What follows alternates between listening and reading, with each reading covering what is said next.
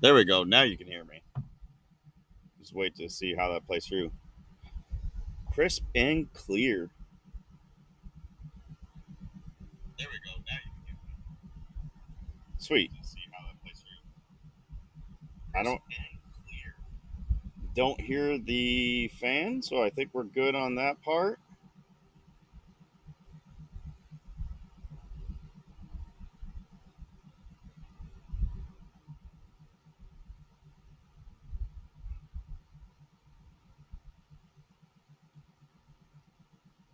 All right.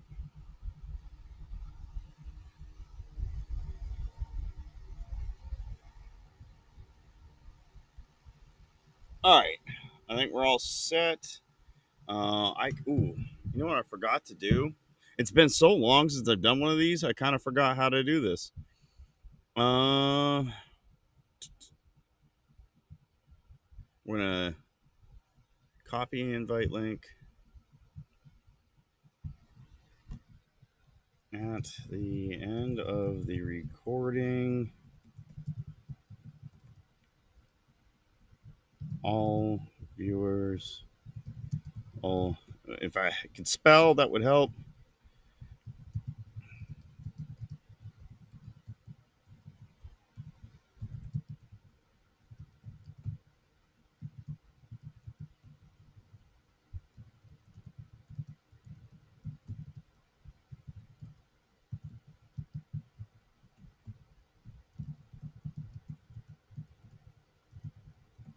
I think that might be too long of a message. We'll find out in just a second. I don't know how to shorten anything, and I wrote EPRs for a living. Okay, we'll see.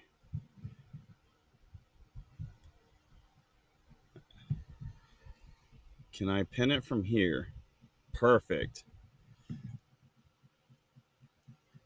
Studio. I gotta go through all the settings. It's been so long. I've been doing direct RTMP for this stuff for a while.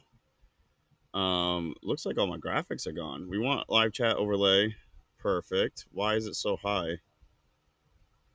Hopefully it's not cut off for you guys.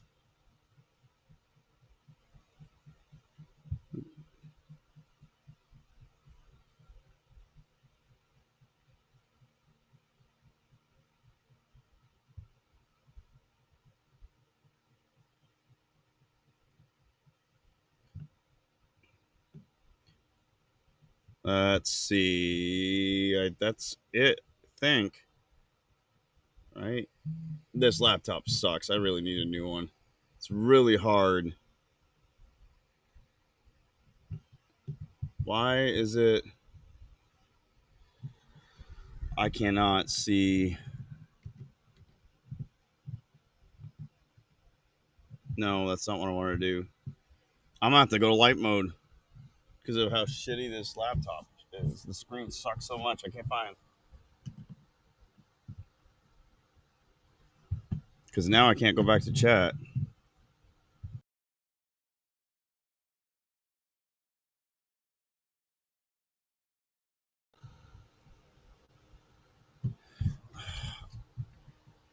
I don't want to do light mode, but I think we're gonna have to.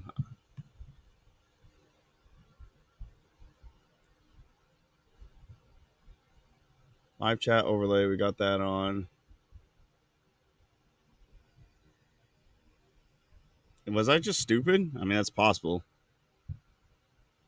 I'm not just smart. I'm kinda smart. I like that at the bottom where my pin message shows up like that. That's perfect. That will make it a lot easier. Um, Pull up the stream on here. It doesn't show me. I mean, I don't know what's going on with that. There we go. What's up, Dork Girl? How you doing? Welcome. I don't think you've ever been to a Just Grab it or Let's Grab a Beer. I think this is your first one.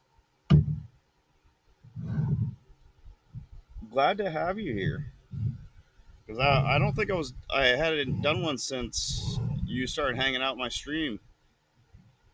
All right. So, well, this is a perfect opportunity to go through and talk to you all about what we do in Let's Grab a Beer.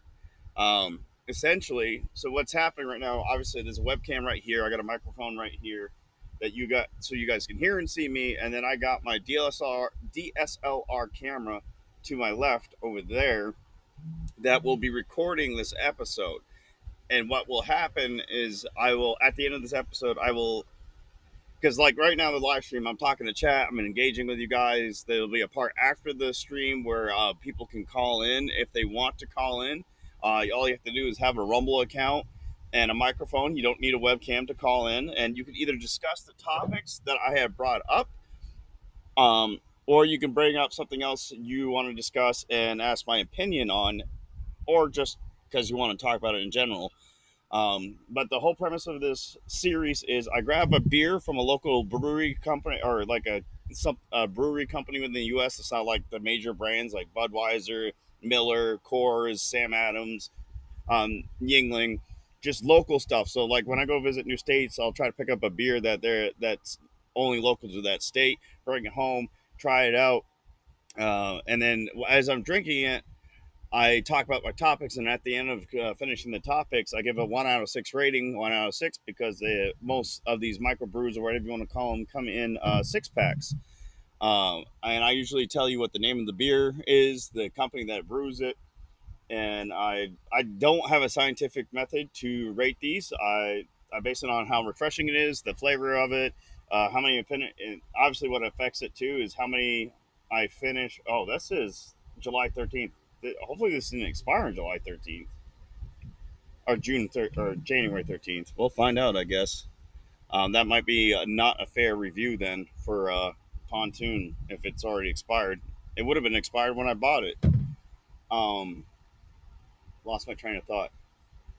And then at the end of going through all the topics, I give you, like I said, I give you a rating. And then after I'm done recording and I go through the topics, I get caught up in chat because I don't. Yes, I can. It can skunk, and I've had skunk to be reinforced to disgusting. Most of the time when they hit skunk, it's because they've been sitting in the heat for too long, but they can expire just by existing or going past an expiration date. What was I going to say? Oh yeah. So I don't read chat while I'm recording, but that's okay. I'll have a scroll something scrolling on the screen to let you know that hey, I'm in the middle of recording. I won't be reading chat. Um, and but I will get caught up through chat after I'm done recording. And then I will post the edited video. So if people that just want to hear the topics and they don't care about me engaging with chat, they can watch that video and just get straight to the topics. The only edits I do is my camera can only record in 30-minute intervals. So I have to start the recording all over again. So there'll be like a jump from when the recording stops to when it starts again. Other than that, there's no editing at all. Um, well, aside from like I have to stand up, turn on the camera, come back down, sit down. So I'll cut that stuff out too. Um, so that is what this series does. I used to be very heavily political in it. Yes, the first topic of this episode is going to be political, but it's not going to be the main focus of the stream. We're going to be talking about all kinds of different things, particularly my experience with the Rumble Creator Program. I know certain people get exhausted with that. Me constantly talk about Rumble and Rumble's creator programs. I will be talking about bots on the other platforms, and we'll be talking about what my plans are after my retirement, up into and after my retirement, and then we'll wrap it all up with what is the third and final topic. I forgot. Oh, my new series, Fuck China.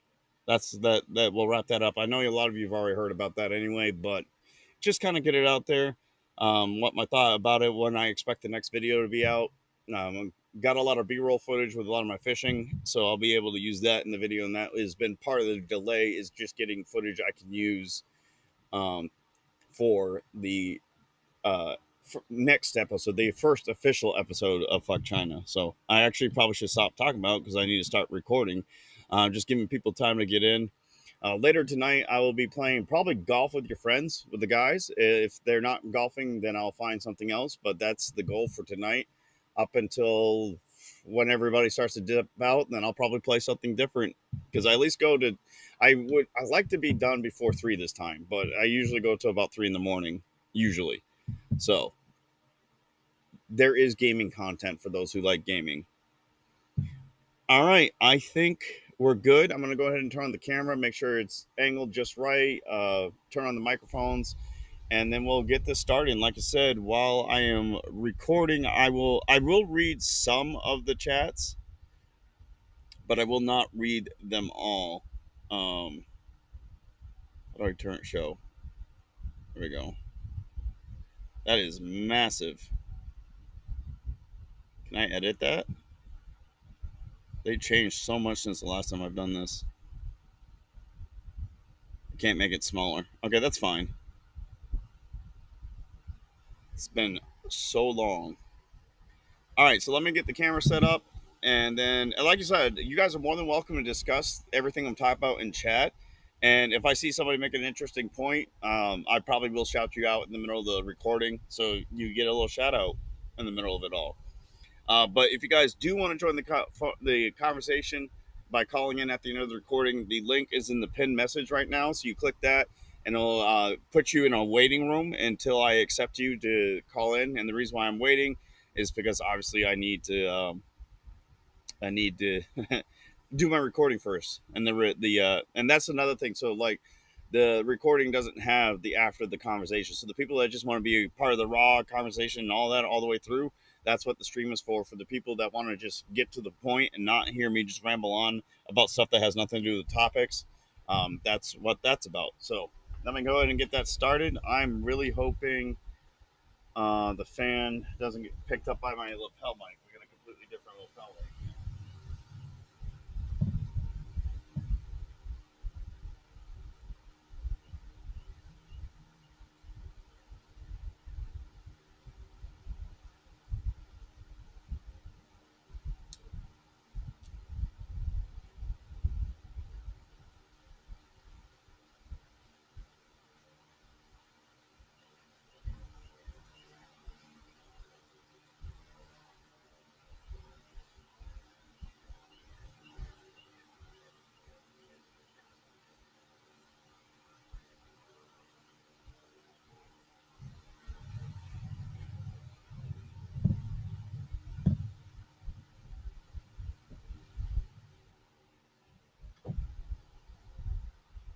All right. Welcome, everybody, to the 24th episode of Let's Grab a Beer. It has been since April 17th since I did one of these, so I apologize to all my followers on the Aircon TV channel. Oops. I also apologize to you guys that are watching on this. I'm really hoping that's not getting picked up. I have a new lapel mic.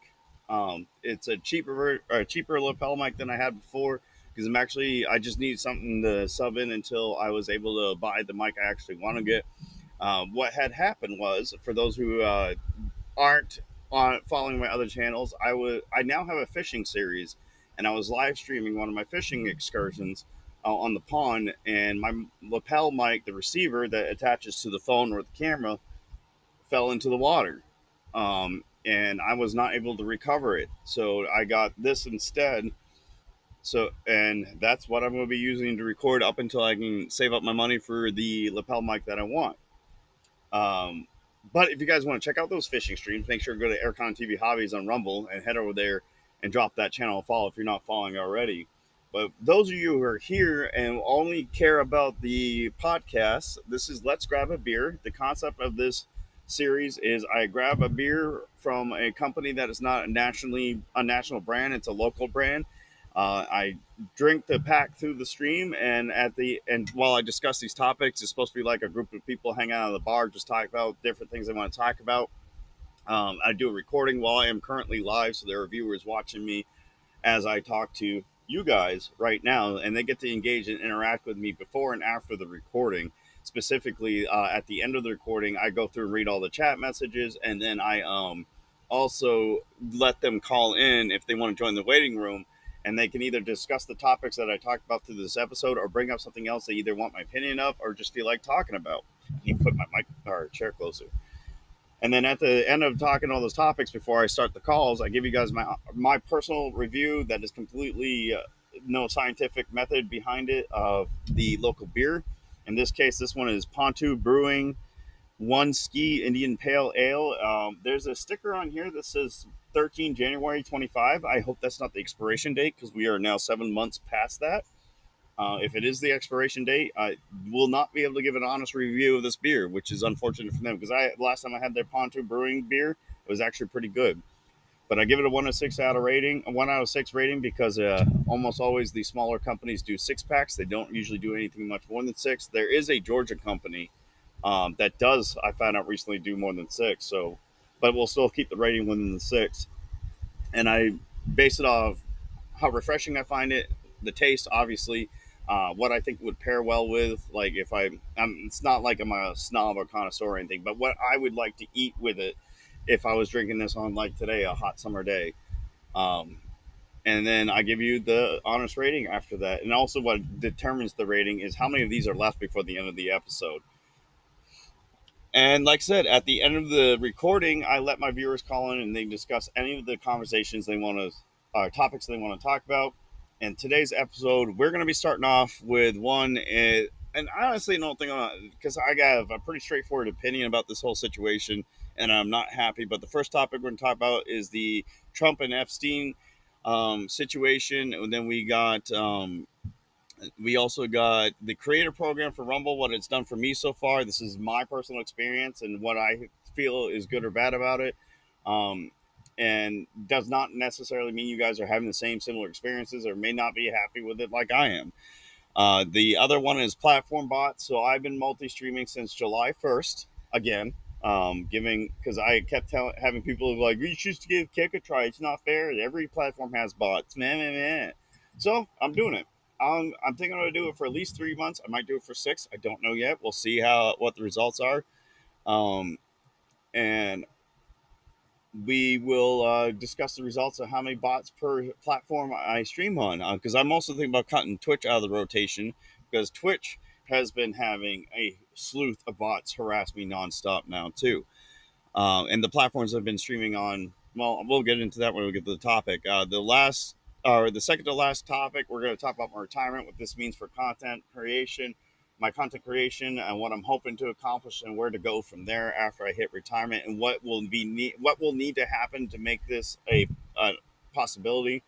And then the final topic is my new series on the Hobbies channel called Fuck China. And we'll get more into that of it, why it's called that, and what is the whole idea and thought behind it. So if you guys are interested in that, sit back, relax, make sure you drop a follow and a like. If you haven't already, let me know. If you're not watching this live, let me know in the comments what you think about my these topics and what your input is.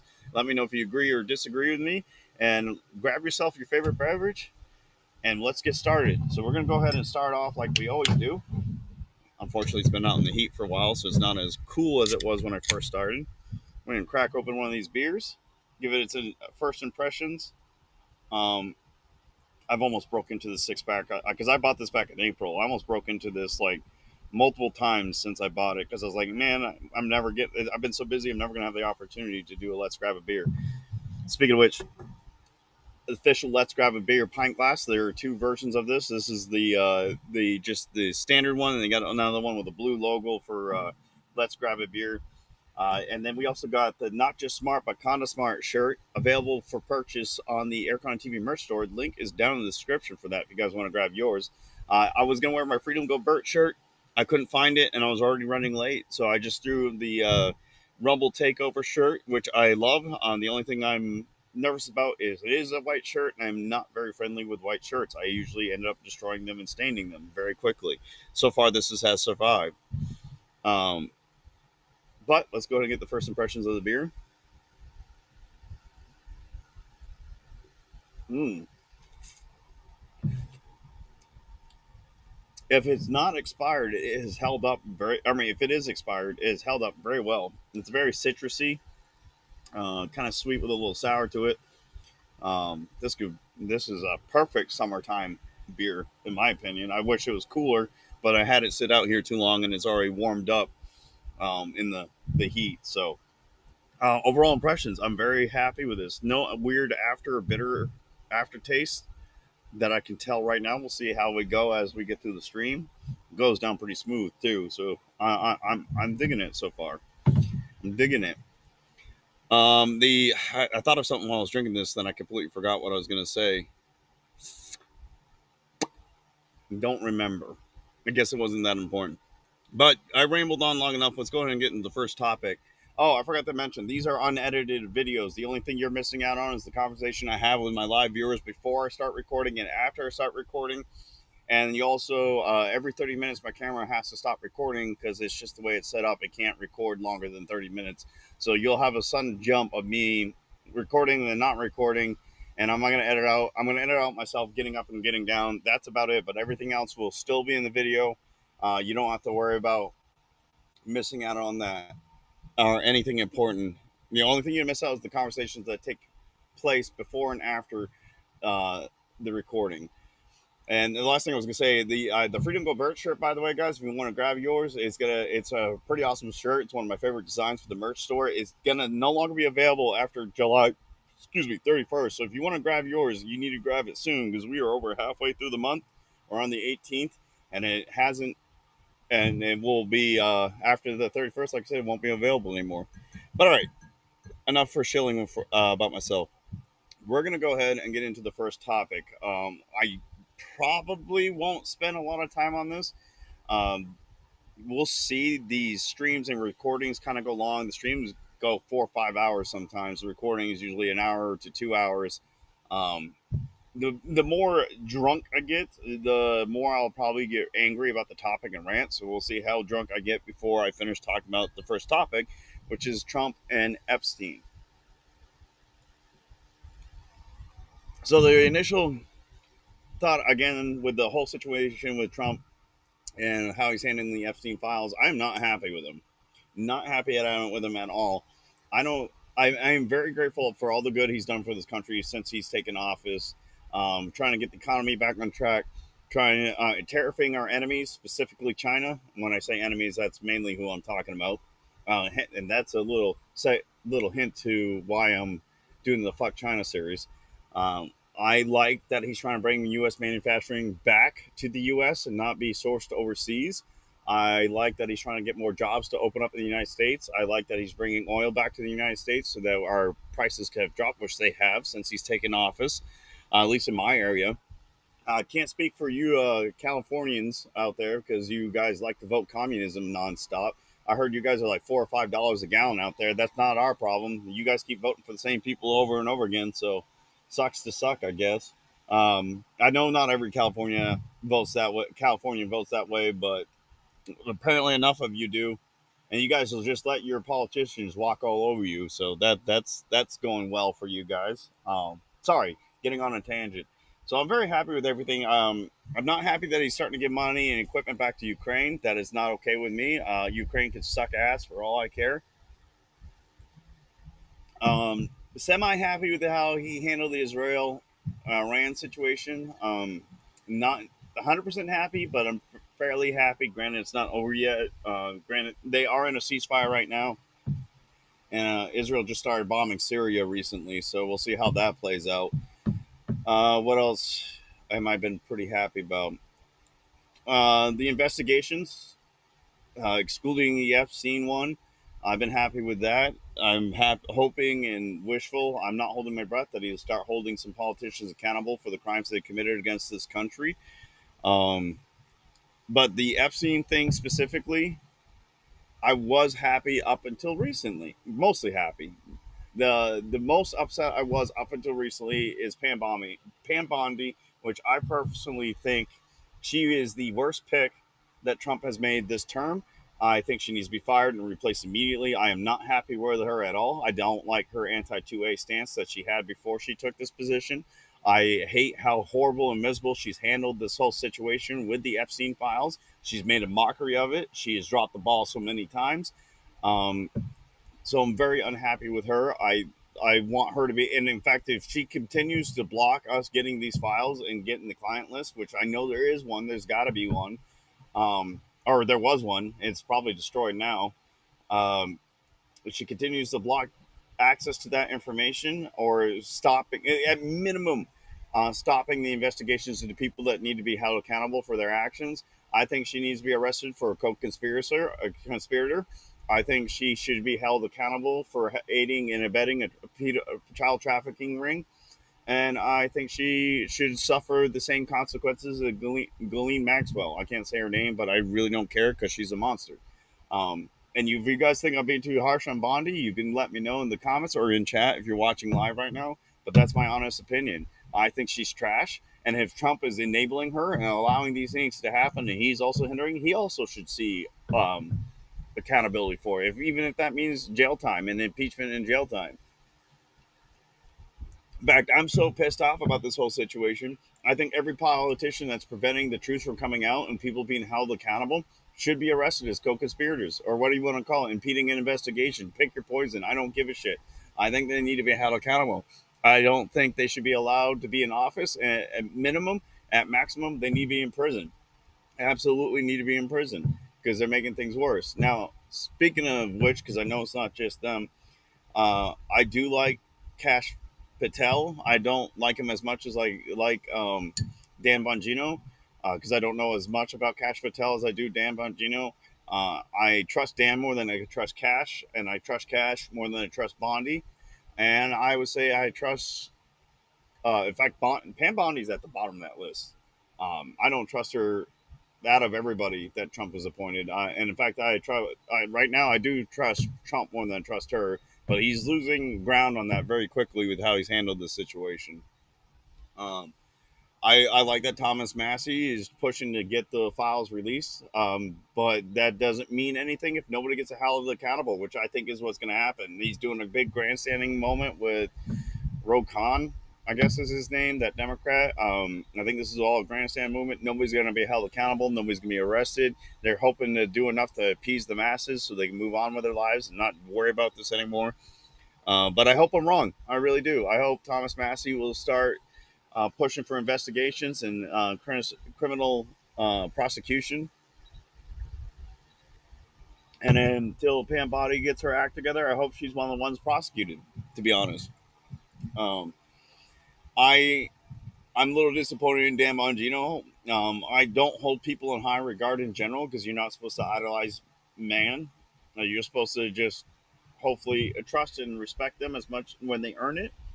And I had a lot of respect and trust in Bongino, but the way he's handled with the Epstein didn't kill himself and the bullshit answer we got out of that, or Epstein did kill himself, how he handled there is no client list. I have lost a lot of faith in him and a lot of trust with him. I personally think there was a client list. It no longer exists because Tim Pool has pointed out, and you guys can love or hate me for mentioning Tim Pool. They have had more than enough time, the powers that be, to destroy those lists before Trump took office. Trump was running on this, and honestly, this might be part of the reason why Trump is backing down. He realized that everything he needed to do what he needed to do has been destroyed, and he's kind of stuck in a rock in a hard place, and he's floundering because he's panicked. His ego's been hurt, his pride has been hurt, and he's pissed off because everybody made him look like a fool. Whether or not he feels Bondi is a part of that, I think he should feel like Bondi made him look like a fool, especially when she did the influence binder bullshit. In fact, actually, did I talk about that in the last episode? I did. It's kind of coming full circle now, isn't it? Um, I think Pam Bondi it needs she screwed it up big time, and she made a joke about the whole situation. We've lost one of the victims. She committed suicide. I don't think she did. I think she was killed to protect certain interests. I do believe Epstein was killed. I don't think he killed himself. I think there was 3 minutes missing from the footage, and even what was provided in the justification given to us is not good enough to say he did not kill himself. Too many things were convenient. The camera is not working. The guard's falling asleep. Too much was convenient for him to just magically kill himself in that moment. Um, but like I said, I kind of this is the rough part about these episodes. I don't script these. This is literally supposed to be like me hanging out at a bar and talking to people about this stuff. Um, so I obviously have my thoughts about the situation, but I don't script it. But uh, to get back to what I was saying, I think all the documents needed to prosecute people have been destroyed. I don't think Trump is on the list, But I'm getting to the point to say that he is, just to see if, because I just want to put pressure on him to make him release it. I know he's a prideful person. He doesn't like being accused of things he didn't do. So if accusing him of being on the list is going to get us what we need and what should happen, the right thing that should happen, not necessarily what we need, but the right thing that should happen, then I'm all for it. Saying that maybe Trump is doing this because he is on the list. I don't think he is, because I think certain things would happen. I know Phil Labonte, he's talking about the reason why he doesn't think Trump was on the list, because the Democrats would have released it while he was running to kind of slander and hinder him. And the excuse is, well, the Democrats are releasing it now. Well, one thing, Ro Khanna is more than likely not attached to the files at all. So if it comes out, he has nothing to lose and everything to gain. Second of all, uh, I think if Trump was on the list, because one of the excuses people give Phil all the time is they didn't release it while Trump was running because there are Democrats, maybe even Biden himself, implicated in the documents, and releasing it means exposing them.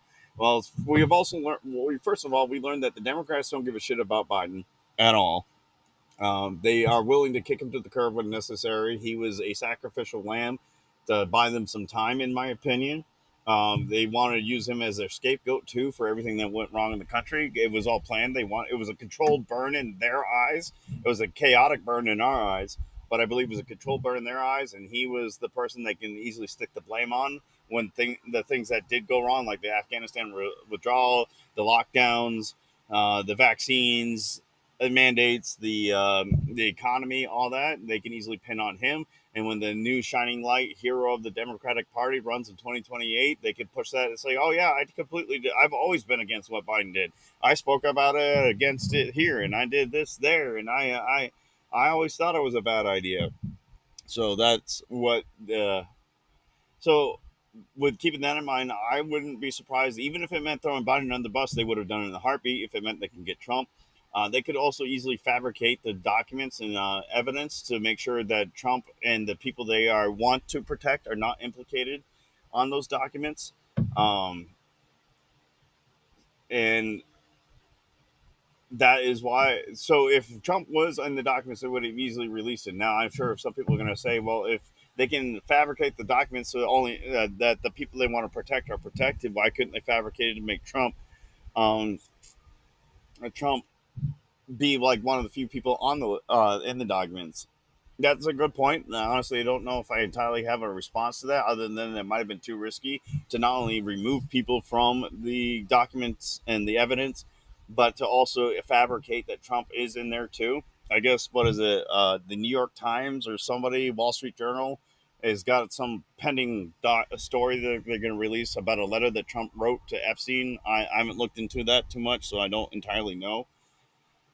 Um, but I do know one thing: Trump is not innocent in all of this. Something is fishy. Something's not right. Somebody was saying maybe Trump was playing 4D chess to force everybody else to release the documents and not him. But the way he's coming at his supporters for constantly calling him out for this, I don't think that could be the case. Now, I mean, it's possible, because the saying is Trump can say oxygen is good, and all the Democrats and the leftists would intentionally hold their air or hold their breath because they don't want to give him a win. So he could be realizing that and is acting like the Epstein files is a hoax, knowing the Democrats and the MSM will be pushing hard to get that stuff released, so to get the people that need to be convicted, and making it. But the thing is, he's making himself look too much like a fool, especially how he came at the supporters. That's the only thing that stops me from thinking that's what he's doing. Um, Now, it could be that his ego got so hurt because his supporters turned on him so quickly that he just lashed out, which Trump is also known for doing, is lashing out. And then once you like basically kiss his ring, for lack of better terms, not saying he's a monarchy or anything, I'm just saying like it kisses his ego, kisses his pride, he'll suddenly say you're an ally again. So but he's very quick. Someone criticizes him once that he considers a close ally of his, he goes like scorched earth on him. And maybe that's what he's doing with the supporters. He wants to tell us to trust him. He knows what he's doing. He is in fact playing 4D chess, the force of the mainstream media and the Democrats to push out the documents to start incriminating people. Um, but I don't know if I have enough faith. He still has Bondi in office, and uh, the fact that Bongino has so quickly turned on what he was saying before he became assistant director of the FBI, it just it's not adding up. Again, I do believe there is no Epstein or there's no client list anymore. I think it got destroyed, and I think that's what my personal opinion. I think the whole situation is Trump had every intention to release this stuff. He had every intention to prosecute the people on the list. He had every intention to hunt them down and hold them accountable. But then they found out what they needed has been destroyed. I don't know why they would be shocked by that, considering what they've been known to try to do before he took office. I mean, they tried to kill him, and you can't change my mind. I'm not going to say every Democrat out there in the office was trying to kill him, but there are certain people in positions of power that definitely wanted him killed. I say the Butler PA was the first attempt. The second guy might have been a lone wolf, the retard from that wannabe Ukraine supporter or whatever that had a duct taped together SKS.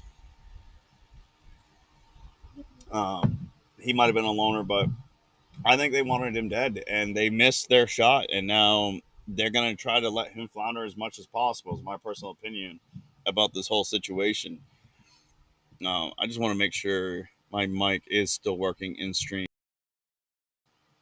I accidentally clicked the wrong thing, and I did it again. Yeah, okay, we're good. Um, But unless something comes out of the light in the future that this is all part of their big master 4D chess plan, which I highly doubt, unfortunately, I think things were messed up and they're panicking and trying to cover the tracks before it's too late, is what I personally think is happening. Um, they put too much faith in their enemies to keep the documentation around like they should. And again, now they're paying the price for it. And Trump is in a panic. He's been made to look a fool and he doesn't know what to do it. I think saying he's playing 4D chess is putting too much faith in him and his team. The only person I would probably put more faith in is Bongino, um, but he's also human, and humans are flawed. So I'm not going to idolize Bongino. I like Bongino. I full disclosure. I mean, that's not like he interacts with me daily or we talk and have conversations, but he follows me on X, his non FBI account, his personal account. He follows me. Um, and that's meant a lot to me since he's done that. He's been a huge spokesperson for Rumble, which really, I mean, I won't say it hurts because I've learned a long time ago not stop holding people in high regard because they're going to disappoint you. So it doesn't hurt me as much as it would have. A younger me, I would be very devastated that this is happening. And Trump and Bongino are the ones behind it all. I would be pretty upset, pretty devastated. But now I'm just like, they're human. Humans are flawed. I know. I truly believe Bongino is a Christian, based off what I've heard him talk and how he talks. Um, and I personally believe whatever is going on, it's eating him up on the inside. I just wish he would come out and do the right thing. And honestly, he's probably the only thing I'm hoping and praying that is the reason why Trump is actually playing 4D chess is because the only way Bongino will be on board with doing what's happening right now is because he knows Trump's plan, but is still probably eating him up on the inside because he wants to do what's right, and he's making him. Thank you, Dork. I appreciate it. Um, he wants to do what's right, and it's killing him and eating him up on the inside to have to play this charade. And I hope so. Maybe I'm wrong. I mean, because he's also Secret Service and he's done other things before, so maybe it doesn't eat him up as much as I think it does, because he's used to having to do some questionable things to get what needs to be done. The argument that we need to protect, because if we release the client list, the world or the government or the economy as we know it would be devastated because of the people who are on the list. Um, just like I fully support the tariffs, knowing it's going to make things more expensive for us in the long run. I fully support burning it all down. I'd rather have this country be successful on good moral standing than be successful on such filth as in knowing we're protecting people that raped and beat and um, hurt children. I'm that's not okay with me. I love this country too much to know. I do know that this country has done some pretty horrible, shady things in the past, and I'm not okay with that either. But if we have an opportunity to do the right thing and not continue this trend of constantly doing something shady and horrible and disgusting to keep this country to be successful in what it is, I'm going to support it. Before I continue the conversation, I'm fairly certain I've hit the 30-minute mark or I'm close to on the camera. So I'm going to stop the recording, start it back up. You guys are not going to miss anything. I promise.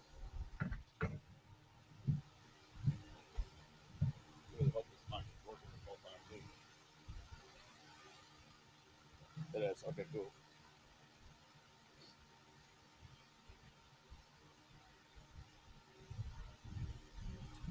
One thing I realized, I forgot to balance out the audio on the microphone, so well, hopefully it doesn't sound blown out on the camera. Um, all right, guys, welcome back. You didn't miss anything. I was just talking about chat about being worried about having the audio balanced correctly on the camera with this new microphone because I forgot to do that on the old lapel mic. I had it dialed in perfectly, and I forgot to change the settings for this new mic. So we'll see how that works out. Another thing I also realized, which I haven't told chat, but they're about to hear it now, is I mentioned the word rape, and we know Daddy YouTube or Mommy YouTube, whatever the fuck you want to call them, doesn't like that. I would say Twitch too, but Twitch had issues, so we're not streaming there. And I hear now the Conda, you're such a Rumble loyalist. Why would you do this? You're even wearing the Rumble Takeover shirt. That's gonna be brought to light in the next conversation or one of the topics, later topics about the bots. So bear with me; it will be explained. But to wrap up this whole thing about the Epstein situation, I hope and pray.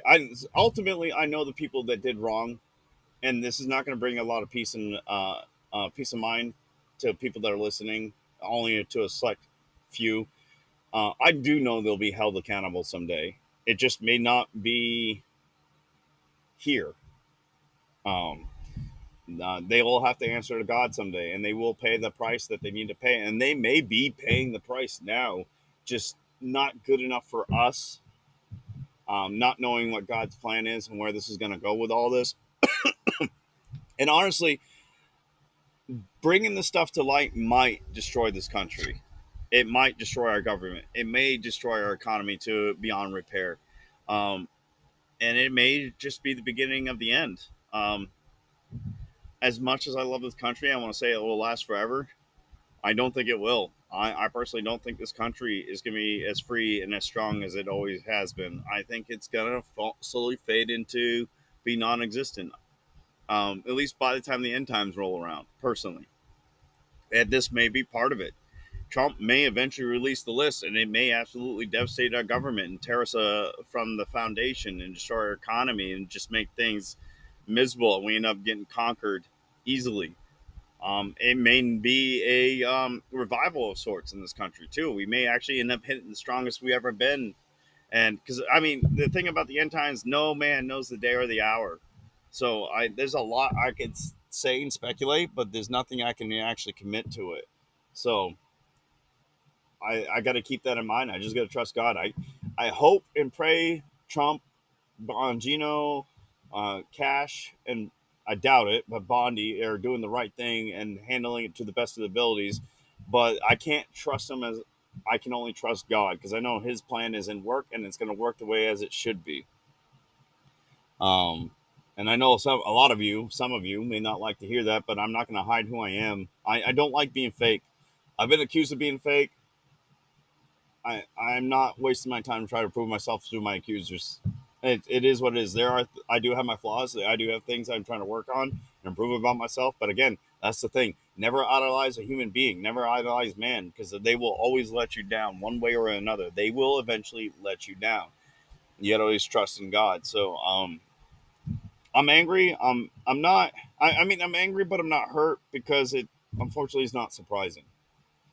And maybe I'm too negative. I've always been a very negative person, especially when it comes to things for me. Like, I'm very positive for my family and the people around me. I'm always giving them words of encouragement, telling them that things will get better, or maybe it's not as bad as you think it is, or you're being too negative. I'll say those things to them all day long. But when it comes to me, I know people like me will say, "Well, I'm a realist." And there's also such a thing as being too negative. So I think I am. Slight hint of realism and extreme in the negativity. And one of the things I used to tell my younger self, and I still struggle with today, is um, I'd rather expect the worst, hope for the best, expect the worst, and be ready for the worst. And I'd rather be pleasantly surprised than disappointed. So I always expect the worst so I can be surprised.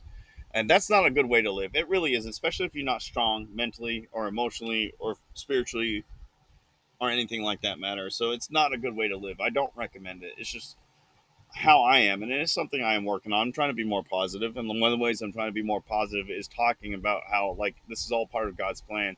It may not do the things I would like to see, but that may not the things I would like to see may not be the best things for me and my family. So, uh, but I will forever call for Pam Bondi to be fired.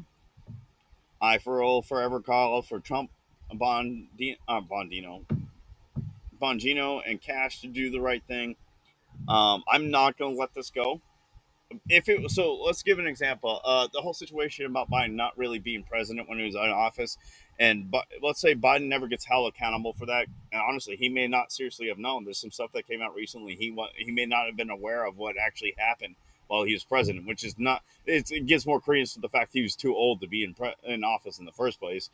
Um, but if they came out and said, "Yeah, Biden is never going to be prosecuted," the people that, as long as they didn't do anything super egregious, aren't going to be held accountable.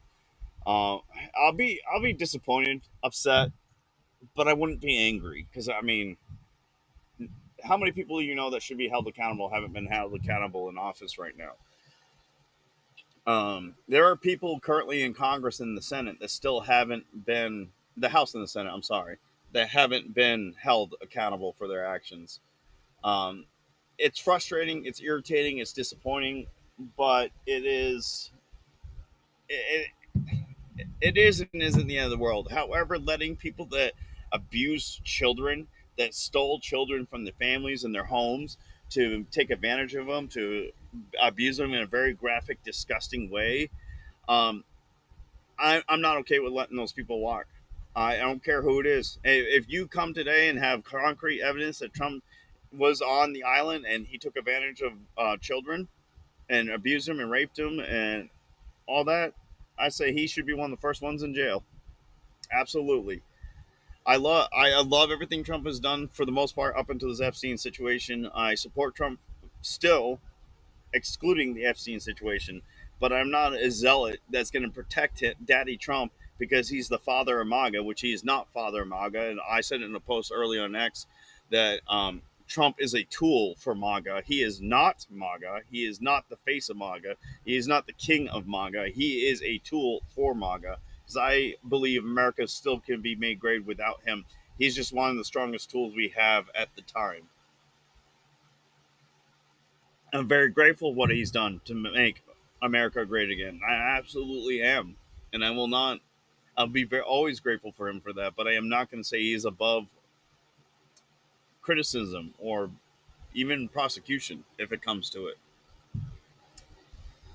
But I think I've hopped off on that enough. We're going to go into the creator program. I did my segues are weird. I apologize. I just don't know how to smoothly wrap that up and move into the next conversation. It's a tough conversation because considering what happened to children who are now adults, unfortunately, and what are probably still happening to children. I mean, look at the pot farm in California.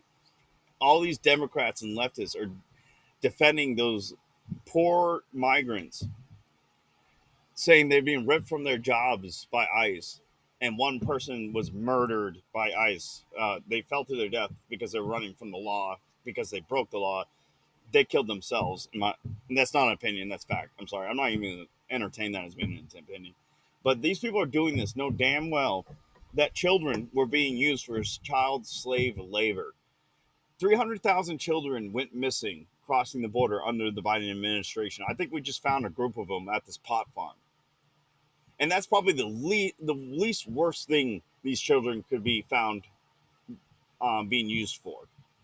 I don't want to even pretend to imagine what the others are being used for. That was what, I don't know, a couple hundred kids. I think I didn't see the number.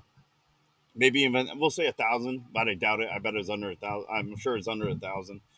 Um, that's only, let's say again, just to make it easier for my brain to wrap my head around all this and articulate what I'm trying to say to you all. That's 1,000 out of 300,000 children. What is happening to those other 300,000? Are they being used as drug mules? Are they being used for sex? Are they being used for unspeakable things? I mean, rape and molesting children is pretty unspeakable, but I hope I'm conveying what I'm trying to say clearly. But there's some horrible, evil people out there that would do horrible, evil things to children. Was it Locust? Not Locust Grove. Man, what's that thing that Alex Jones uncovered? It's a place where a lot of elites and Hollywood actors met up. It's not Locust Grove. Something Grove. It's not Mango Grove. And there was talk about child sacrifice, demonic worship taking place there. Um, those kids could be used for stuff like that too.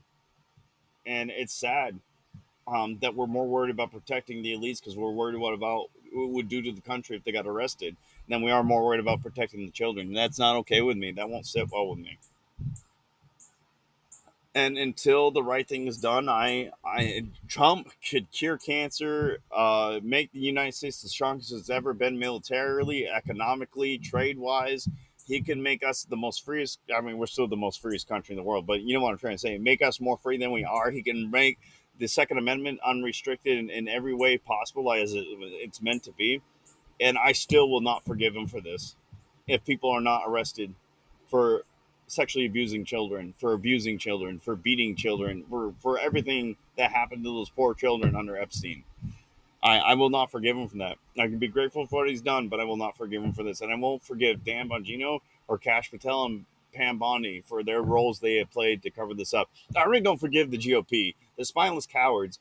And they're just as much as a problem to why this country is the way it is as the Democrats are. Because they just do the harsh letters and mean words and talking down to those who they think is wrong with the country. They just never do anything on action, and that's why I don't fully trust what Thomas Massey is doing is a good thing because I think it's all showmanship. I don't think it's actually going to mean anything. Hopefully, I'm wrong, but I don't think that's the case. Unfortunately, I'm like absolutely worried that this is too loud. There we go. Um, and hopefully, I'm wrong. I would be glad to hear Bohemian Grove. Thank you, Dork. I knew you knew. I was actually watching chat because I know you're a huge Alex Jones fan. So I was watching chat for you to respond because I knew you would know. And I still think something, if Bohemian Grove itself is not still active, I still think something like it is taking its place. And unfortunately, a lot of these children that are missing may be a part of it, as sad as it is. I watched some of the clips from Alex Jones' documentary about that, and it was disturbing. Even just the atmosphere of it all was disgusting and disturbing. I can't turn that off. I'm hot. I've been almost overheating myself lately, and now I'm like dehydrating myself twofold.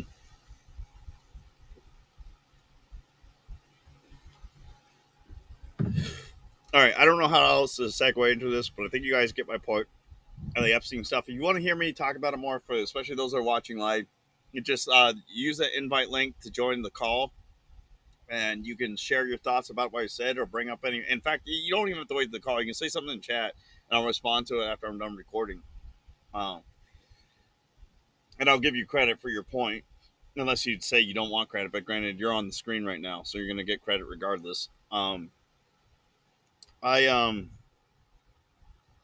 So if you think I missed something or you got more to add to what I've just said, by all means, add to it either in the comments, on call, or in chat.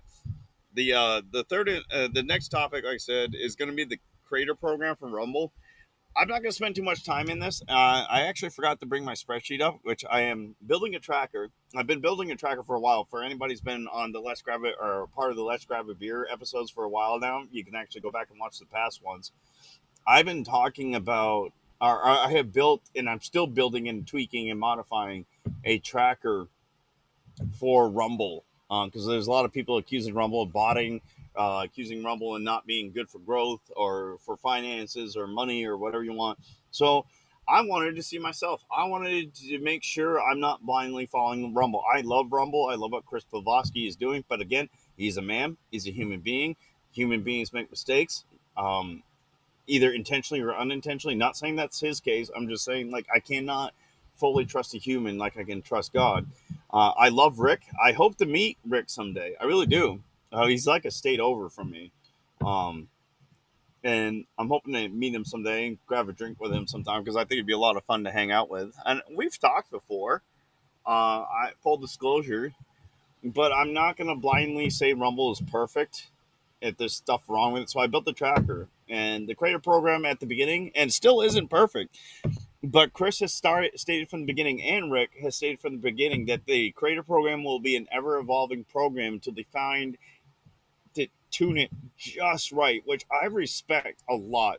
A lot of the other platforms don't give you that openness. Twitch has changed their affiliate program. How many times now? The partner program has changed a lot. In fact, I don't know if they ever went through with it, but they threatened to make you pay to leave affiliate, which is the reason why I left the affiliate program. It was like in May or June. I don't remember what year it was. Maybe it was 23 or 24. May or June, they said, come July, if you leave the program, you have to pay us $25 to leave. And I was like, fuck this amount. I don't like what Twitch is doing. They support terrorists. I believe they are part of the pedophilia problem. And I don't care. I kind of wish I was streaming on Twitch right now. I really do.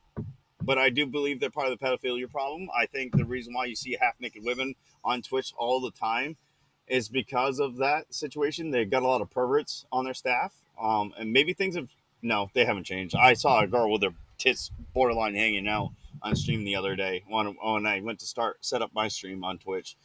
Um, and I know Rumble's not perfect, by the way. I know there's been like half naked women on Rumble quite a bit too, but Rumble hasn't pretended to be something that it's not, whereas Twitch has. Twitch claims it's trying to be kid friendly, um, and all that. Uh, and Rumble, and they were intentionally, well, I can't say they were. I'm taking the words of other people that they were promoting um, the softcore porn, or whatever you want to call it. Um, but Twitch, they time and time again try to defend it, try to cover it up, which I haven't seen Rumble do. Like it or hate it, which is perfectly fine. I'm not really a huge fan of lingerie bikini streams on Rumble myself, but they're not trying to hide it and cover up or defend it defend it and excuse it away. They're not banning men for being shirtless while letting girls with their coochies pretty much hanging out. Twitch, excuse me. They're not allowing terrorists to make threats against certain groups of people while removing others for calling out said terrorist. Twitch. They're not doing any of that. In fact, I think Twitch is far worse than YouTube in that stuff. Sorry, I'm supposed to be talking about the creator program, and I'm getting like way too off on this stuff right now. Um, the creator program. We can get into the platform stuff with the bot situation in a little bit. The creator program. I'm very happy with it. It is not perfect, but they are constantly adjusting and reattacking every month. They're trying to do something different. They're trying to make it better. They're trying to redirect when things seem to be going the wrong direction. They're not the people that were getting into the phase one and phase two are less and less seem to be happening. If it is still happening, the people are less calling it out. Maybe because they're more happy with the program this time, or it's just harder to notice. But Rumble, I think, is starting to get it right with the program. And like I said, they were upfront about this is going to be changing throughout the years. Or, well, they didn't say years, but they're going to be changing it as time goes on. I'm not making a lot of money from the Rumble program. Um, in fact, I just did the average before starting the stream, and I wish I had all this. If you're watching live, I'll start having screenshots. Excuse me, screenshots of my spreadsheets for you guys to check out. Um, and you guys can look at what I'm talking about.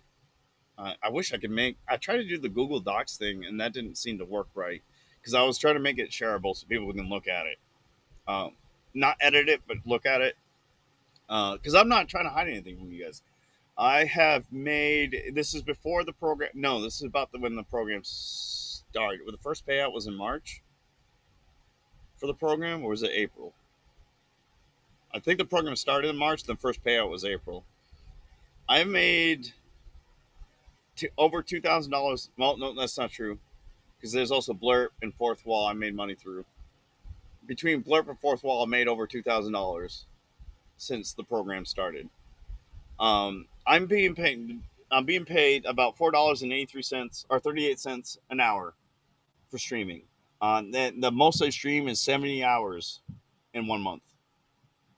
Um, that's, in my opinion, pretty good. I'm being paid to fish, play video games, edit videos, talk to you guys while drinking a beer.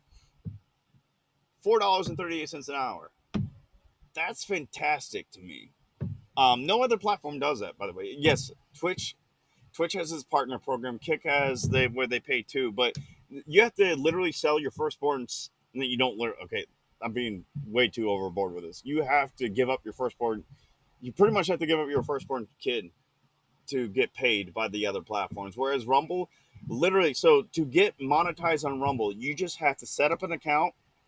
You could technically get monetized for uploading, but you get very little from it, especially now they've been pushing premium a lot because you lose the only money you really can get from uploads is ad revenue, unless you do what I do, which is what's going to happen with this recording. By the way, I am going to edit this upload or this video, not edit, but like put it all together, upload it to Rumble, set it to a premiere, and that treats it like a live stream, so people can come in the chat, they can hang out and talk to chat like they're doing right now with it being live.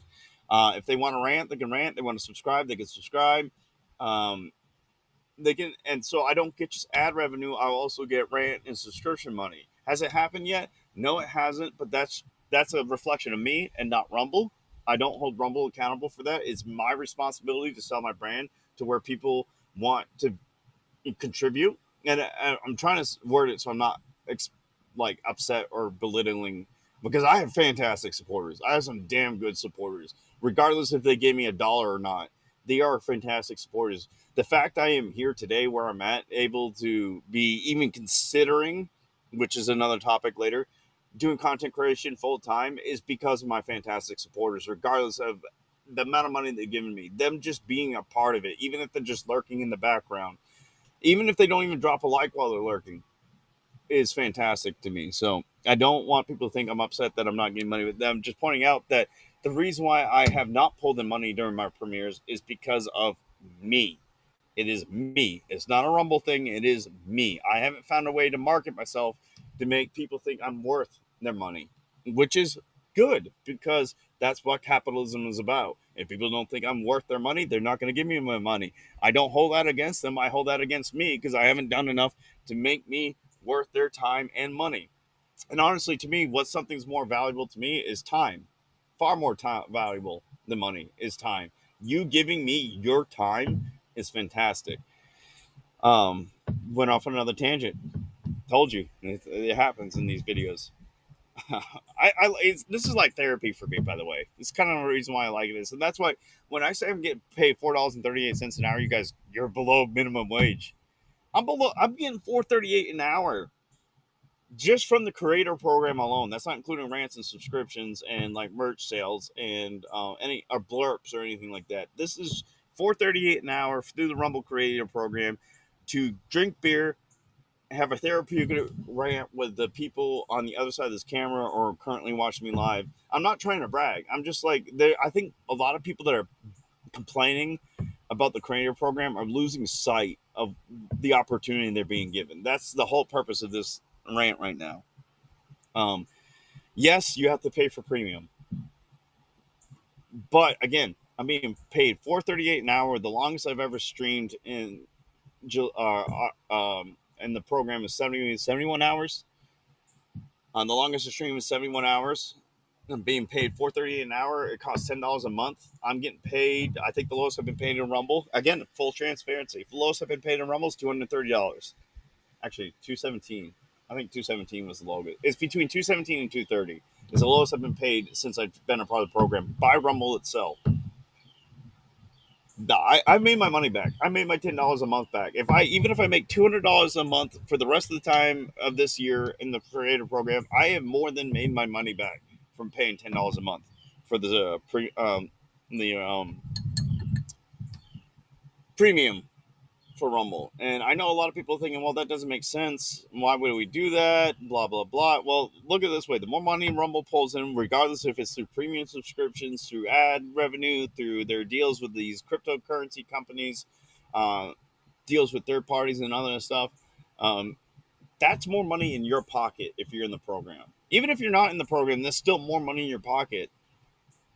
Okay, no, that's not true because again, you don't get ads when people aren't premium. Because what is paying for the creator program is premium. Premium is paying for the creator program. I know it seemed really backwards to a lot of you, which I totally understand. I'm not saying you're not wrong for this, but like people talk about being monetized on X all the time. I looked up, and maybe it's changed since I looked up, but I looked it up on X. To be monetized on X, you have to be an X. Is it they call it premium too? You also have to pay for premium. Now it's $8 a month if you don't do it through the app. Fun fact, guys: if you do anything through the app, it's going to be more expensive than it is if you just did it through the website. I think through the app is $11 a month for X Premium. I don't know what it is for Rumble. I did Rumble through a browser, and it's $10 a month. Whenever I rant to anybody watching, I do that through the app, the browser. Even if I'm on my phone, I'll pull up the stream on my phone on browser to rant or subscribe. Actually, you can't subscribe to the app, which I'm fully in support of never happening. I get the argument. As regardless if Google and Apple take a cut of that, there's still more money you would make because people are more willing to subscribe. And I get that. I'm not trying to because I know there are quite a few of my supporters that do rant to the app. I'm not trying to condemn your ability to you. This is just how I do it because Rumble for rants takes 80-20, but through the app, it's 50-50. And it's not because Rumble is taking more, it's because Google and Apple take 30% on top of what Rumble is taking. So that's 50% total. And I'm not going to call from Rumble to give up their 20% through the app to make sure we still get a decent cut. That's not fair to them when it's Google and Apple that's the problem, not Rumble. Um, yeah, my tangents. I swear I have ADHD or something. My tangents get me off in all sorts of directions. I'm going to finish that because I just said get me off, and that can be interpreted for something else. Um, so for me, the creative program, no, it's not perfect. I think personally, me, and I'm not saying they're deserving or undeserving. There are too many people in the program, and the more people that get in, the less money will be divvied out to the group because Rumble has to pay more of these people, and some of these people are doing the absolute bare minimum to stay in the program and get paid by Rumble. And Rumble is paying them accordingly, but again, the more people that are doing the bare minimum, that's more taken from us to pay them to be in the program. I'm not trying to discourage anybody from joining the program. If you're trying to get in the program, get into it, but you better be willing to work because this is work. It is not supposed to be fun. It's not supposed to be a pastime. This is work. If you want to make a living out of being a content creator, I don't care if it's on Rumble, Kick, Twitch, or YouTube or X, you need to work. It's not going to be handed to you. If you expect it to be handed to you, you're going to be expected to be doing a lot of bitching. Because it is work. I have stayed up late, not just my Friday night streams, late, editing videos, making graphics. I hate getting up before the sun rises. I've been getting up at 5 o'clock in the morning to go fishing so I can get some good fishing content, hoping that I can get more than one fish per video. So I'm getting up earlier to do it. I am fishing. I love fishing, but it's 100 degrees out by the time I'm done fishing, and I have no shade at all. And I'm fishing for 6 hours a time. Which, like, again, if I was fishing for just me, I am fishing for me as much as I am for the content. But if I was doing it for just me, once I'm like, all right, I'm not catching anything. It's hot. I'm tired.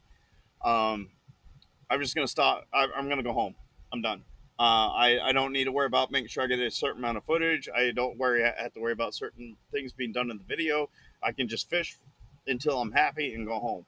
Well, for me, that means I would be going to where I've been fishing around 8 o'clock in the morning and leaving around 12.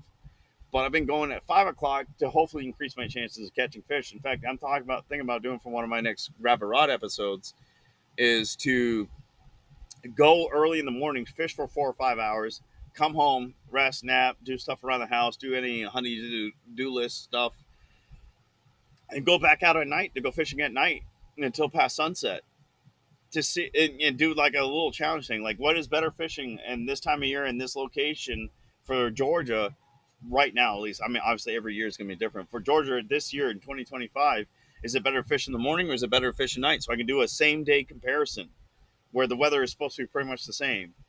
Um, Throughout the, I mean, because I'm not guaranteed Thursday's weather will be the same as Friday's weather. So if I do it all in the same day, I have something more measurable.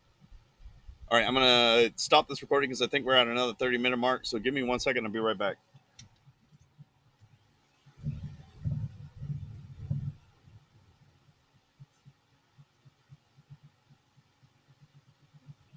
Man, I'm good. I had 5 seconds left before the camera hit 30 minutes. So I am good. I know my camera. Um, okay, so about an hour 42. And actually I'm hoping Rumble will make it a little more difficult to get into the program. I know there are people that are mad at me for saying that, and they're probably going to call me privilege or the a favorite of Rumble or whatever you want to call it. Um, but again, you're going to keep in mind if Rumble's going to continue to pay people doing the bare minimum to be in the program, and they don't change the requirements for the program, there's going to be less money for the people that are working their butts off. Again, I'm not mad for the people getting into the program and doing the bare minimum. It's free money. I'd do it too. I would absolutely do it too, especially if it means I don't have to get a full time job again. So I can't hold it against them. Uh, but I also don't feel bad for them if they get cut, because again, I was brought up as a kid. Always do the everything you do as to the best of your abilities through and through. Join the Air Force. Same thing. Uh, the core values of the United States Air Force is service before self, excellence in all we do. I and integrity. Well, no, it's integrity first, service before self, and excellence in all we do.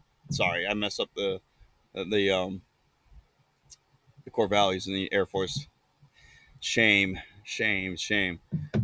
So it's ingrained with me that no matter what I do, if I'm striving to be good or successful at something, I'm gonna do the best.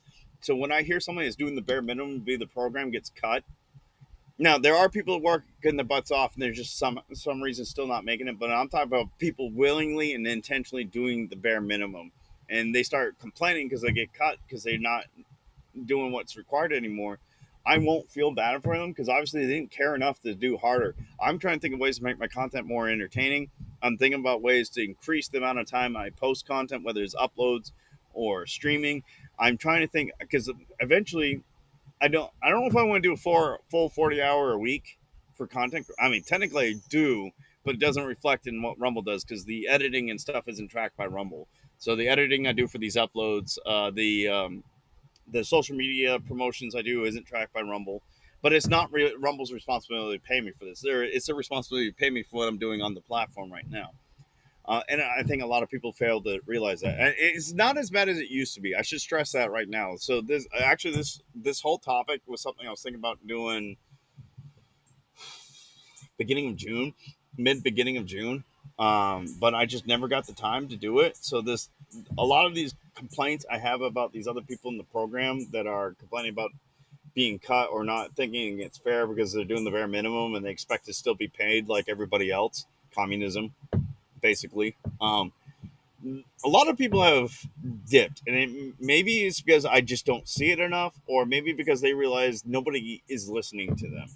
Because a lot of people are busting their butts to try to make something out of themselves on Rumble, and they just don't have the time to listen to these people anymore. So maybe they've realized nobody is paying attention to them.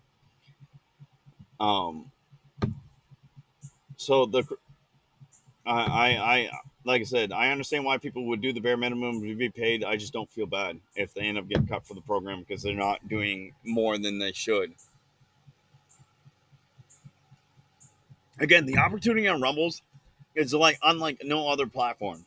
And the only thing I can think of that may be slightly better for Pepperbox, but keep this in mind, I haven't looked into it. I don't know if I could do it, but I fairly certain last time I looked into it, I could.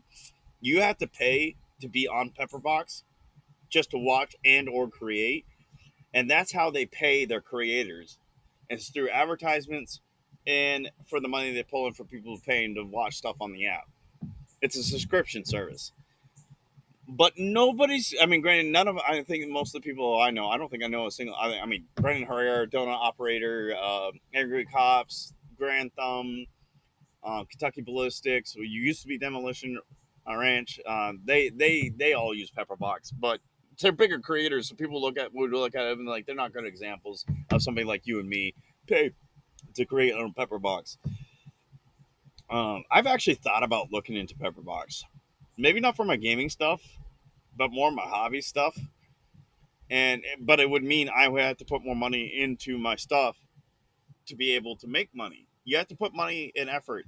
One of the things I said when the creator program was kicking off, and people are upset about paying the $10 a month to be able to be in the program, was it's no different than you trying to start your own small business. You're gonna have to put money in, either money into the products to be made so you can sell them, money into a brick and mortar facility or business you're trying to set up. You have to get a loan from a bank.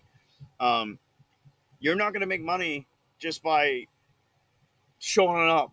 That's not how life works, unfortunately. I hate to break it to you. Just showing up isn't how you're going to make money. You're going to have to invest time and money into it if you expect to make money on your own. Now, if I was going to go to McDonald's to get hired by McDonald's, um, I know some companies make you pay for your own uniforms and name tags. Maybe McDonald's does that. I don't know. Uh, but like for example, military, I had to buy my own uniforms. Yes, I do get a clothing allowance each year, but that's not enough for a full set of uniforms. So if I wear through all my uniforms and like a aircraft mechanic, they're getting gas and oil over their clothing. It's getting ruined. All their uniforms are ruined, and he has to. The mechanic has to buy a full set.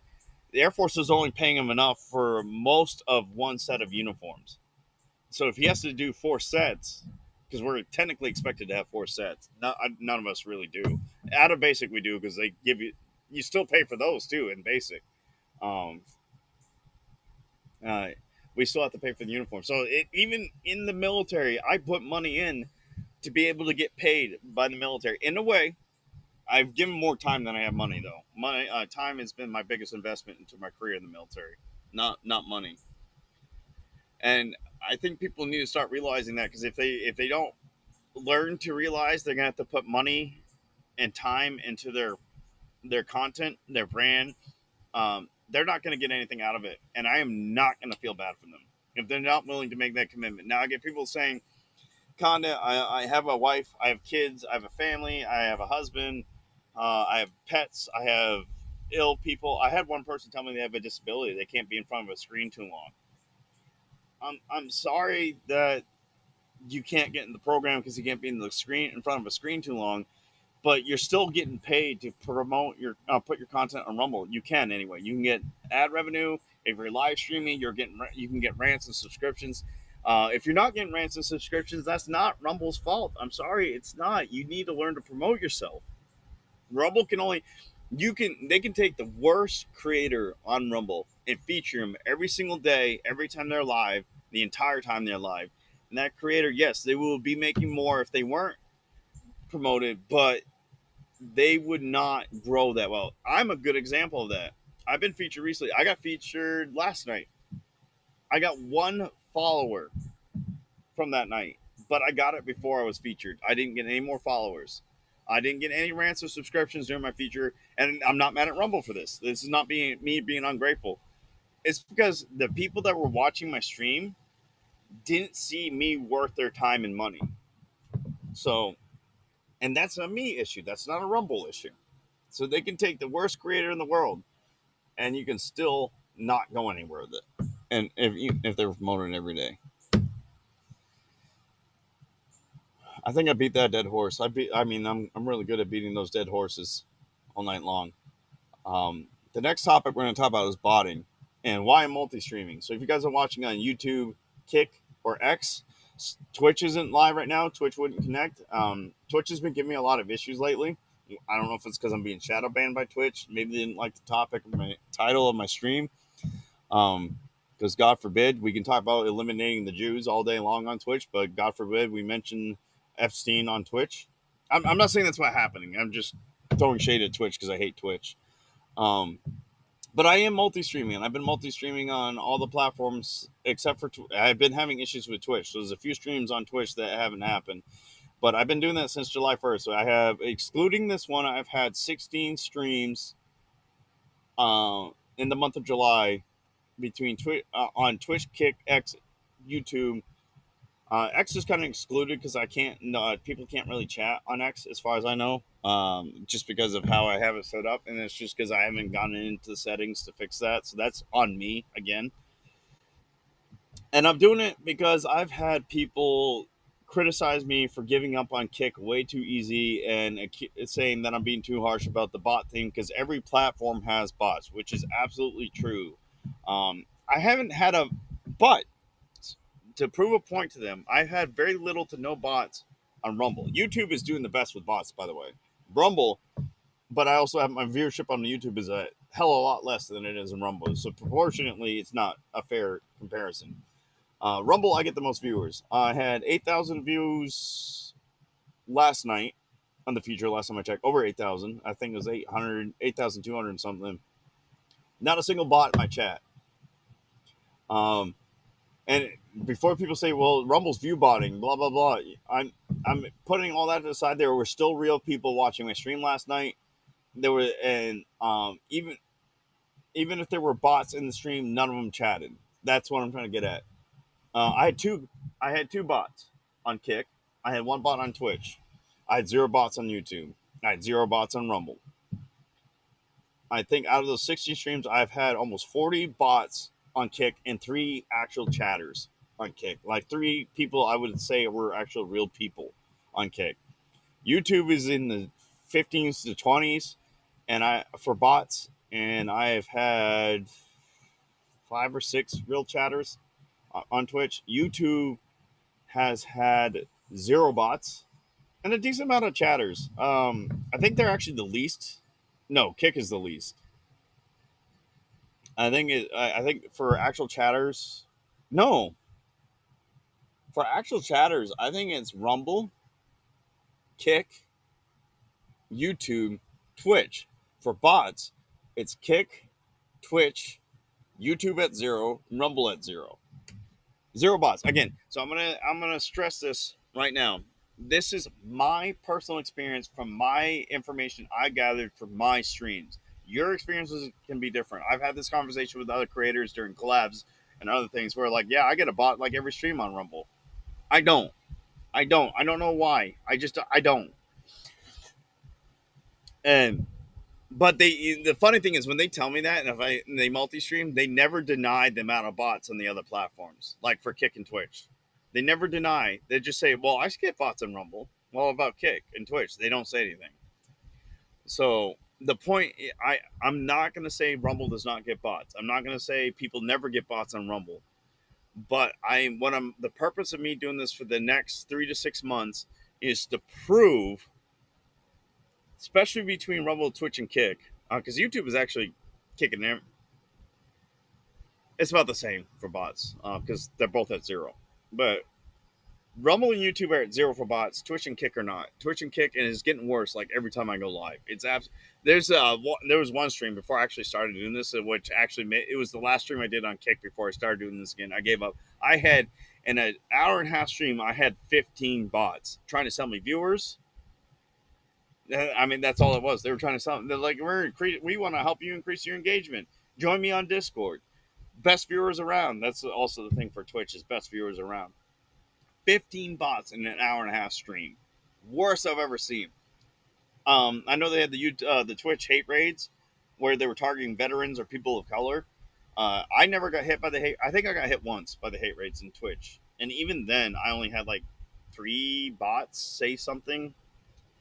So in my Kick is, for me, in my personal experience, is the far worst with bots. I think Kick is a trash platform. I think so. When it comes to the platforms I like to hate, obviously Rumble's number one. YouTube is actually doing better. YouTube has moved up the rankings. I used to have Twitch above YouTube. So it's Rumble, YouTube, and my growth on YouTube has actually been doing better. Rumble's still crushing everybody in like all aspects for me, but YouTube is doing better. Twitch is trash. I actually lose more followers on Twitch than I do Rumble and YouTube. Kick it was doing really well with growth. Now I'm frozen. I haven't had a new follower on Kick uh, in about a month. Well, I mean, I guess I've been only streaming since July 1st, so I haven't had a new follower. I maybe had one new follower on Kick since I've been doing this. I'll have to double check.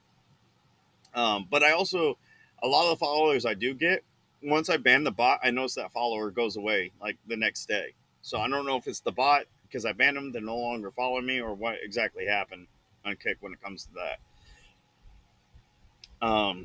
So by the end of this 6 month period, 3 to 6 month period, I'm going to go over the information for me personally and show my bot to chatter ratio on each platform. I've been tracking growth on all of the platforms since July of last year. Now, Kick and Twitch have been on and off. YouTube has been a little bit more consistent with me with streaming on there. I kind of decreased it. In fact, the YouTube channel I'm streaming on right now has not grown since I've been on. So I have 3 YouTube channels, like I have 3 Rumble channels, and the only channel on YouTube that's been growing for me is gaming. The Aircon TV channel on YouTube has not seen growth at all. Hobby's channel, zero growth at all. Now I will see. I have been seeing viewers pop in on YouTube, actually quite a bit um, during the stream. But it's like one viewer, they're there for a few minutes. I'm assuming I say something they don't like, or they just find me boring and they move on. Rumble has been as high as 10 viewers since I've noticed. I'll have to look at the end of stream summary once I end in Studios, which, by the way, Studios gives you your average viewership across all the platforms you live on, except for Kick, because Kick, for some reason, can't translate over. And then it tells you the max viewers you had at the peak live viewers you had at one point. So Rumble may be higher than 10. When I looked over, Rumble was at 10. YouTube has only been at 1. X I can't see right now, and neither can Kick, and Twitch wasn't working, so we're not doing that. Oh, so I'm personally curious. Big E's one of the guys that inspired me to do this because he kept talking about Kick being so great. Now he also promotes multi-streaming. And the only platform I see him dog and trash so hard is Twitch, which honestly, in his defense, I don't blame him. Twitch is, in my opinion, and it seems to be his, but I'm not going to put words in his mouth, is the absolute worst platform for content creation, unless you got big tits and you talk about terrorism. Then you're probably golden on Kick or Twitch.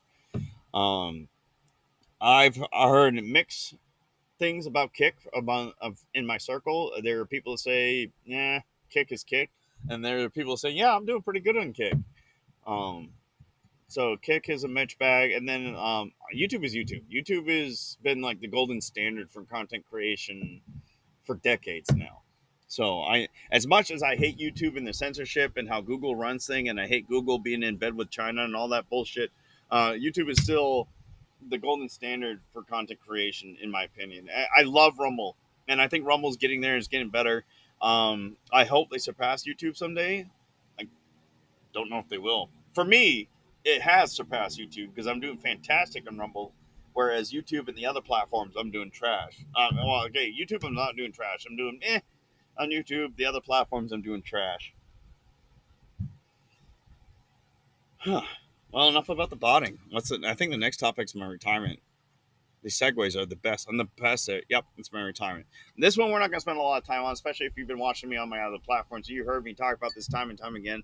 But I've been asked this quite a bit, both in chat and when I do collab streams with people, like, what are you going to do? What's your retirement plans? So my wife and I have been talking about this long and hard. My dream, my goal is to make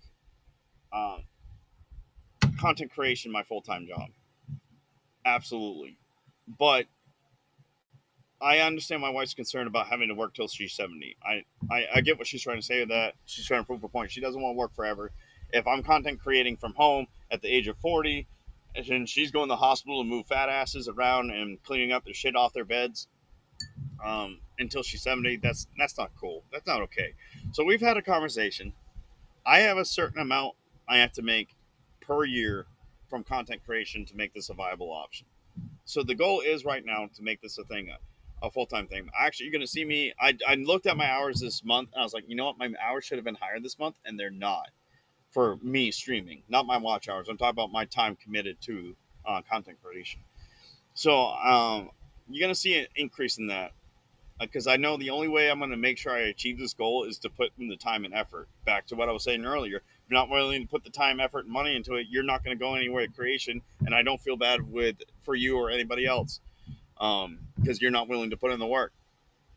I get it. It's tough. It's not easy. I next week I'm going to miss out on a lot of stuff. I'm not going to be able to do any fishing next week, more than likely. I've been fishing twice a week, making recording each time I go out, and then I'm editing the videos, and they'll be premiered on Rumble in a little bit. Um, but next week, if I fish, it'll be once, and so there'll be only one recording from that.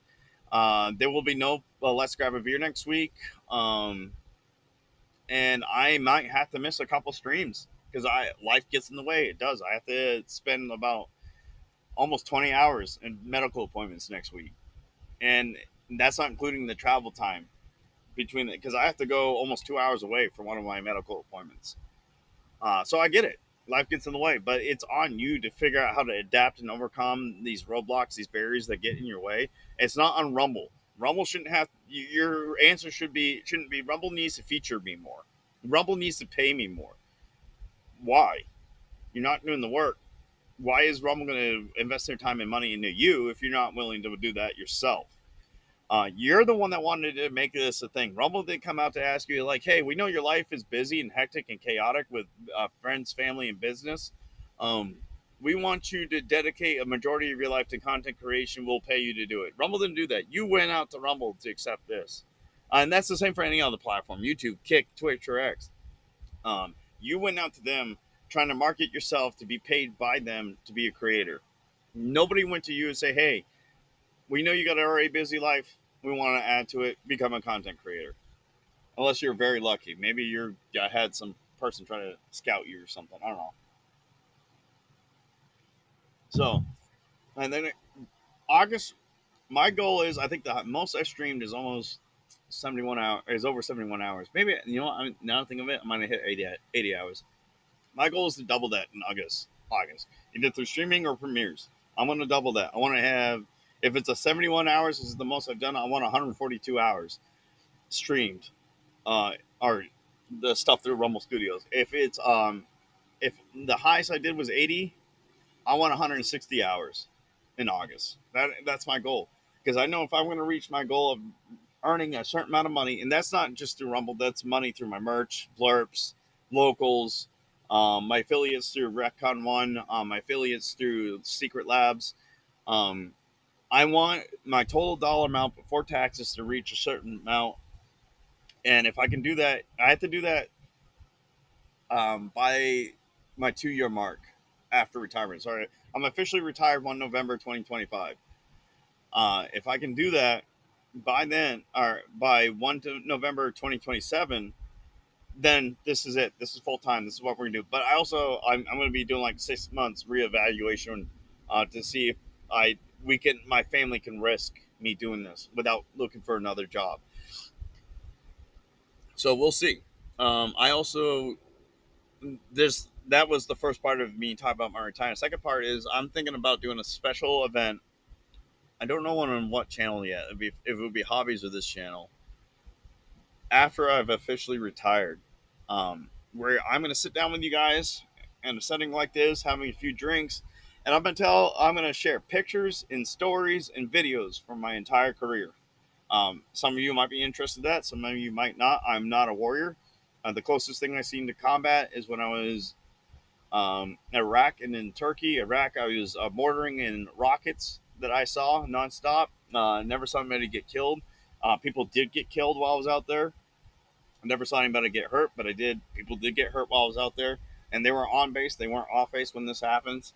In Turkey, I saw people shooting at the gate guards during the Turkish coup of 2016. Yes, 2016. Um, so I want to share stories like that. So I don't want people to think you're going to hear a bunch of war stories. They're going to mostly be humorous. They're going to be funny. I'm Chair Force, so obviously I'm not going to be some hardcore grunt. I'm not going to be some crayon eater. You're not going to hear fantastical war stories or anything like that. They're going to be mainly humorous and maybe some neat, interesting things you guys didn't get to see or experience. Um, so we'll do a special event for that after 1 November. I got to schedule it because I want to market it well because I want to get it out there for anybody to be interested. Obviously, I'm doing this for me just as much as you guys. So we'll do something special by then. I do have friends from Rumble that are going to be coming down for the retirement itself. Um, but I'm not going to broadcast my retirement. It's going to be broadcast, but it's going to be on my personal Facebook, so my grandmother back home who can't travel can be a part of it. I'm not going to broadcast on Rumble. A couple reasons behind that. I do my best to hide my last name from you all because there are people out there who are horrible, nasty people. I have let it slip a few times, but it doesn't mean I need to make it readily available. And the most important reason why I won't be broadcasting, this is time for me and my family and close friends. This is not a marketing opportunity. Opportunity. I won't lie. There was a period I was thinking about. You know what? I'm going to live stream on Rumble on my Rumble channel the entire ceremony. I'm not going to do that. That is cheesy. That is cheap. That is well, to me, it's disgusting. Because this is supposed to be a special moment for me, my family, and my close friends. This isn't meant to be something to share with a bunch of strangers, hoping I can make money out of it. Yes, technically, I'm still doing that when I'm going to do my career recap after the official retirement date, but family and friends won't be involved with that unless they pop by in the stream itself. But it's not an event for them specifically. There is a praying mantis on the chair in front of me, and it looks really cool. I'm just checking it out. Squirrel. So that is the plans for retirement. The third and final topic before I open this up for the viewers watching live, if anybody wants to call in, I don't think there's anybody out there that wants to call in. I haven't seen anybody end up in the waiting room yet. This is open to everybody across all platforms to call in if you want to. You just have to have a Rumble account, and you have to have a microphone to do it. Oh, I forgot about campaigns. I had one of my first campaign reads in a long time. If we do go into the call time, the link in the pin message is the invite to be able to call in. If we do go into that, and I understand this is really early in the day, a lot of you are probably still working or on your way home from work, so it's probably really difficult for you to do this. But what happens is I'll do like 30 minutes of having somebody in the call, and then I go premium after that. We probably will, unless I get a caller before the end of this, we probably won't go premium today. We will for the gaming stream that's happening later in the night, but that won't be until after like 3 hours of streaming normally. Um, the third and final topic, actually, before I get into it, let me stop the camera and we'll start back up. We're not close to 30, but at least I can just keep talking. Well, I mean, you don't have to call in, Dork. I'm not trying to make you call in. I was talking in general. Um, but normally when people call in, they either talk about any of the topics I discussed today, if they wanted to provide their input, or if they got a topic themselves they want to talk about and want to see my input or opinion is on it, or they just feel like hanging out and chat. But like I said, don't stress about it, Dork. I'm just I put it out there because if I get to the end of this recording, I'm gonna get caught up in chat, and once I get caught up in chat, I'm gonna wrap up the stream because I still obviously got stuff to do around the house, and I need to get ready for tonight's stream too. So it's not to guilt anybody into calling in. I'm just throwing it out there. All right, let me go and stop this recording with the talk about the final topic, and then we'll wrap up the stream. I'll give you my review on this beer, and then we will see where we go from there.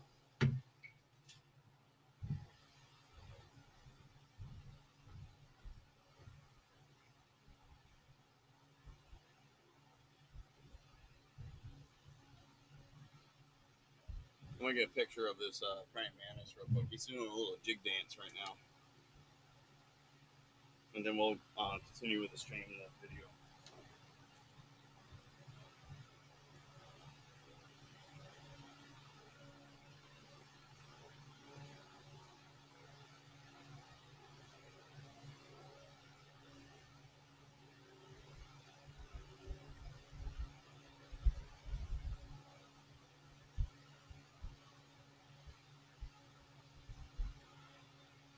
course you stopped moving.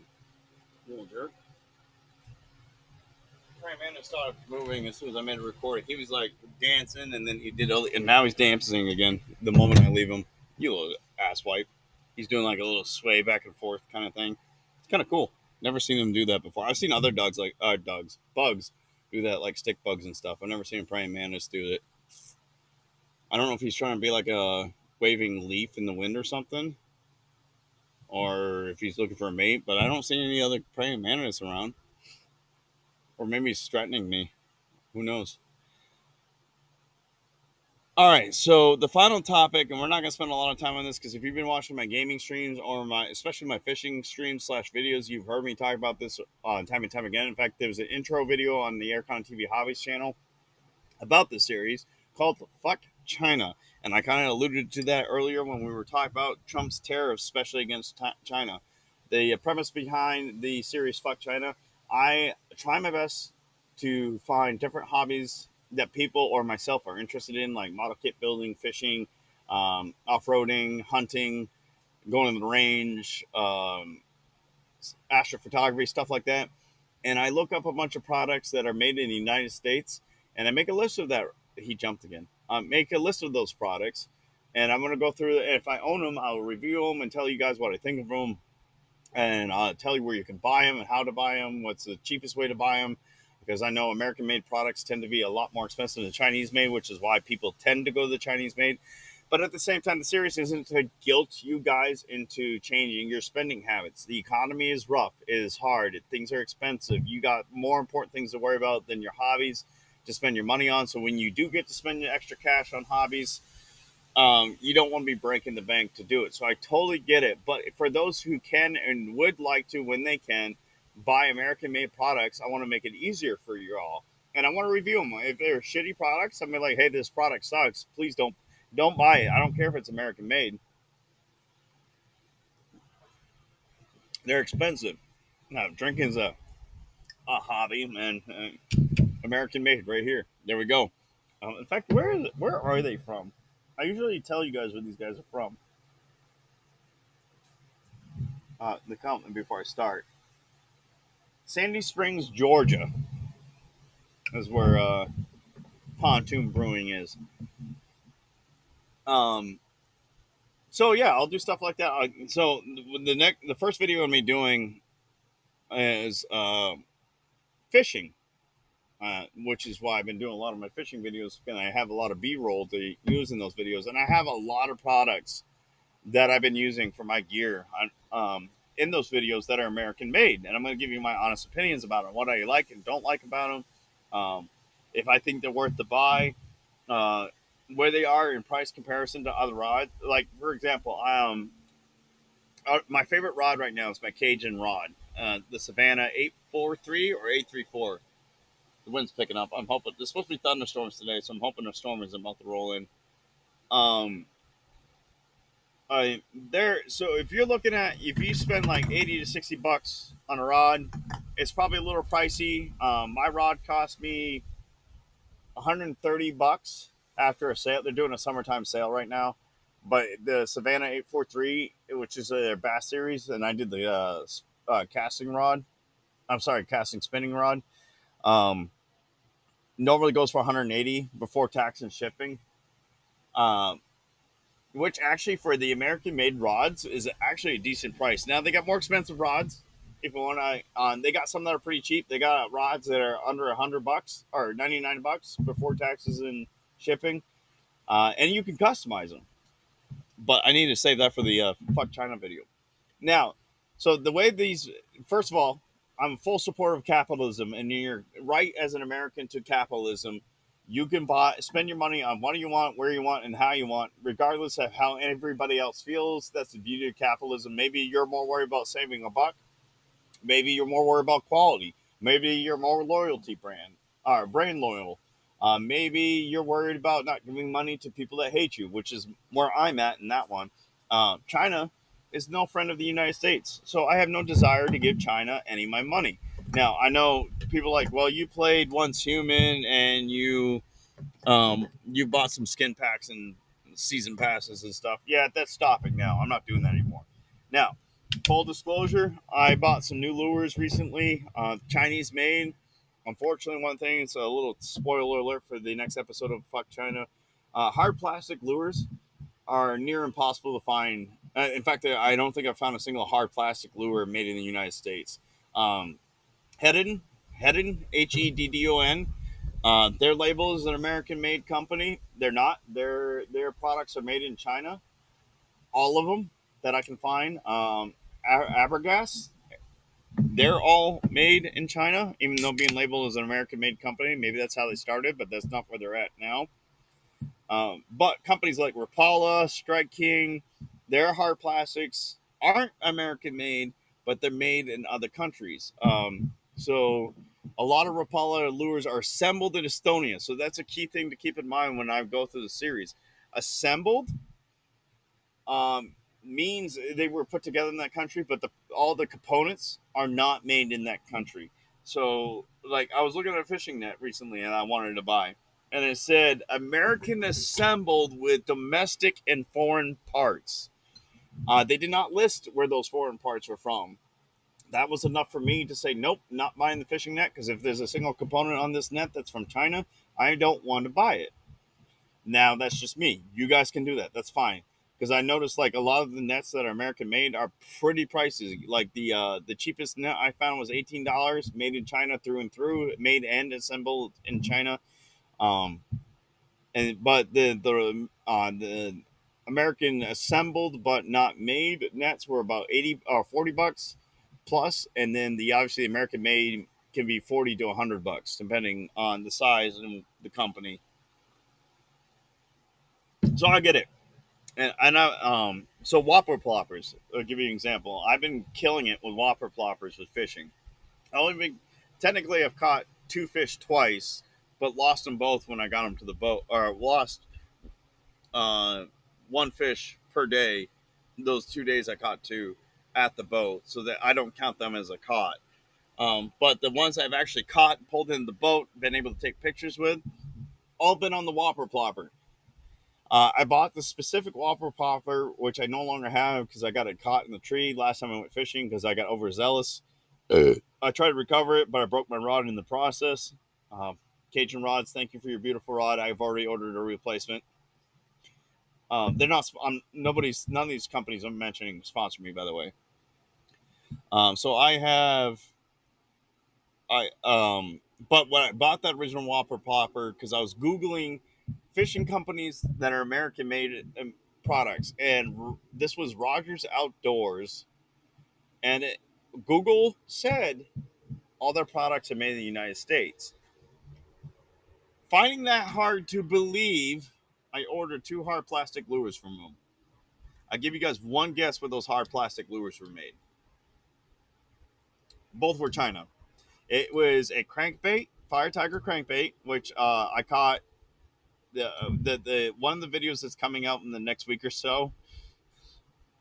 Um, I caught probably my personal best, even bigger than the one that I've been showing on socials, um, on that crankbait, but lost it because the knot I tied failed. So it didn't break, it didn't snap, it didn't fray, it just untied, and I lost that fish. That crankbait was made in China. The Whopper Plopper I've been catching everything on, made in China. In fact, I bought. Everybody keeps telling me to buy Berkeley. They're not made in China. All their hard plastic, every single one I've looked at, made in China. But I did get a Wapo Chapo or Chapo Whopper. I think it's what it's called by them. Because you know what, I'm killing it with the Whopper ploppers this year. So I wanted to grab some. I grabbed two Whopper ploppers because I'm really I've been losing a lure or two per fishing trip now. Um, So I bought two. The other one is by Strike King. That one's made in China, but a lot of their hard plastics, like the crankbait, are made or crankbaits are made in Costa. You know what? I'm ruining that episode of Fuck China. I'm giving it. I'm spoiling everything before I post that video, and I need to stop. Good thing is, this is my smallest channel, so the amount of people that are going to see this over the amount of people who see it on my hobbies channel is pretty small. But the point I'm trying to make is, so the whole premise of the video, I'm going to start off with U.S. made is going to be the priority. I'm going to talk about all my U.S. made products that I own, the ones I was able to find. I'm going to review those said products, tell you what I think, if they're worth the buy or not. Um, Again, stressing that I understand if you don't have the money, I'm not holding it against you. I'm not some kind of zealot that says you must buy American made no matter what you do if it's available to you, even if it costs you $300 over $10. I'm not going to do that, but at least I give you that option if you decide to do so. And then I'm going to put a list of all those products on a locals post so you guys can head over to the locals if you want to. They're not going to be behind a paywall. You can head over to locals and you can be able to pull up list of those companies, where they're made, what state they're located in, because I'll always mention the state and city they're located in as long as it's easily for me to find. And so if you're like me, I've been buying a lot of Georgia made stuff lately. A lot of my buzz bait, my chatterbait, that or not buzz bait, my chatterbait and my vibrating jig, made in China. I have a spinning jig that is, or not made in China, made in Georgia. A spinning jig that's made in Georgia. My buzzbait is made in Georgia. So I've been buying a lot of made in Georgia stuff. I did find one hard lure company, but he does it out of balsa wood, which is not a problem to me. He handcrafts in paints all his lures, so they're pricey. They're going to be, I think the cheapest one was $45. Um, but I'm still going to mention him in case you want to give somebody like that a support. He even does custom lures. So if you're like, hey, I have an idea for a lure, um, this is what I want. He'll look into it if you think you can do it, because he also wants to do it at the best of his abilities at the best quality possible. If he says, hey, your request is way too complicated and it's going to sacrifice the quality of my product, so I'm not going to do it. But if he says he could do it, I'm going to have him make me a swim rig, a swim bait. Um, and he makes swim baits, so it should be pretty easy for him to do. I'm not saying the company because I've already gave up too much information for the next episode of Fuck China. Then after that, after I go through all those American products and give all the reviews, and some segments are gonna be longer than others because, like astrophotography, there are American-made products. A lot of them is 3D printed. Fishing has a lot of 3D printed products too, by the way. Um, the astrophotography field, there's not a lot of American made. So I'll be moving on to other nationalities that make it. So the slogan, I can't remember off the top of my head, is like "Fuck China," um, American made, or domestic, or allied manufactured. All others go pound sand. Is like the slogan to that series. So I will go through that and I'll do a very quick overview. So a lot of products for fishing are Korean and Japanese made, for like rods and reels, because there's like very little. There are no bait casting reels made in the U.S. that I can find yet, unless they're saltwater. I found plenty of saltwater made in the U.S. Fly wheels, fly reels are made. A lot of them are made in the U.S. Um, but like spinning and bait casting for freshwater, I haven't found a single. I think there's like might be a couple spinning that might be U.S. made. I'll have to look through my list again. Um, but there's a lot of Korean and Japanese made. Well, I'd be more than happy to support Japan and South Korea. They're probably one of our strongest allies. In fact, in many cases, I would say Japan's a stronger ally than England at this point. That's again just me, my opinion. You can agree or disagree. So I will be, and then I'll list all this, like I said, Rapala, which I grew up on as a kid. They do have some Chinese made lures, but a lot of their, and in fact, like their fillet knives and pliers and stuff, they're all Chinese made. I think they have fish scales are Chinese made. Um, but their lures, a lot of them are Finland designed and researched and then assembled in Estonia, which means, yes, some of those products. So VMC, a lot of the current Rapala lures use VMC hooks, and so far every VMC hook I found on store to buy on my own is Chinese made. So I bet those hooks are Chinese made. I've debated about cutting them off and replacing them with trouble hooks made by somebody else, but at that point I've already gave China my money, so I don't know. I'll see what you guys think. But yeah, and one of the things I'm going to be saying at the end of each episode is like, hey, if you got a hobby you love to do, but you're not, and you would love to buy American or Allied made products over Chinese made products, but you don't know where to look and find, I'm going to encourage you guys to mention them in the comments, and I will add them to a playlist.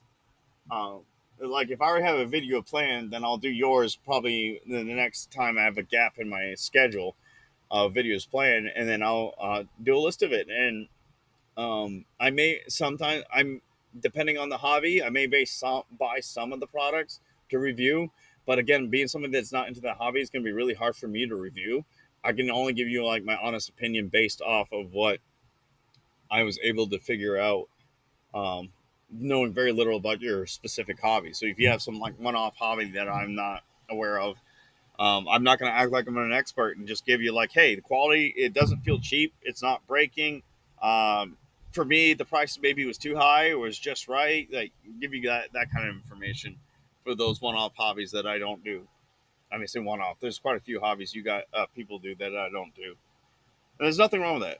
But I want to make it easier for you guys. If you can and decide to give your money to American companies, I want to make it easier for you to find and support those American companies. I do know there's oh, I forgot the name of it. Public Square. I know they do a lot of companies. They take it a step further. They're like conservative leaning. Now, I will say this: if I find somebody's got full woke, full retard, I'm not going to support that company, and I'll say that outright when I say yes, they're American made, but this is what they do that I do not support at all, and I will refuse to. I won't even review their products. I will refuse to personally give them my money, but I will still leave it up to you guys if you decide, because my morals and standards may be completely different from you. All right, I think that's about it for Fuck China. The next video show I would say next week, but I want to post I got a fishing video I want to hopefully post by the beginning of next week, and I got another one I want to have posted by the end of the next week for the Grab a Rod series. And then I obviously want to keep to my traditional streaming schedule as much as possible. I found out posting uploads on weekends not a good idea, even if you premiere them. So I want to try to do those during the week, which is good because it means you guys are going out and touching grass and enjoying life, learning, doing, and relaxing, which is a little slogan for the Hobbies channel. Um, so, not next week, probably the first week of August, honestly, if we're going to be frank. I will have the next Fuck China video out, and it'll be specifically about fishing. So, if you're into fishing, I'll have plenty of products to review. A lot of them, one of the things I found out during my research, a lot of companies brag about being American made, but if you're not paying attention, because they'll have the American flag all over their products, um, they'll have like one line that's all American made, but the rest will be Chinese made, and they'll still be throwing red, white, and blue all over their packaging. But they won't say made in America or probably made in the USA. They might say something like an American company or something like they'll make some claim like that. But if you do look at the fine print, it'll say made in China somewhere on there. So I'll be putting stuff like that out. There's one company I grew up with as a kid too that I will be calling out for doing that. So other than that, guys, that's about it for all the topics. We talked about the Trump and Epstein files. We talked about the creator program and what my personal thoughts are on that. We talked about bots on all platforms and what my goal and plan is for that and why I'm multi streaming. I'm also multi-streaming, by the way. There's no shame in doing this at all. I don't care how much of a hardcore fan of Rumble you are. Multi-streaming is a good idea if you're trying to make content creation a serious source of income for you, because that's the best way to grow. Now, I'm not monetized on Twitch. I'll never be monetized on Twitch. I left the affiliate program. I refuse to go back. I've gone back and forth in deciding if I want to join the affiliate program for YouTube. I probably won't do it for Kick. Kick kind of disgusts me personally. People that are monetized on Kick don't discuss me. I got some good friends that are monetized on Kick. It's just me personally. I can't do it. It leaves a bad taste in my mouth. So I may do it on YouTube, especially giving light of a recent change to their TOS. Hopefully they stick to it, but we'll see. We'll find out with this video. Maybe not, because this video probably won't get any traction on YouTube at all.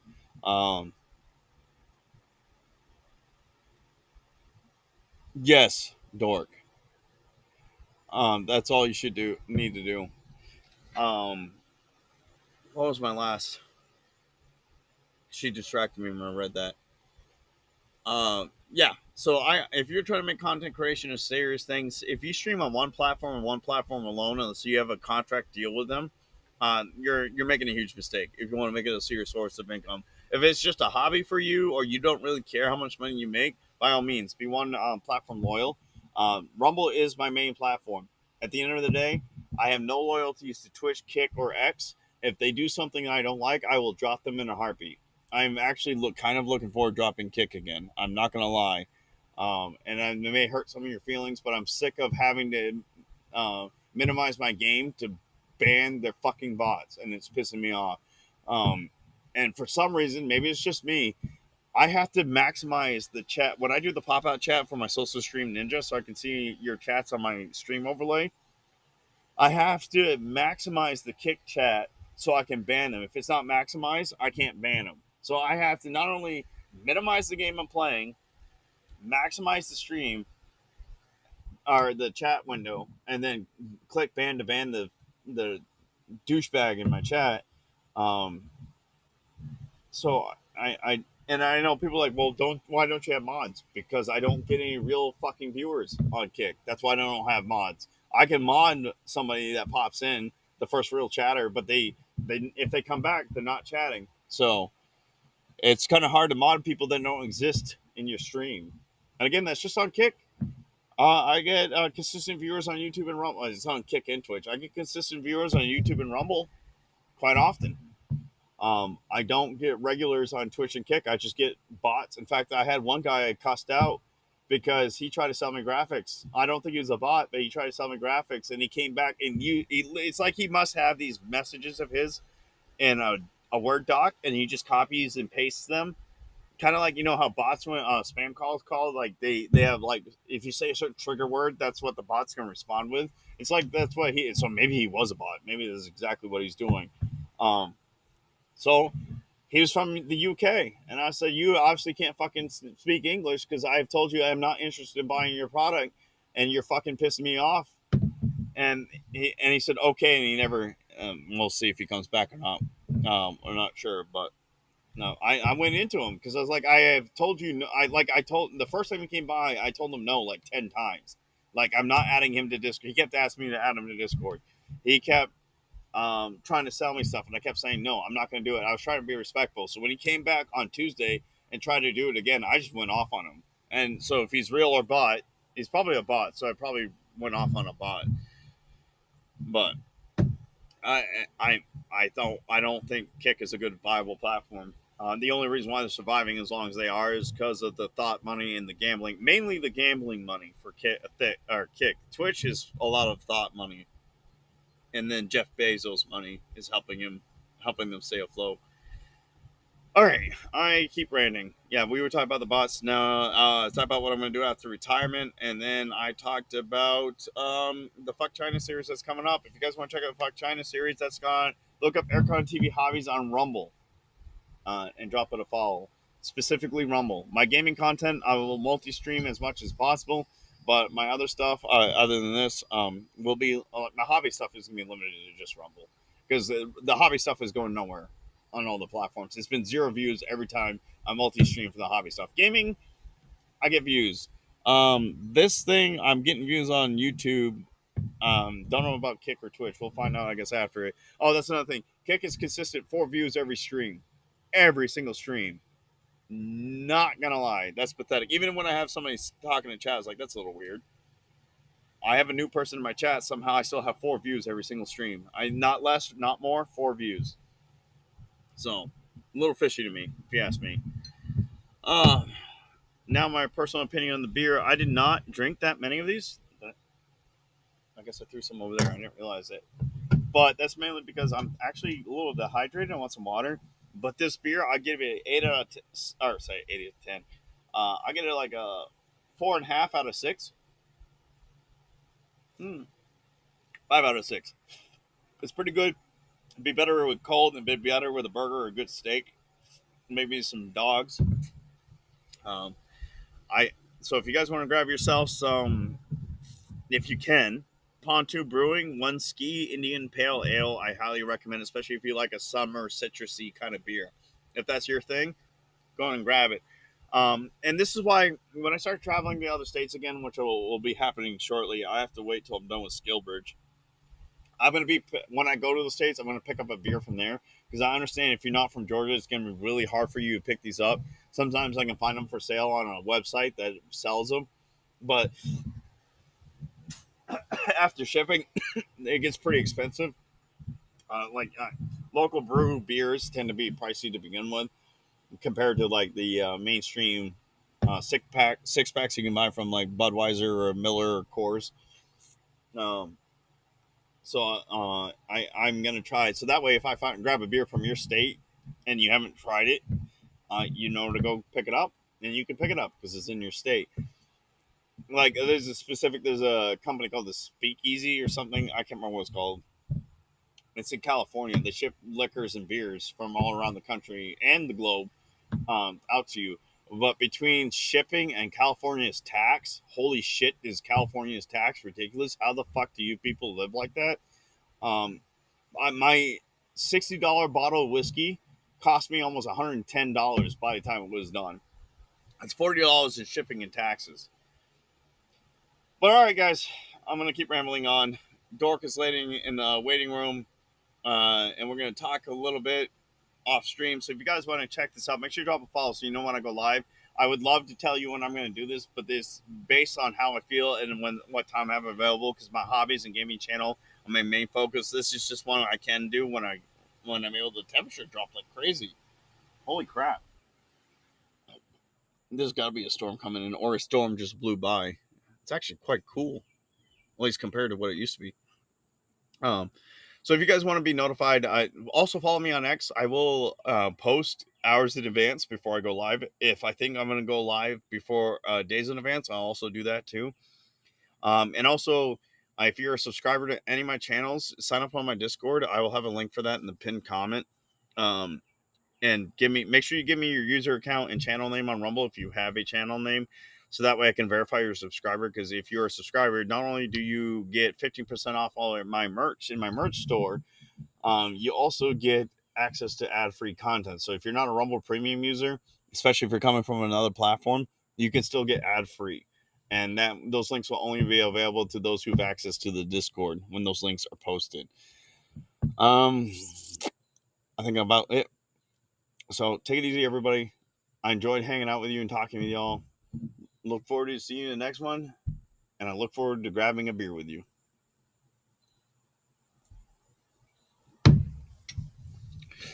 All right, Dork. I'm gonna stop the recording. I'm gonna allow you into the room. I'm gonna take a leak, or I'm gonna let you introduce yourself, and then I'm gonna go take a leak, and then we'll pick up the conversation from there.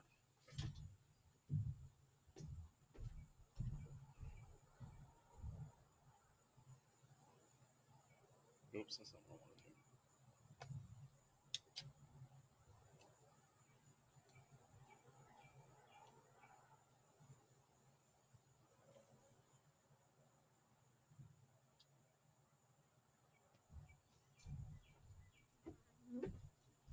I'm gonna take this hat off too. I actually don't like wearing hats, by the way. I really don't. Oddly enough, even though I have to wear them for my entire career, I have to wear a hat. It's just I don't like things on my wrist.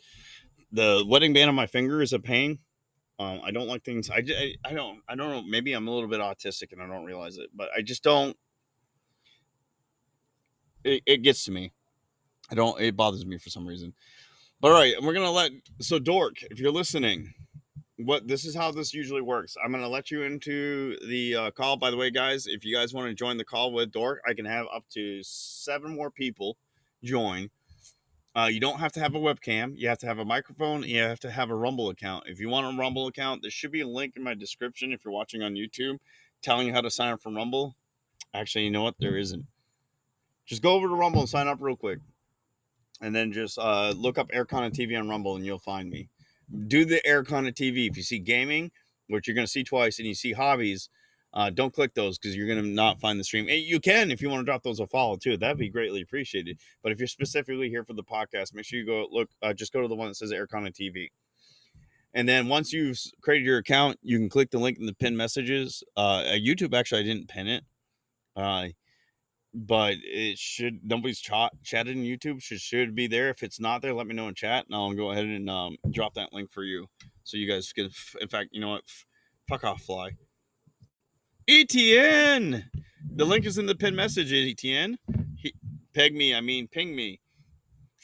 ETN is like a veteran for these, by the way. I haven't seen him in a while. It's good to see you again, ETN.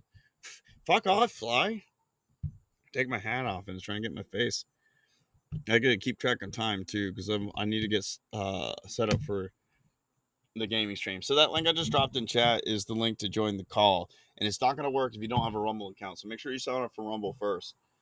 You have to have a microphone. You don't have to have a webcam because I mean, if you guys just want to chat, you just hang out and chat in chat. Um, but Dork, I'm gonna go ahead and allow you first, and then once you're here, tell us who you are. I know you just started streaming on Rumble, so tell everybody your channel names and what you're planning to stream. I think I heard you. Did I hear you? Do I hear you? My volume's up. Surprised my computer hasn't died. To be honest, let's be real. So in 30 minutes we'll go premium, depending how long these conversations go. ETN, I sent you the link as well. You're well participants. Dork, you have your mic muted if you're trying to talk. Should be at the bottom of your screen. Actually, I never joined in. There you go. I didn't know. This is my first time ever doing anything like this, but That's fine. uh, Welcome. good to see you. I'm Dork Girl. I basically just I started streaming thanks to you. Um, I've been watching Rumble for like the last 3 years or so, ever since the Kyle Rittenhouse trial. I would say. You know, that's when I got heavy on Rumble too.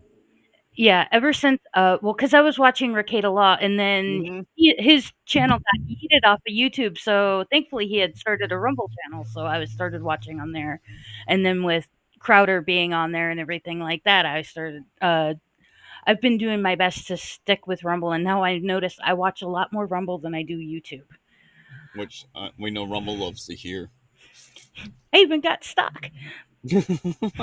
I have stock too, actually. To let you guys know, like I'm not some guy just trying to get easy payouts. I put money into Rumble myself, so But yeah, um I've only done a couple streams and it was only Minecraft, but I'm looking to branch out more. I've posted videos of playing games with like Repo with other people, and then just a couple random videos that people had requested. you did your karaoke video too, didn't you? Yes. That was the first video I ever posted because I got lucky one night. I went out to karaoke. It was the first time since COVID shut down so that I got to go to karaoke. And while I was at karaoke, there was a guy up there singing the auctioneer, and a bunch of Amish people started filing into the bar.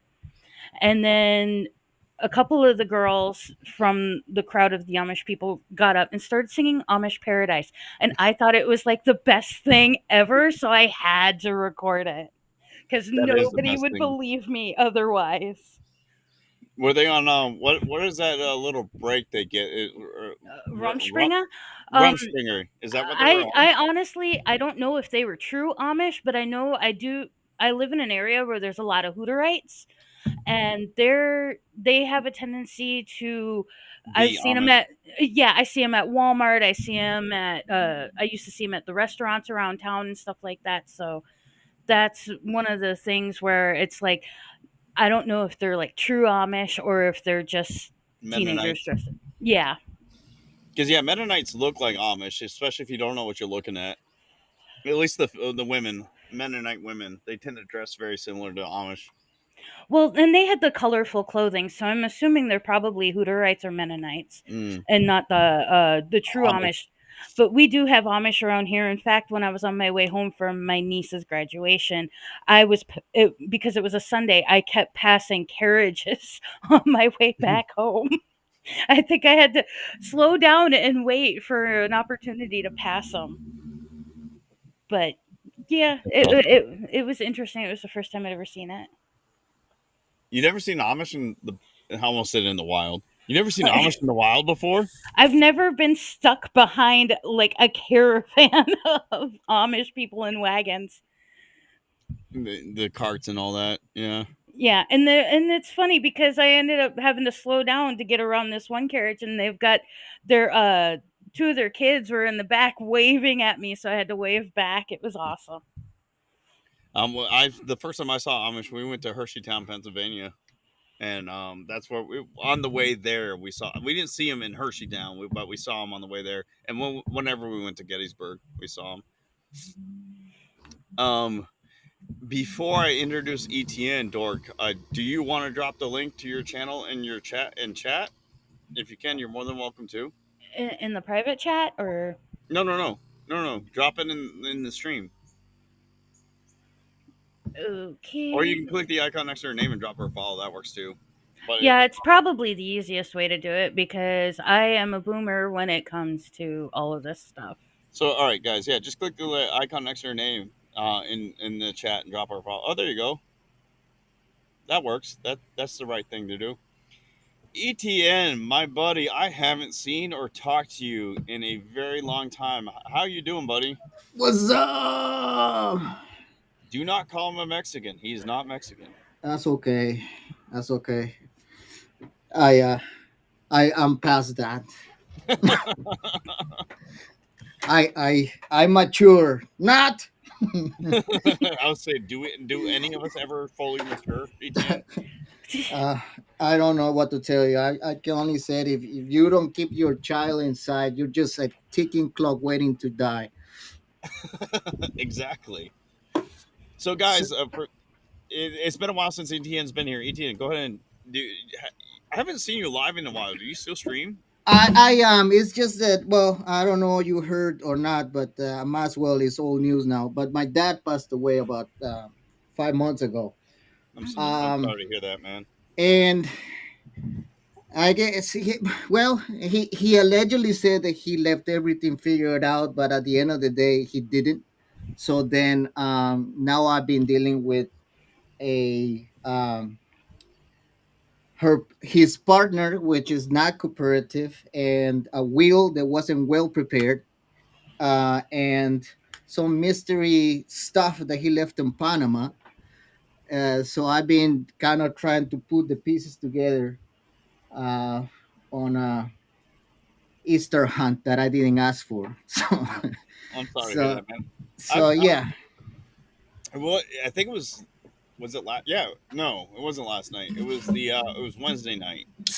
I was like, I haven't seen ETN in a while. I hope he's. I mean, I didn't say anything. I was thinking this in my head. I was like, I haven't seen ETN in a while. Hopefully he's okay. And then you made that comment on my post about the fish. I was like, oh, okay, so he's still alive. I'm still out there. Yeah. So, well, are you gonna? Again, I'm sorry to hear about your dad and all the crap you're dealing with because of how everything's handled. Are you planning to get back into streaming, or are you Oh yeah, kind of? yeah. No, actually, I had. Well, I things like this. I'm being more willing to just join. I'm a regular at Cool Frog, and so I've been, whenever I had the time, I've been spending the time kind of going into places and just chit chatting and stuff. Um, Okay, but as far as streaming, I kind of haven't been feeling it. Um, but I still have my servers. Like 7 Days to Die just updated to version 2. So that's I wiped out the whole game. So it's a brand new fresh. is And that hope? it's Is that close now. It's cross platform. So if yeah? you have a PS5, you can get the game and you can join in my server together with people that run it on PC. So So, is that open to everybody or just people on Rumble? well, I mean, it's You're open gonna to obviously vet my people. people Yeah, basically. Whoever I know that wants to join it, fine. There's a vetting process because I just don't want randos just understandable. Very much running so. in my server, causing mayhem and stuff. Um, but yeah, Nips is in there. Well, he joined for a little bit, and then his computer took a shit, and then Oof. and it man, he has such a rotten deal with that PC that he got. Was kind of like he lended it from some company, and then PC took a crap, so he sent it to have it repaired, and it took like 2 months, and at the end, didn't get repaired right, and he ended up just biting the bullet and putting together a PC on of his own. Um, so props to him for that. See, didn't know any of that because he blocked me. So Oh my god! I I I can see his posts if he's posting on somebody I follow, but if he's posting just regularly, I don't get to see what he's talking about. Did you talk shit about me in front of his face because he says I'm his daddy? So No, I haven't. I don't even know why he blocked me. I just went. I saw him post on something, and I yeah. went to reply. And it says you can't reply to this post. And when I clicked his account, it said you're blocked. I was like, Uh, okay, what did I do? well, if you're interested, I can talk to him. No, no, We're no, kind of no. close. Well, actually, let me make sure it's him. There's two names that are very similar. Yeah, That this one is the toe nibbler, the guy with the toe Fetish. fixation. Yes. let me see if it. I don't. It might not be him. I noticed that if it's him, Canadian. it happened about the time the whole Kenneth electric porpoise Mm, mm, situation kicked off. yeah. I don't know. I don't think he was that involved I in don't that. think I'm not saying it was related. I was It just might, saying it was about the time when I noticed he. What's his X handle?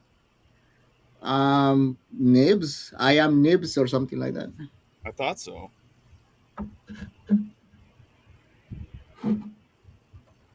I think actually I don't know if Dorky Girl knows, but me and Konda go like way back when I made a comment that he was the sexiest man alive.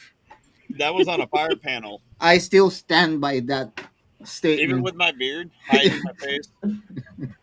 He's just got to be lucky that he's married. Well, the beard comes off in September, so it won't. Oh yeah. Yeah, Uh, because I got to do. My wife wants to do one more Air Force ball before I get out, and if I have to put that means I have to put my uniform on, and to put it on, I can't. I can't. when I made the comment on X, I was winging it because I was like, I don't know who the fuck this is, but it might not be him. Well, you did it on X, and then you came into Diebear's one of the first pirate panels we did, and you said something in our chat about it. Uh-huh. Yeah. Yeah.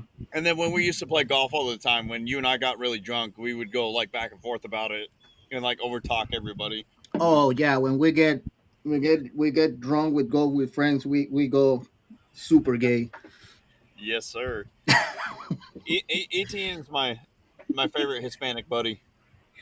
When don't you guys get super gay when it comes to golf with friends? I mean, Yeah, I mean it's a when bunch of guys touching balls. yeah, I mean it is in the game. Like drunk drunk guys smacking their each other's balls and stuff. So Well, if I'm allowed to join, I you could be got to the stroke token it female. you gotta stroke it harder. Dork, Noobs is very easygoing. As long as you don't cause drama, everybody's allowed to join as long as the slots available when it happens. Yeah, I've been known not to be too good with females when I'm drunk. Uh, Well, who was it that you started yelling Spanish at somebody? Astro Girl. I Yeah, think it was Astro Sweat or American Ultra. it was One of the yeah, two. Ultra's wife. I know you and Ultra's wife were going back, but like she was enjoying it. She was having fun with I you. think she was, but that listening to it back is kind of cringe though.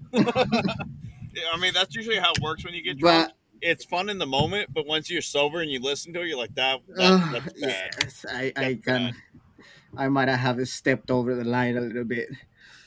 We all do it. We all Line? do What line? I mean, the first thing I said to her is that who invited this bitch over here? But And in she was, Spanish. but Dork, to give you some context, Ultra, he's about as white as me, but he married a Hispanic woman, and so Oh God.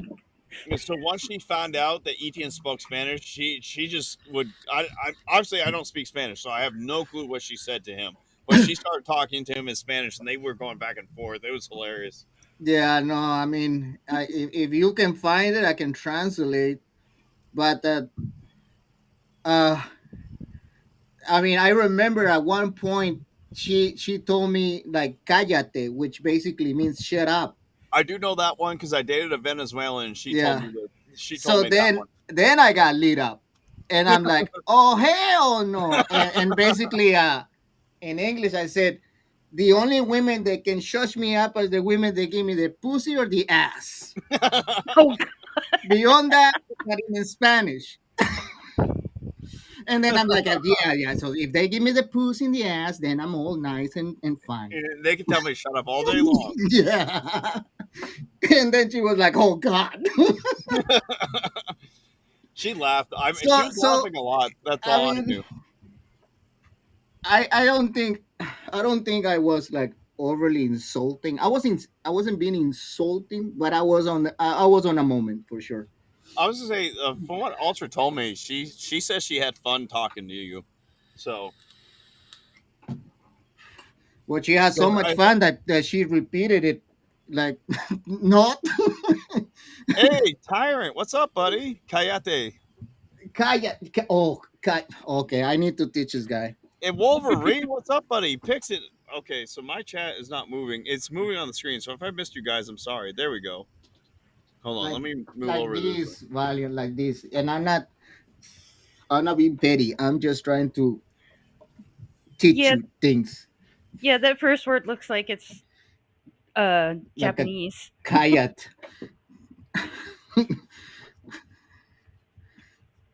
It's like I took 3 years of Spanish and I still don't. All I remember is how to pronounce the words and how to conjugate verbs, and that's about it. I mean, I don't blame her. I was loud and obnoxious. My guys know it.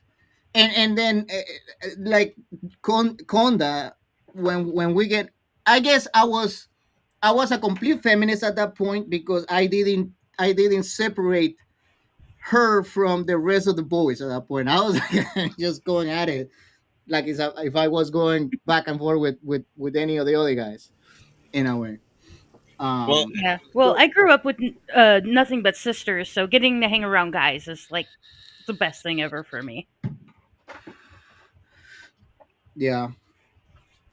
That plus, it's I was more or less raised by my dad most of the time, so and he's a biker, a marine, Oh yeah. and a mechanic. So of course, I get to learn all of the interesting phrases. Yeah. Cool. It's like curse words were my were the only thing that I knew other than English. if you guys have not found Valent or Wolverine or Pix, make sure you guys click the icons next to their names and drop them a follow. But you guys are more than welcome to join the conversation. We got 7 spots available. So definitely come on by if you want. And to get back on track to the other topic we were talking about, uh, I know Ultra's wife, she's half white, half Mexican, but you're from, I don't want to mess up your Costa country. Rica. Costa Rica. Okay. Yeah. I almost said El Salvador, but that, They're close. Yeah. Pretty close. I mean, it's part of Central America, so we all kind yeah. of lumped up in there. I would say I knew you were from the Central America area. I'm bad. I'm bad at. I can't even speak English half the time, and I'm born and raised with English. So Fun fact is that I've been dealing with Mexican people my whole life, and I started working on a restaurant. And I'm not gonna. I mean, I'm not gonna say that I feel completely bad, but I did feel kind of bad when this happened. I was working on a restaurant. This guy got pissed off at me because I call him ignorant, and apparently, ignorant in Mexican is worse than calling your mother a bitch. So, really, I mean, I can be called ignorant all day because I know that ignorance can be cured. Stupidity cannot. no, stupidity cannot be cured. You can help with that. Okay, so ignorant, I'm fine. Ignorant just means not knowing. And And then he started like cursing at me in Mexican. And I just look at him dead in the eye. I said, dude, if you want to insult me, you're gonna have to learn my language because whatever you're saying doesn't do nothing for me. And I just walked out, dude. Oh shit. He probably was fuming at that point. But yeah. Yeah. So yeah. Sorry, ET. My wife, she just got back from going out to eat with a friend. She brought me food, so Nice. Oh, That's a hi, good Mrs. wife. Conda. that's Dork Girl and ETN. That's a keeper. She, she is a keeper. She is a keeper. Yeah, you better not mess it up, otherwise I will drive out there and kick your butt. My brother said the same thing to me. So there's a line of people that would do that. You know what visual I got? The visual on Airplane where the woman is out of control and there's the Congo line of people just waiting in line to beat the crap out of her. Yes. I don't think I saw that one. Oh man, you gotta see those Airplane movies. I'm about I to take a love break real quick. You guys keep going. those Leslie Nielsen movies are so hilarious. Oh, yeah. Yeah, I never saw. If I did, I was probably too young to remember. Hmm. Because, gosh, those came out in like the late 80s, early 90s. Yeah, I would say at the early 90s, mid 90s. Um, I mean, the Naked Guns, you probably have seen them because I've seen the 33 and a third. That's the the, only one I've ever seen. oh, okay, no, there's a bunch of them before that. Because That I 30, think yeah, Because I think they were playing the 33 and a third one while the O.J. Simpson trial was going on. So yeah. of course, my grandparents they didn't really monitor what all movies that I used to watch growing up. So when you have multiple TVs in the house Yeah, and your grandparents can't exactly get up and down the stairs the greatest, yeah, you tend to watch a lot of stuff. And I basically had to watch myself growing up because my dad, being a single dad, working all the time, I had to take care of my sister. you're a Gen X. Actually, no, I am a millennial, but I feel like I should Mm, be a Gen X. yeah, I mean, I'm saying Gen X because me growing up was you leave the house, you go do whatever you want, and then you come back to eat, and that's it. Oh yeah, We didn't hang around inside the house or nothing like that. It was just when it's time to eat, you flock back into the house, grab yeah. the grub, and then just kick it In the right back out. in the town I keep trying to escape that I lived in when I was a kid, I'm back here again. So it's this town is a lot safer than when I was living down in Minneapolis or in other places. Yeah, But yeah, as a kid, my grandparents had no problem with me basically disappearing as long as I got back before it got dark out. And right. most of the time, I was hanging out with my friend that lived across the street from my grandparents. But I would always be like begging my grandpa just 5 more minutes or 10 more minutes. And then I found out my friend's oldest brother was getting irritated and didn't like me because how I was never listening to my grandparents. And so when he said that, I started listening to my grandparents because I really wanted him to like approve of me. Hmm. And it's funny because I run into him at the bar here in town, and it's like it's like I've got an older brother that I can always turn to if I need to. That's cool. Yeah, you should definitely go back and watch the rest of the Leslie Nielsen because I don't know why I like about the guy. I think it's a very mature type of humor in a way which is almost like a dad joke after dad joke. He doesn't laugh, but the way he says the stuff, it just cracks you up because it's so absurd. Well, and from my understanding, the whole reason that they did those movies that way and they wanted oh god, Leslie Nielsen in there is because he can be a really serious actor and they wanted somebody in there to be like a serious actor and not a comedic actor and just deliver the lines like he was serious. Yeah, And that's why it got to be such a big hit. that's the magic. That's the That's magic. why that's why I'm kind of looking forward to the new Naked Gun that they're supposed to be releasing with Liam Nielsen. Yes. That's the son. I don't know if he's the son or whatnot, but they're basically because the younger generations, it seems like they don't have any creativity of their own, so they're trying Mm, to cater to the millennial and the Gen X generation simply because they have no creativity. They don't know what the other kids like, and most of the time they're on the internet terminally anyway. yeah. So it's all nothing but member berries. That's why they're doing reboots of everything, and I am really hoping that they do not do the reboot of Buffy the Vampire Slayer because I'm going to be so upset if they ruin it. I honestly will tell you that I'm kind of 95% against reboots. Oh yeah. Especially if it was something that was there was a culture changing type of movie, like Pulp Fiction, or you know, I don't know, Well, well, movies well that are timeless, Ghostbusters, things like yeah, that. and they ruined Ghostbusters with all the female empowerment bull. And it's just one of those things where, like, when they rebooted Charmed, it's like Charm in and of itself, that was a good series. And then they reboot it and it's nothing but feminist propaganda. And I think I saw like 5 to 10 minutes of the first episode and I'm like, nope, I'm out. Or when they redid Roswell and they were trying to make it all about illegal aliens rather than the actual aliens from outer space. And it's like, oh gosh, I'm not doing this.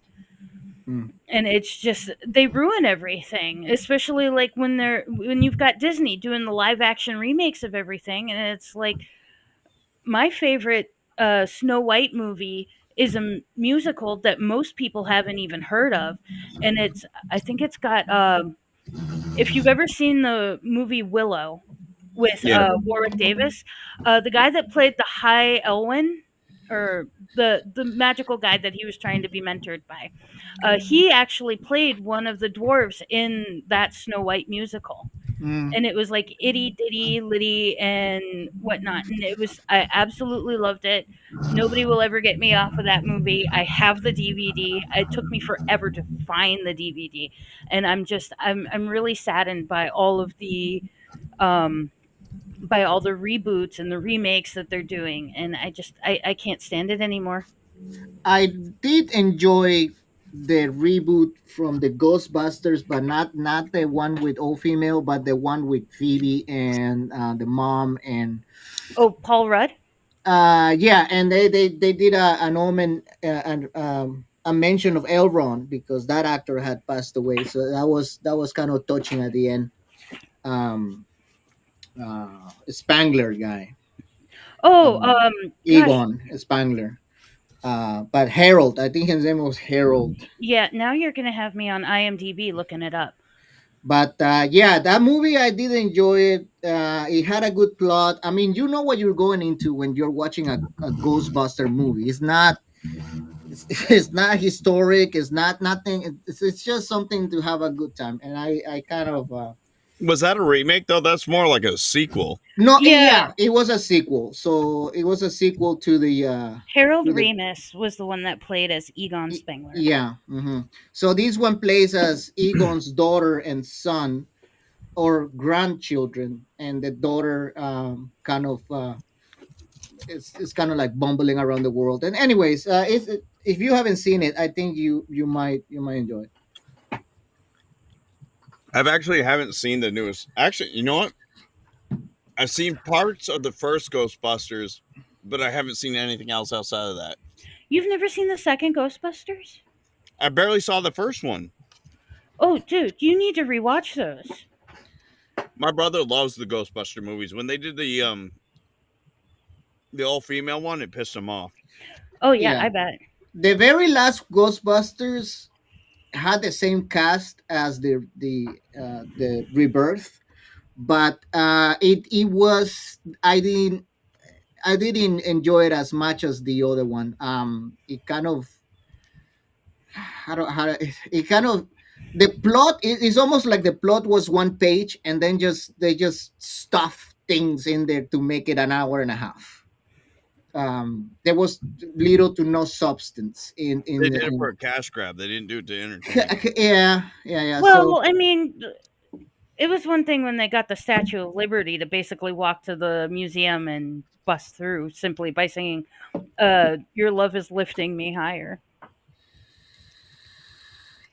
That sounds like a phrase from Cursed Companions last night. I tried to watch as much of that as I could, We but went late. oh yeah, because well, when I got home, I ended up putting it on the TV and falling asleep to it. So That game is dangerous. If you get a bunch of drunk people together, we're not getting anything done. That game. no, everybody's killing each other just by saying their curse words. I almost killed myself just by saying the curse word. I kept saying book and door over and over again. I kept almost killing myself. what game is this? It's called Cursed Companions. Oh, Curse Companions. I Okay. have it downloaded. It's just that I feel bad that Steven's out for tonight because of his back.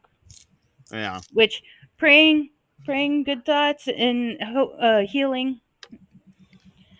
So As Well, much as a depraved human being that I am, I'm not a cursor one. so it's not about cussing. So each character gets cursed by a word. My curse words are like book, everyone, door, all careful at right. one point. What? Oh, okay, I see. Yeah, And and oh I was telling Steven your curse word, and I was telling you Steven's curse word. yeah, because Stevens was pick it up. I'd be like, Steven, you need to pick up the book, and he'd be like, you fucker, you hurt me. There was one time where curse words hurt, like cussing. You would get a bug above your head, and if you had that bug above your head, anytime somebody used a swear, you would take damage. Ah, I see. But it's I usually you're cursed with a word you can't say out loud, and if anybody says it out loud, you take damage. I still find it funny that little kid. He said shit. I thought it's like, oh, that's the cutest thing ever. But his parents are probably going to be mad. I was having a blast with him. I remember when the first time we joined him, he goes, "Don't say CAREF full." I was like, FUL. I was like, "Yes, we need to be very careful of what words we use." He goes, "Stop it." I was like, "I'm sorry, I'm trying to be careful." He goes, "Will you knock it off?" And then Steven just starts. And Etain, it's like Among Us or Lethal Company, depending what mode you play. Mm-hmm. So the Among Us version, obviously, there's a traitor. While everybody's trying to do their task, the traitor's trying to kill everybody. And the Lethal Company mode, you're all working together to complete a task. But like Steven and I, we just kept trying to figure out each other's words and just kept saying it. Or trying to, like Steven even said something, he said something in my chat, he goes, "Look behind that door." And he knows I read my chat out loud. So I read the message and said, "Look behind that door." And I took damage. Like, you fucker. The saboteurs in the chat. Yeah. And because he was already dead, I was the only one alive. Ah, That's the one game I've always wanted to play, but I've never gotten to play because I don't know enough people, and that is Among Us. And they now have eh, Among Us 3D. Do they? Yeah. I've been watching some of the you know how I watch like the Hermitcraft players on YouTube? Well, that's how I got into Repo and Phasmo was watching them. And then they had Among Us 3D on there, and I'm like, oh, this could get dangerous. Because you can't see through the walls, so you don't know who's doing the killing. Oh, that's right, because it's top down for the 2D. Yep. oh, there is some news too. I'm seriously thinking about moving to Georgia. Do you know I hope where? you like humidity. Oh yeah, I'm a tropical guy. I'm going to say Humidity he's is from my Costa friend. Rica. Yeah, Oh, no. yeah. I I lived in Texas for 4 years, but I lived in like East Texas, right between Dallas and Tyler. And it's funny because one of Condo's regular viewers, Junior, he actually lived in the small town that I lived in at one point, but not at the same time, I don't think. But it was, I could mow the lawn in the middle of summer. It's 115 degrees out, but there's no humidity. So I'm like, oh, this is the best thing ever. I could live like this forever. Mm, And I would yeah, get so tan that they would think I was a Mexican down there. yeah. That's the thing about Arizona. Arizona's the same way. There's no humidity. It's hot, but there's no. Yeah, but Arizona is too much of a purple state for me. I Uh-oh. would rather be back in Texas because at least then I could go back to where I lived and I have some friends there that I could still go see and hang out with. That was weird. We did a little switcheroo. Yeah, it something popped up on my screen says something went wrong, and then I was gone. Mm. Yeah, Well, Um, I'm kind of getting tired of um, working and working and working and not seeing the product of my labor materializing because of just the insane amount of taxes that you pay on this state. I, I was talking about that earlier in the episode today about the taxes in California for like gas, and like I used to order my whiskey from a company in California, and after taxes and shipping, it was another $40 on top of the price for the liquor. Hmm. Yeah. Are you gonna do HVAC when you come to Georgia, or are you gonna do something else? Yeah, it seems like my brother kept in touch with this guy that used to work for the company I work for, and he either has a company in Georgia or he works for a company that's a union company. Um, so I might just land running when I get there. So Well, that if you be end up being in my area, we're gonna need to replace our AC soon, our HVAC soon. you're in Georgia too. Yep, I'm middle Georgia. Oh, okay, so you're close to Atlanta type. I'm an hour and a half from Atlanta on a good He's day. he's in something hills by bull something I'll have to ask my wife that. close to a lake. There's a kind of like a lake up the northeast of Atlanta, and sweet something I think is the name of the city that he So lives he's in. probably about 2 to 3 hours from me. Yeah, I mean HVAC is one of those things. Well, I mean I was looking at houses, and there was a town called Newman. Hmm. oh, I Um, have a great aunt that lives there. I've never and been to him. it looked pretty chill. Based on the reviews, it seemed like it's a pretty chill place to raise a family and stuff. So, um, I mean, it's gonna be a culture shock because even though I'm thinking I'm in the conservative side, if I move to a state like Georgia, I'm probably gonna be like full leftist when I get there. It depends. So the Atlanta region got, if for lack of a better term, tainted by Hollywood. So there's a lot of Hollywood elites in Atlanta. So that McDonough Atlanta region is very leftist liberal. But Mm, like the further you get from Atlanta, the more conservative it gets. I kind of want to move remote. As long as there is a Winkle or a Costco or a Target, that's You'll kind be of happy. I'm already thinking about fucking living a retired retirement life, I guess. I never been my okay, let's say my days of the party going and checking the booty like until 2 o'clock in the morning. Those are over. They have been over for a while. So You're ready to move on to something else now. no, I've been ready for a while. I mean my lifestyle is very Sedentary. sedentary. Yeah. Yeah, that's my lifestyle right now, and I have, and I'm turning 40 next month. I got 2 more years. Yeah, you're a baby. Yeah, I'm two I'm years three younger than for me. That's not a baby. I'm Yeah, three from the I big 5 I year old. raised my sister that's 3 years younger than me. That's not my problem. Hook me up with your sister. I'm single and ready to She's mingle. married. Damn She's it! married with 6 kids. Her Oh, oldest just graduated from high school and will be leaving on the 29th for Fort Benning, Georgia for boot camp. cool. She's going She's army. yep, she's trying to um get as close to the guys standards as possible so Yeah, that she can be in a combat role. Oof. Well, That's gonna be she's harder with headset in position. well and yeah, she she's done boxing for the last 3 years and she's pretty freaking quick. So I'm sitting there going like, Well, if you end up being transferred to a different base or something like that, then at least then you could always, do boxing through that. But I'm oh, I should have listened better while I was talking to her, because I don't think I really asked her what kind of job she was looking to do once she was done with service and whatnot. If she says Cav Scout, her life expectancy isn't good.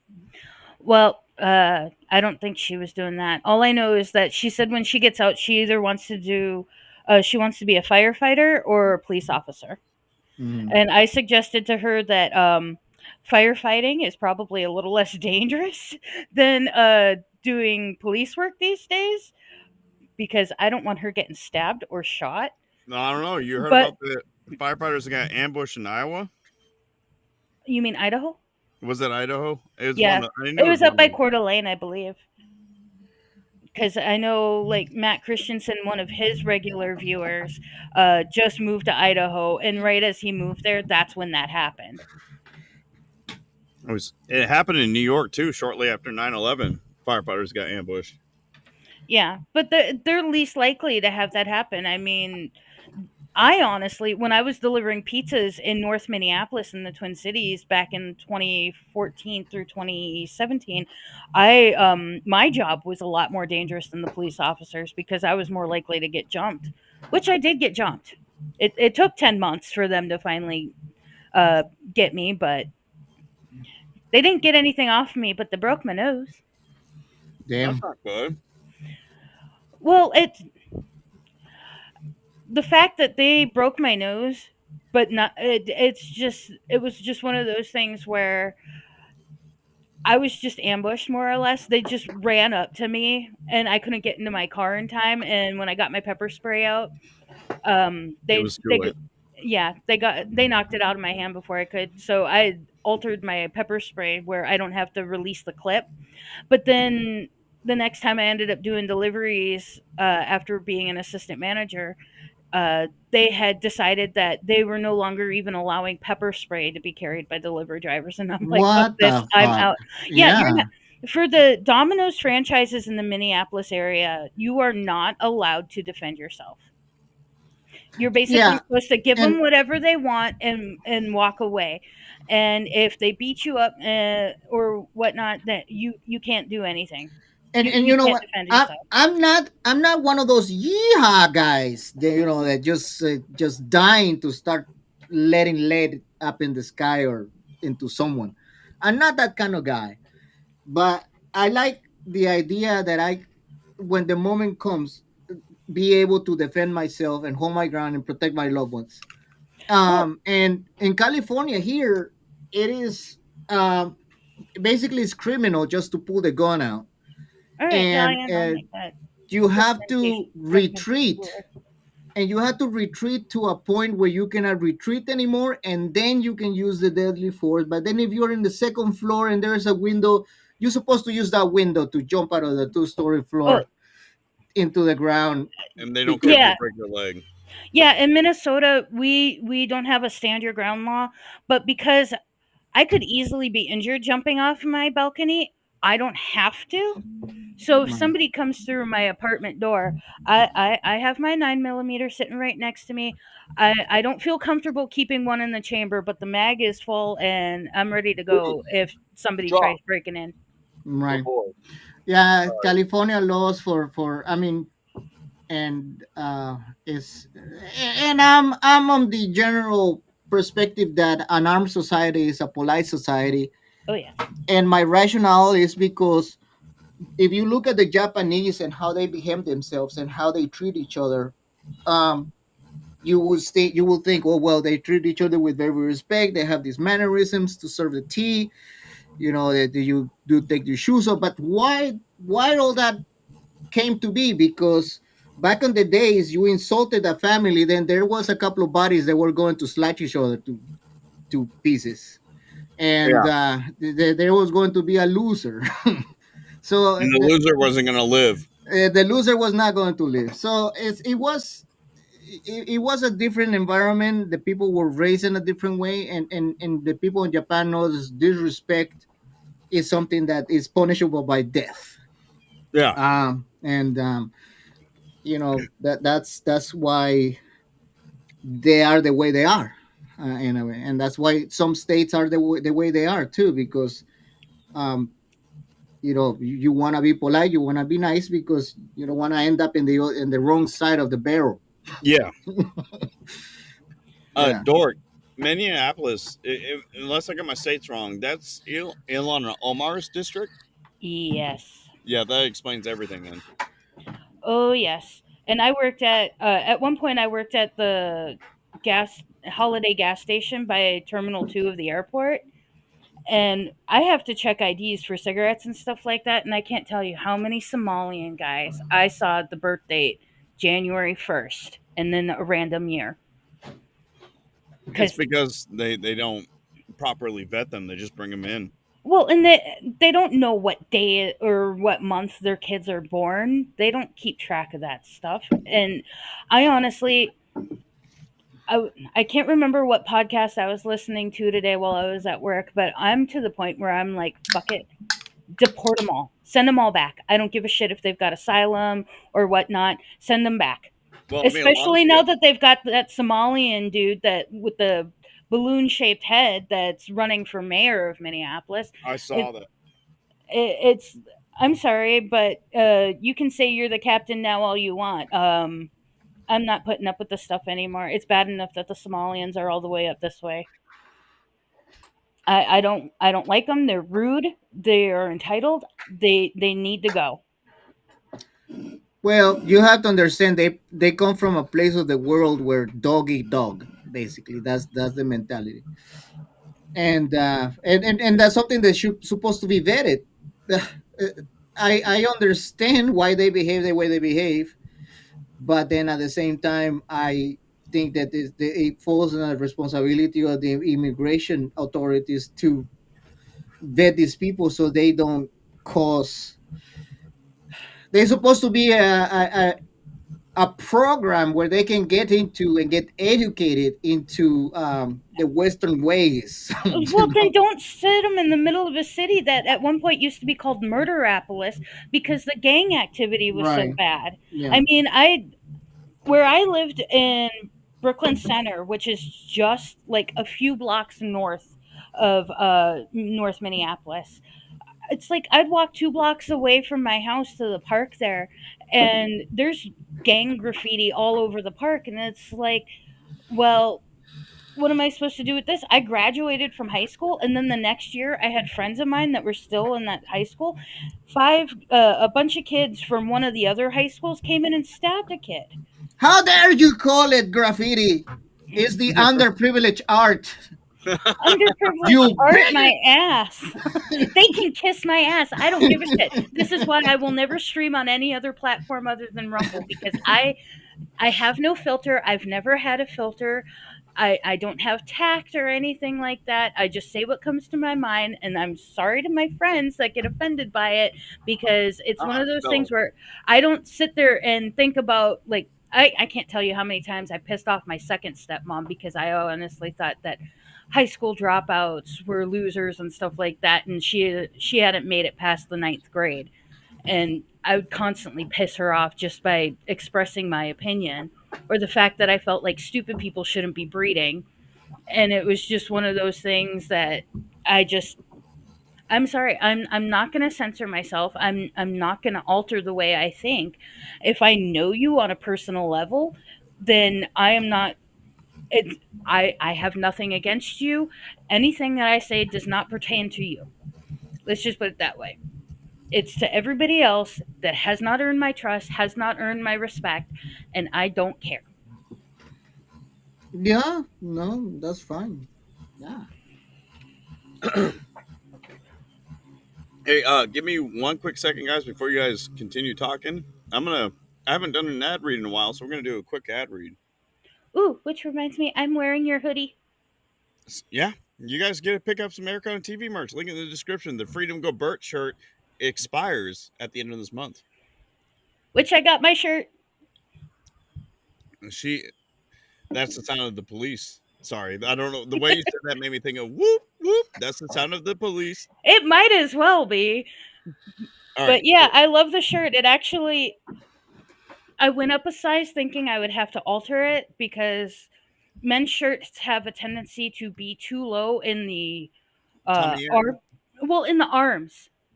So Because we it's don't like, have boobs. well, surprisingly, the unisex shirts, it's like I don't have to worry about altering it where I have to like take off the top like inch of the shirt and sew it together to make it so that the armholes sit up higher so you don't see my bra if I take off the sleeves. And it's like, if you're a bigger girl like me, definitely go a size up. It will fit. You don't have to worry about showing off underclothes if you have that issue. I don't because I don't have boobs. Well, I I don't do, know. and I love to. I like my boobs. I'm glad you like your boobs. You Boobs. should. Well, it's like I get to play with them and nobody else gets to. So, haha. Are you like Tammy? Tammy, Not, No. not Although, okay, hold on a second, guys. Let me do this ad read real quick, and we'll get back to it. sorry, No, you're fine. I'm not. I'm not upset with you. It's fine. but you should have your Freedom Go Burt shirt so that you could show it to the camera. I couldn't find it. I'll go see if I can find it after this read. By the way, guys, this sponsorship is from Rumble, one that's incredibly important to the survival of the company. When Rumble first started in 2013, they built the platform for the small creator. That's me. I'm a very small creator. They didn't censor or have biases. They were fair and treated all creators equally. No one thought platforms would censor political conversation or censor opinions on COVID. Excuse me. But they did. Facebook did, and they admitted it to it and fell to the pressure from the Biden and Harris administration. Why is this not scrolling? Oh, there we go. Rumble did not. They held the line. They are attacked daily for giving us the voice to talk to you. They are attacked in corporate media. They are attacked by governments like France and attacked from brand advertisers who refuse to work with them. Dunkin' Donuts was one of them. Oh, by the way, OBS is another one. OBS refuses to work with Rumble. Corporate America is fighting to remove speech. Rumble is fighting to keep it. Rumble won't survive with brand advertisers. They don't get much of it. Watching our show on Rumble is the most they can ask from you, but if you really believe in this fight and if you have the means, which is very important during this economy, one major way you can help Rumble survive is by joining Rumble Premium, which, guys, when I go premium tonight, you'll be able to be access to the after dark portion of my streams ooh, and not have to worry about losing out when I go premium. ooh, ooh. Join the community that believes in the First Amendment and believes in our human rights to free speech. They also believe in the Second Amendment, by the way. They're trying to bring more gun creators to Rumble. In the human right to free speech, Rumble is offering $10 off with the promo code STUDIO when you purchase an annual subscription. Go to rumble.com/premium and use promo code STUDIO. Like I said, if you had the means, stressing that because I know times are tough. Believe in the cause, and now is the time to join Rumble Premium. If you don't have the means, we are just as happy to have you watch us on Rumble. And let me tell you, the best way you can support my channel is watching me on Rumble. I know I'm on the other platforms, but Rumble is my platform and is the best way to support me. If you guys want to sign up for premium, scan the QR code, click the link in the pinned message, or click the link in the description. Okay.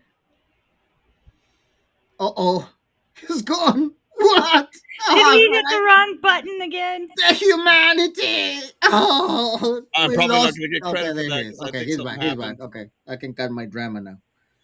Okay, I'm back. I'm good. I'm good. Like Chrome crashed again. It's probably because I'm using Chrome. Hey, Conda, Yeah, I use Brave. What's up? just wondering. Is this is it? Do the message change sometimes, or is the same message that you have to read? Oh, you're talking about for the ad read? Yeah, for the ad read. They've had that. I need to turn. Where is it? They've had that ad read for over a year now. That one I just read. Because I mean, I don't do ad reads, but I'm thinking that maybe one day do like a stream, not streaming, and then or get the text and create like a video where you're sitting, maybe eagle behind you, maybe music, like da da da da da da da da, da, and then and then you just read the ad, and then you can kind of transition from the live into the ad, and then transition back live.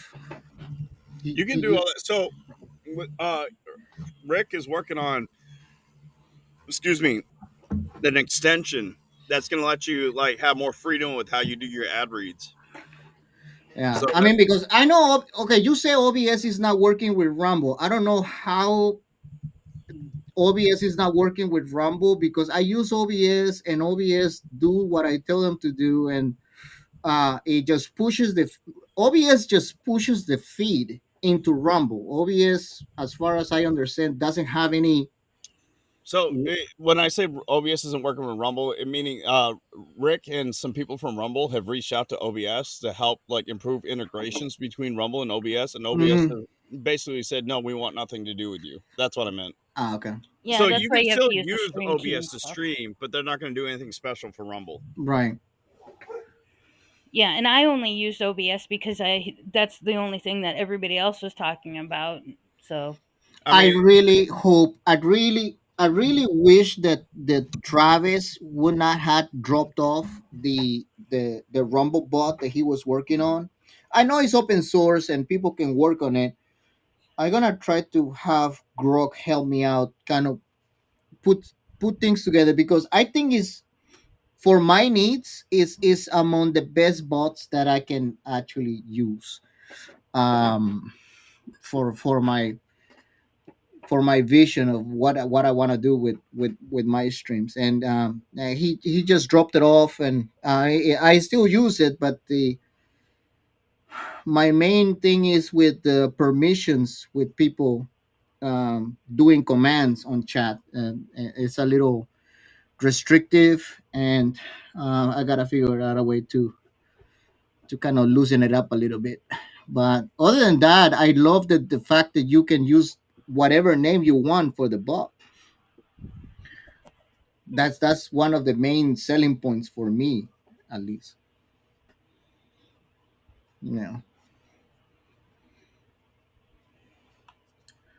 And what's your name? I didn't want to Dork say the girl. two. Yeah, I in my mind as a dirty girl, but no. Well, Uh, other people they'll sometimes call me DG, or Conda's the only one that calls me just Dork. But oh, look at this sexy key motherfucker lime too. Hey, what's motherfucker. up? The dispenser right here. He needs a dispenser here. All right, before everybody else talks, it's always important when a new guest joins. Key lime, tell us about who you are and what you want to plug. I don't care what it is plugs, even if it's a butt plug. Just don't show it. yes, I please don't show that. so I let gaming chat Please borrow my show butt it. plugs for the weekend, so I won't be able to plug any of those. Okay. I'm Keyline Warrior. I'm a Rumble gamer streamer here on the Rumble's Feast, and nothing special about me. I play games like Team Fortress 2, Kingdom Hearts, lately Minecraft, Spyro, various PS1 classics. But yeah, my channel is KLW Gaming, so you can find that on Rumble. Give me a follow if you want. Other than that, I got nothing else to plug. Well, you can drop the link in chat if you want to. If not, I'm gonna go find it after I pour myself another beer.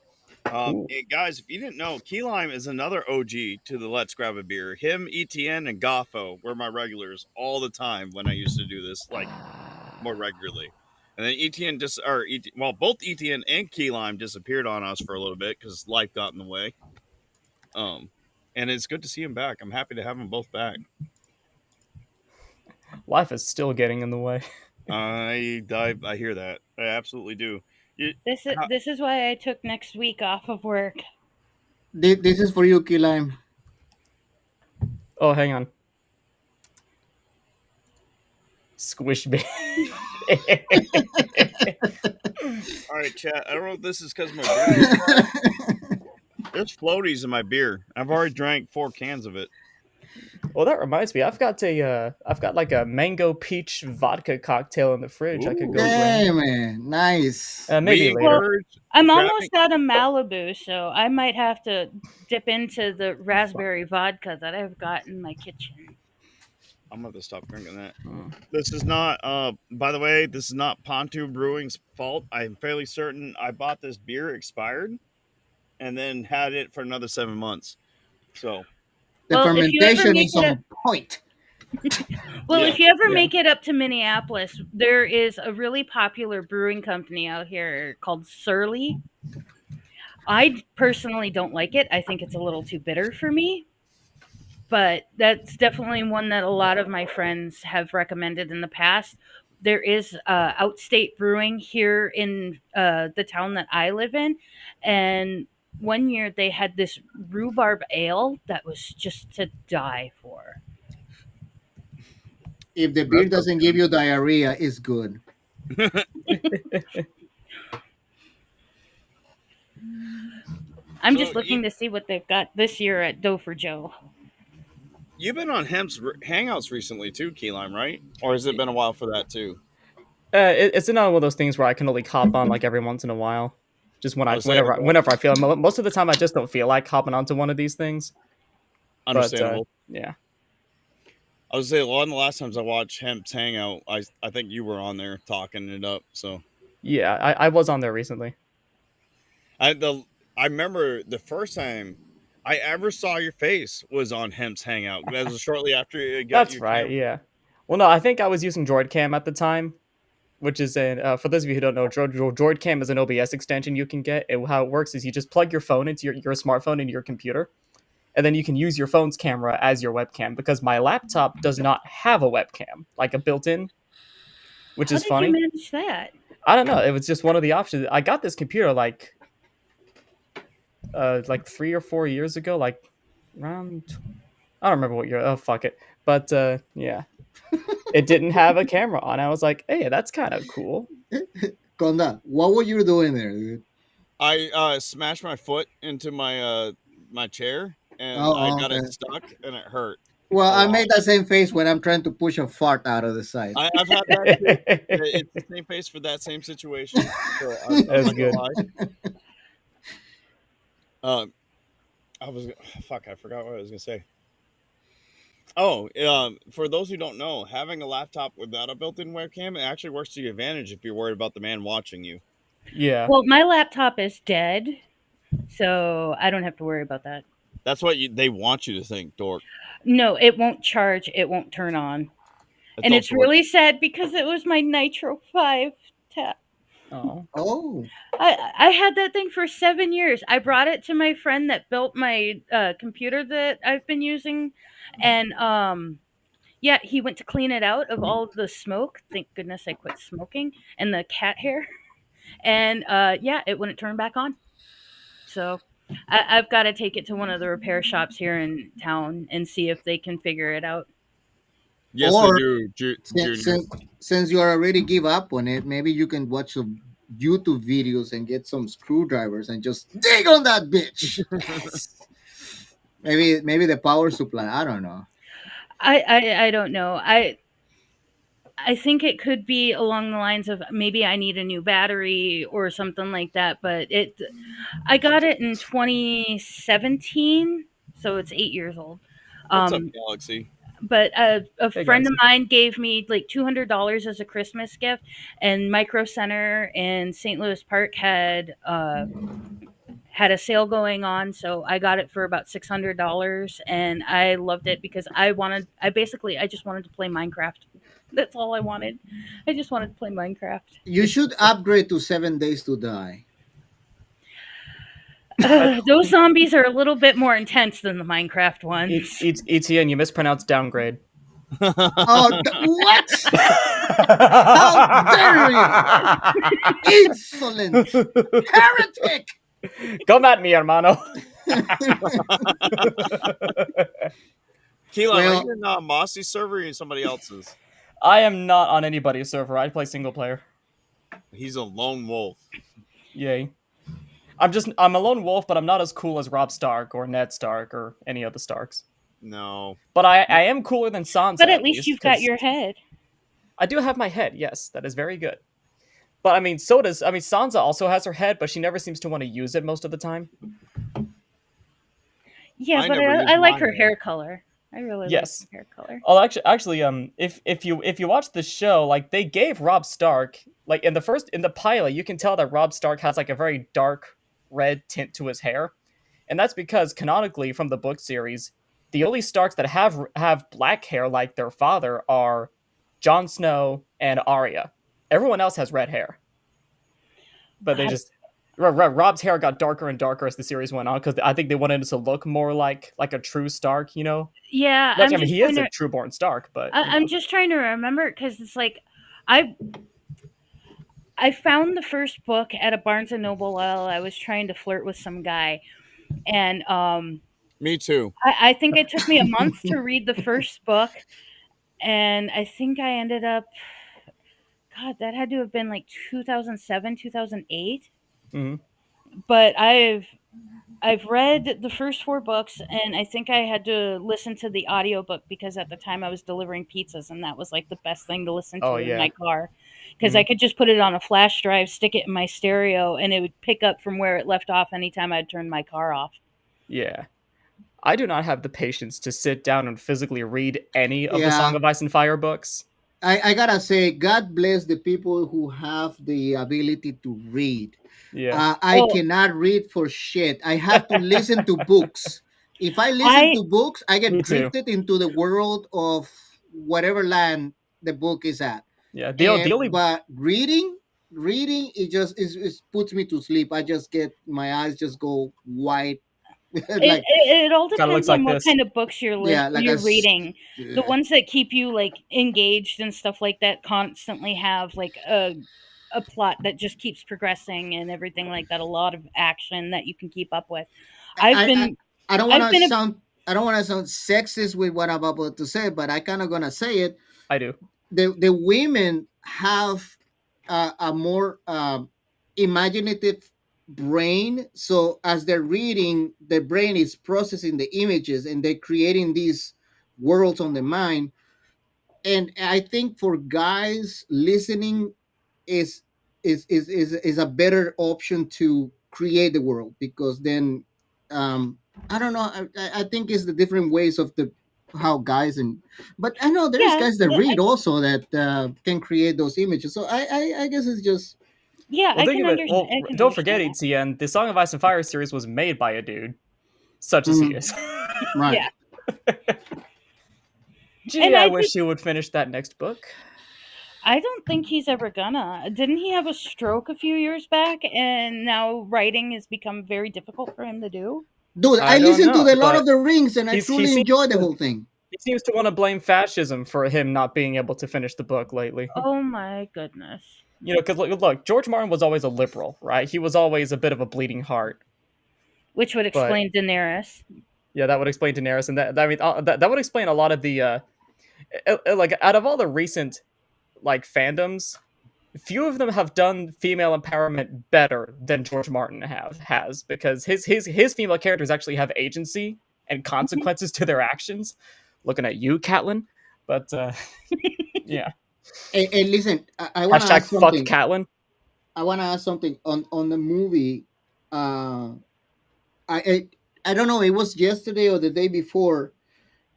For some reason, the image of the battle between the mountain and snake came to my mind, and how Oh, such a good gruesome fight. the how gruesome the death of Snake was.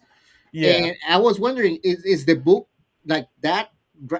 Like it really like does it portrays it that way? Because the movie, I mean, the way that he went is it was not nice. Oh, so I might have to defer to Dorkle on that one because as far as the books go, I've only gotten as far. I've read the first book and like a quarter of the second book, but the fight between Oberyn and the Mountain happens in the third book.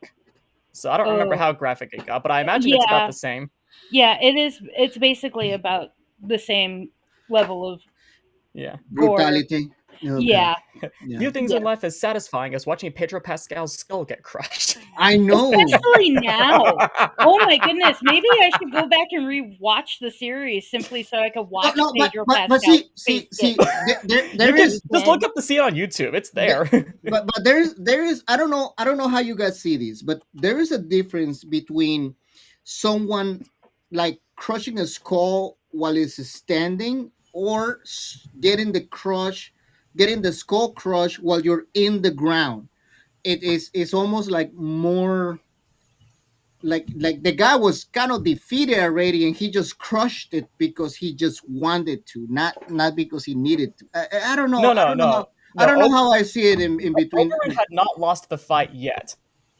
Oberyn didn't lose. The reason he lost that fight is because he got cocky, and Yeah, he I got a understand that little part. too Yeah, he didn't want to just finish the fight and be done with it. He wanted to embarrass the fuck out of Tywin Lannister. yeah, He wanted yeah, to make sure that people knew he's the one responsible for the deaths yeah. of my sister and her I children. totally saw that. Yeah, Yeah. But yeah, so, like he hadn't lost the fight yet. Not until the mountain knocked him over, crushed his skull, and yeah. actually Oberyn ended up getting the last laugh anyway because those of you who have only seen the show may not know it, but in the book, Oberyn's spear actually had poison on the tip of it. Yeah. So as soon as he cut the mountain, like yeah, that poison was going to get into his bloodstream and kill him anyway.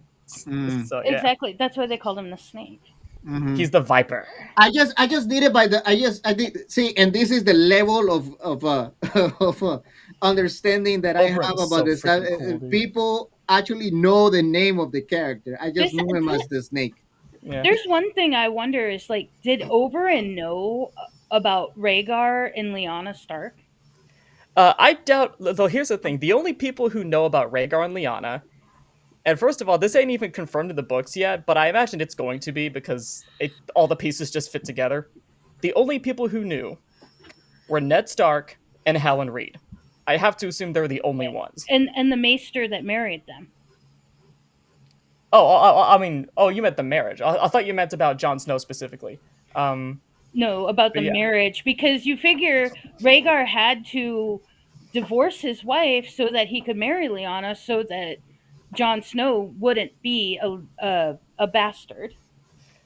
Well, yeah. Well, the only reason, the reason Ned was the only reason John was a well, I guess that checks out. But as far as I know, only the show says that he had an annulment with Elia Martell in order to marry Lyanna. I'm not sure if that's been confirmed in the books yet. It wasn't. I think the book series ends at Jon Snow being stabbed to death in Yeah. Castle And, Black. and Sam Tarley hasn't read anything about it yet in No, the he books. hasn't. Okay, yeah. He, So, as far as things that only happened in the show, I don't consider most of it canon, especially because of basically, how bad the show got. well, with the books pretty much stop right after the season where Jon Snow is stabbed to death. Yeah, no, I knew that, but yeah, I'd have to imagine the only people who knew were obviously Rhaegar and Lyanna, who are now dead. The maester who married them, who Lemmy knows where he is. He probably disappeared. But yeah, no, but in regards to the mayor for the marriage ceremony, like I have to assume the only way Sam found out about it in the show was by reading about it. So, who wrote it? Who wrote that? What maester wrote that? Because that was the marriage that started a war. Don't forget. Yeah, because they Yeah. ran off together. Yeah. And it's funny because reading the books, I'm sitting there going, it's like, I honestly don't think that Jon Snow was a bastard, because Ned Stark didn't seem like the kind of guy to have a child out of wedlock. Yet it Well, no. The only reason the only reason he called him Jon Snow and took on the responsibility of wiping his ass with his honor and telling everyone this is my bastard was because he knew if his friend Robert ever knew that Jon was actually a Targaryen, Jon Snow would be dead in less than a year. oh yeah. And there was no way Ned was going to let his nephew die like that.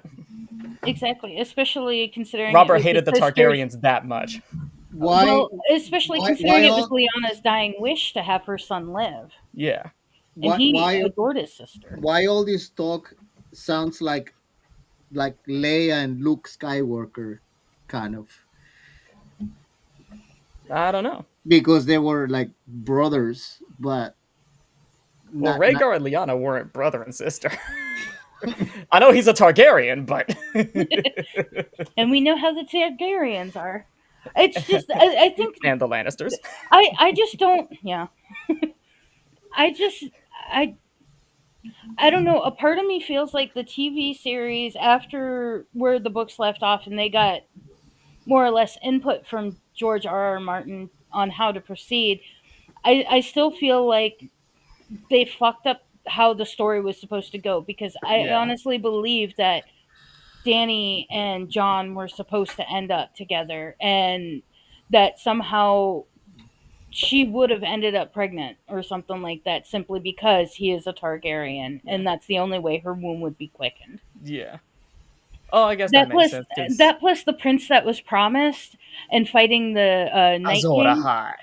Yeah, I just I don't think that having, that's the one thing that really irritated me, was having Arya get the killing blow on the Night King. Yes, dude. Even Maisie Williams' boyfriend was like, "That's not right."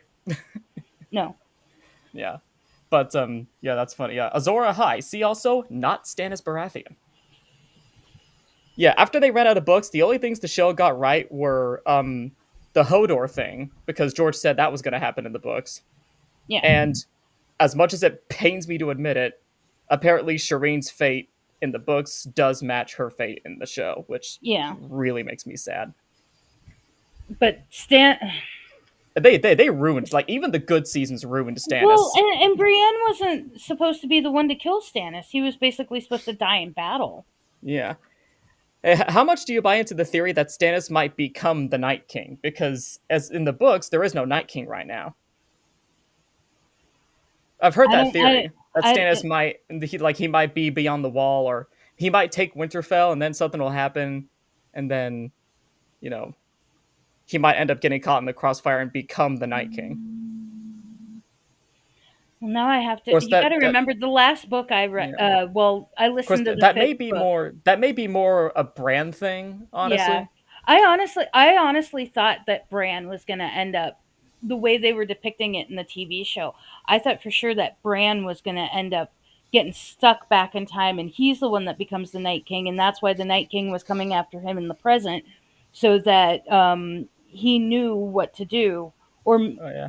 or something like that. It's just, He gets stuck in the past and becomes the Night King. He comes back to find Bran in the present, and then he takes a razor and shaves that fucking shaves his eyebrows a little bit. Finally, I fixed it.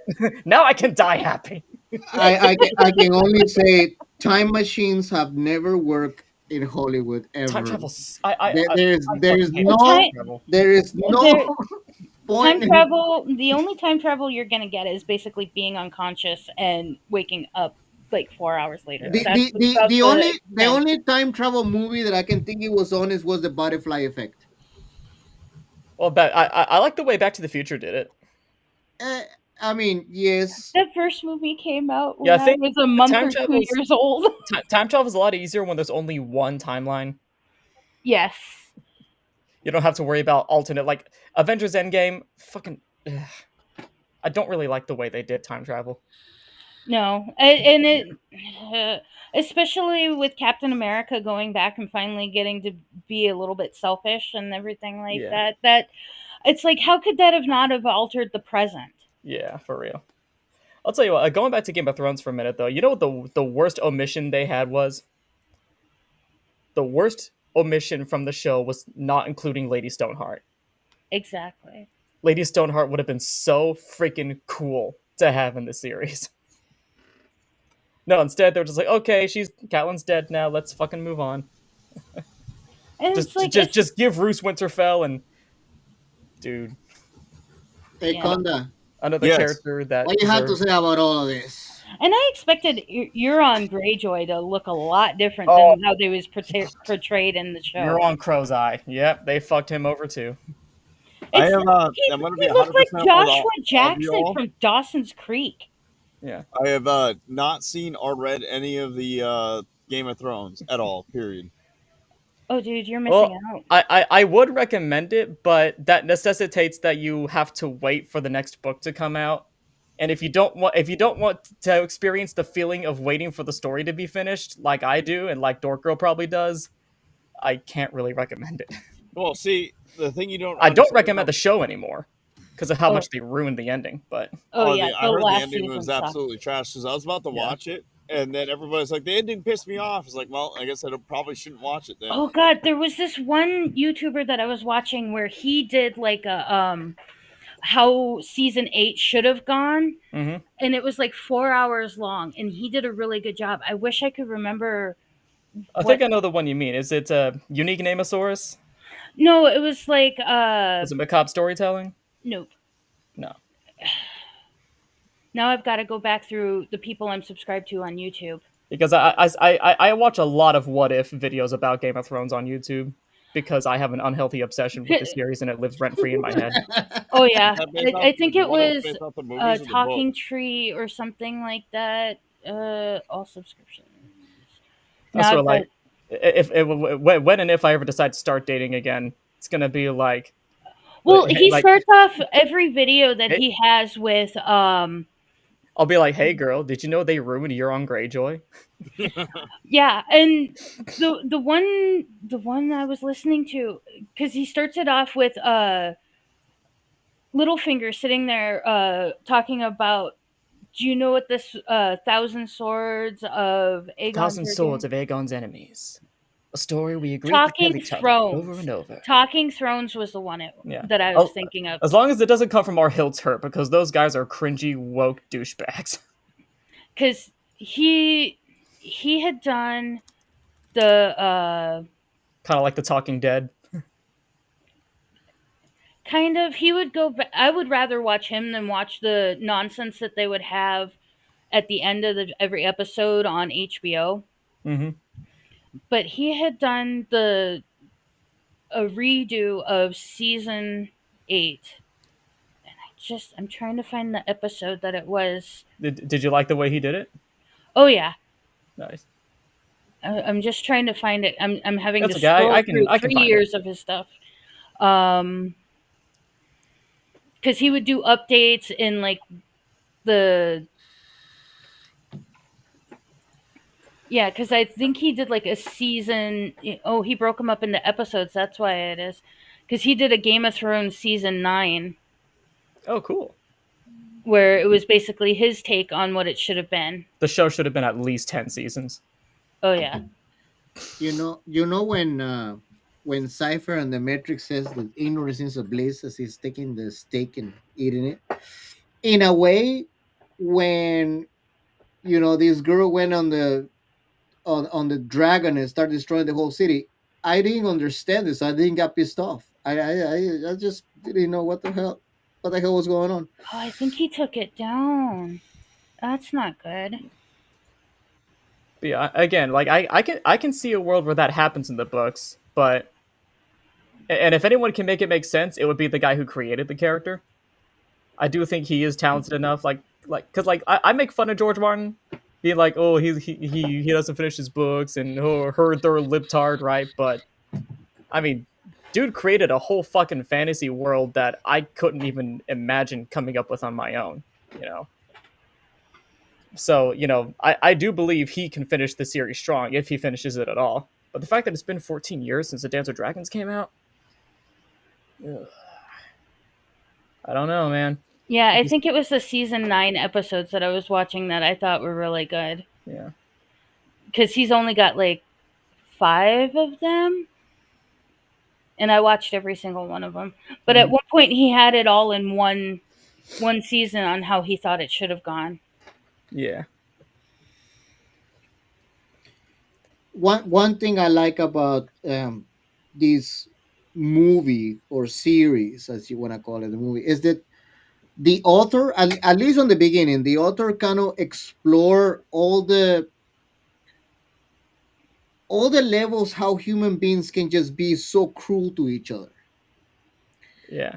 and on fighting, or the guy getting his dick chopped off, or this little kid just spanking the girls with a wooden fucking spike boards just because she want. I don't know. It's just it was so honest. It was so Yeah. very honest about the brutality and the level of imagination that human beings can get into just to cause pain to someone else. And I'm not saying it's right. I'm just saying it's honest. Yeah. And there's things that many people are just like, oh, human beings are good. Human beings are. No, Not in no, Westeros, motherfucker. no. Even in There real is life, no plot armor in Westeros. Yeah, unless your it, name is Arya Stark. Oh yeah. well, even Arya Stark got to a point where she was, a brutal murderer. Uh, Arya Stark took 2 gut stabs in season 5 and survived. Yeah. Fuck you, right, showrunners. Did you have to turn Arya Stark into a girl boss symbol? No, you didn't.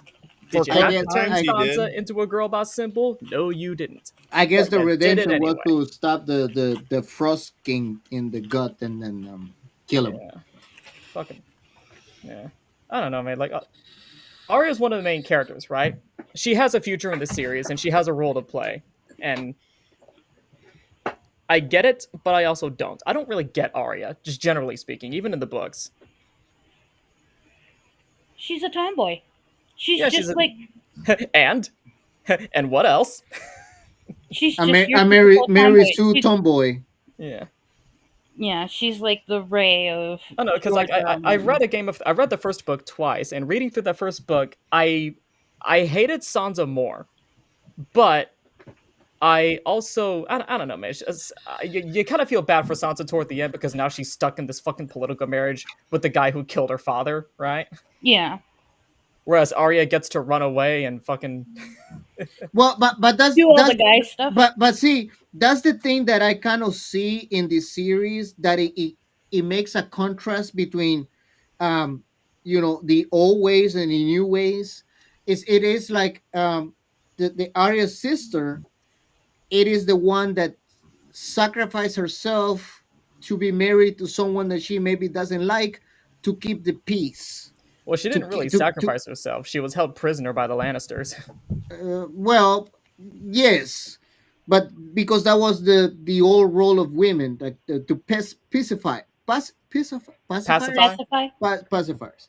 So men used to trade women to pacify the other king and stuff like that. So that's one side of the story, and then Arya is the new one, like a independent warrior woman that Yeah. just gonna do whatever she wants to do. Well, she's also 9 years old in the books.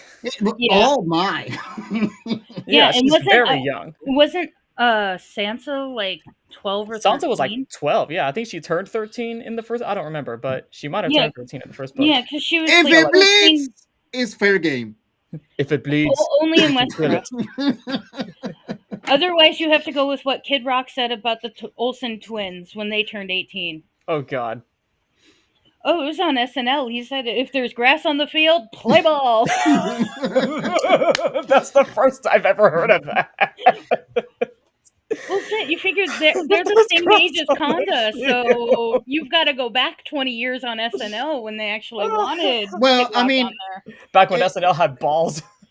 Back when there SNL wasn't, is no horrible. secret that many cultures in the world still take that to account. As soon as the female have her period, then that means that she's fair game for reproduction, and Yeah. that's all it is. It doesn't Yeah. matter how old is it. So it happens still in some places of the Well, world. and it wasn't until like the last 200 years that we started actually frowning on marriages between girls and men that were like if girls were younger than 16 we years old. we as in Western culture and stuff, Yeah, Western but culture. not the rest of the world. The I rest of the really- world, Not the Muslims. yeah. Yeah, I still don't recommend marrying off 9-year-olds or 6-year-olds. Yeah. Yeah. Or anyone named Stark. They're Yeah. you marry a Stark, you will die. That's just And usually the Stark that got married will die as well. yeah. Oh yeah, that's another thing that makes me sad. So if we ever get wins, I think it's been confirmed that the prologue POV character who always dies, like every prologue chapter's POV has died. Maester Crescent, Kevin Lannister, although that's an epilogue. The Wins prologue character, I believe, is confirmed to be Jane Westerling, which is kind of sad. Oh, wasn't she the one that they ended up trying to pass off as Arya Stark? Because No, they're that was being- Jane Poole. Okay. Sansa's friend. Jane Westerling is the one that Rob broke his oath to the phrase for. Ooh. You know what I'm interested in finding out what kind of babies came out of the mountain and the big nun. The mountain. Oh god. Get that septussy, Gregor Clegane. That's the one thing that drove me nuts at the on the last episode of the series was that Arya had it in her to do all this killing. The mountain was on her list and whatnot, and because the Hound told her not to, she decided, okay, I'm just gonna not. Yeah, they didn't develop Arya. They changed fucking like, and Macabre Storytelling talked about this. He's also a bit of a liberal yuppie, but he made a series of videos about all the characters, and he mentioned about Arya that they basically went from, when it comes to her revenge story, they went from Arya's quest for revenge slowly destroying her soul to actually revenge is totally cool and these fuckers deserve it anyway. Which is why they assassinated the character of Meryn Tran, who's barely a character in the books anyway, but they made him cartoonishly evil to give Arya an excuse to kill him. It's, Hey, dorky girl, just Yeah. just to lighten things up a little bit, I wanna suggest to you to watch a mini movie, like a short film called Kung Fury. That sounds familiar. What, Dong Fury? I'm in. Kung Fury. Oh, Same Well, thing. never mind. you played Team Fortress, so the Dong Fury is perfectly up your alley. That's probably the name of a Well, weapon in there. we'll type it What, in Dong chat Fury? Yeah, so I probably. can see how it's spelled. All right. Bro, I got headshot by a sniper in TF2, and you can name your weapons in TF2. His sniper rifle was called Feet Picks. He named his weapon Feet Picks. Well, that's like in Minecraft how you can name your tools and your weapons and everything like that. Yeah. I just keep on. Okay, Kung Fury. All right. Yeah, my Islander in TF2 is called Ice because it's a That big I sword. mean, it just for you. It is between you and me, dorky girl.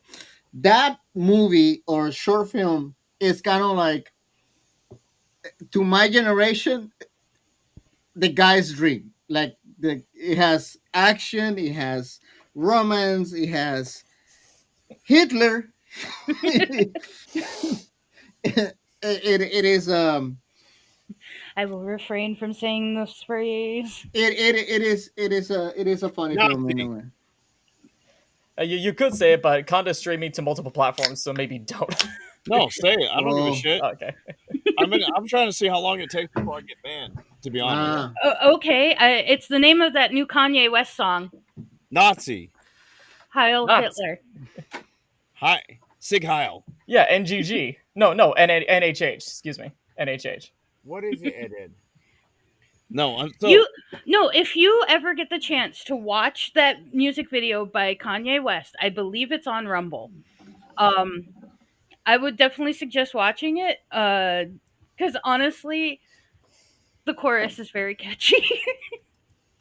I've heard It's like, that. why I gotta make these catchy ass songs that are also just It's like I cannot it's sing like this at work, and I love singing along with the music I listen to at work, and I just want yeah, to. dude, it's like Shika Noko Noko Noko Kosh Tan Tan. That anime is pretty bad, but the theme song I can only absolutely is. imagine like dorky girl at work, like she's extending her arm. Thank God everything at work is really loud. Yeah. So it's like I have to wear headphones simply so that I don't have the constant hiss of the air compressors going and everything like that. But yeah, it's I can only sing so low, and considering the fact that where my sewing station is next to the repair table where my boss is always at fixing stuff, it's like, yes, I know he agrees with me politically on certain things. He warns me that I should be careful who I talk to at work about that stuff. But I don't think he would be too happy about hearing me singing that at work. Yeah. Yeah. He approaches your desk like, "Hey, you accidentally sewed a swastika on this napkin. What the fuck is going on If here?" you're gonna sing I this, sew boat covers and boat lift canopies. So if Put you're a put a gonna, if giant fucking symbol Hey, yeah, on a boat. there's the Buddhist swastika, which is fine. if you're yes, you gonna, just have to change the orientation of it. No. yeah, Like, keep the symbol the same, but make it rainbow colored so that people are okay with you having it. if Hey, if you're gonna sing this, you have to make sure to wear the proper attire. You know, white clothes, pointy hat, yeah, that kind of Yeah. stuff. Oh, well, we do have some white vinyl at work for some of the canopies. Maybe I should make a Play white play hat to out of be some of the play to be scraps. Casper for a day, and then we're gonna find out this time next week. Dork Girl is jobless. Well, I took next week off, so we'll find out the week after. Hmm. But no, it's like they know my political view. The people that own the company know my political views. So, because I had sewed pat, they gave me for Christmas a pullover hoodie that I had put a zipper in, and then I sewed a patch over the symbol for my job. And they're like, we felt very offended that you did that because it said on the patch, it said, I'm only smiling because I have to, or Nice. something like that. It's like, but in my mind, I've killed you 3 times already. Um, they got really offended at that, called me into the office, and I told them, it's like, look, when I go out to the bar or anywhere around town, I do not filter myself, and I do not want you guys getting inundated by some person that's offended and wants to complain that while I was at the bar, I said something that they found offensive. So yeah, I'm doing it for your benefit as well as mine. Yeah. And they just dropped the subject, and I still have a job there, and I've gotten plenty of raises since then. you know, I want to talk to yeah, you know, dorky girl.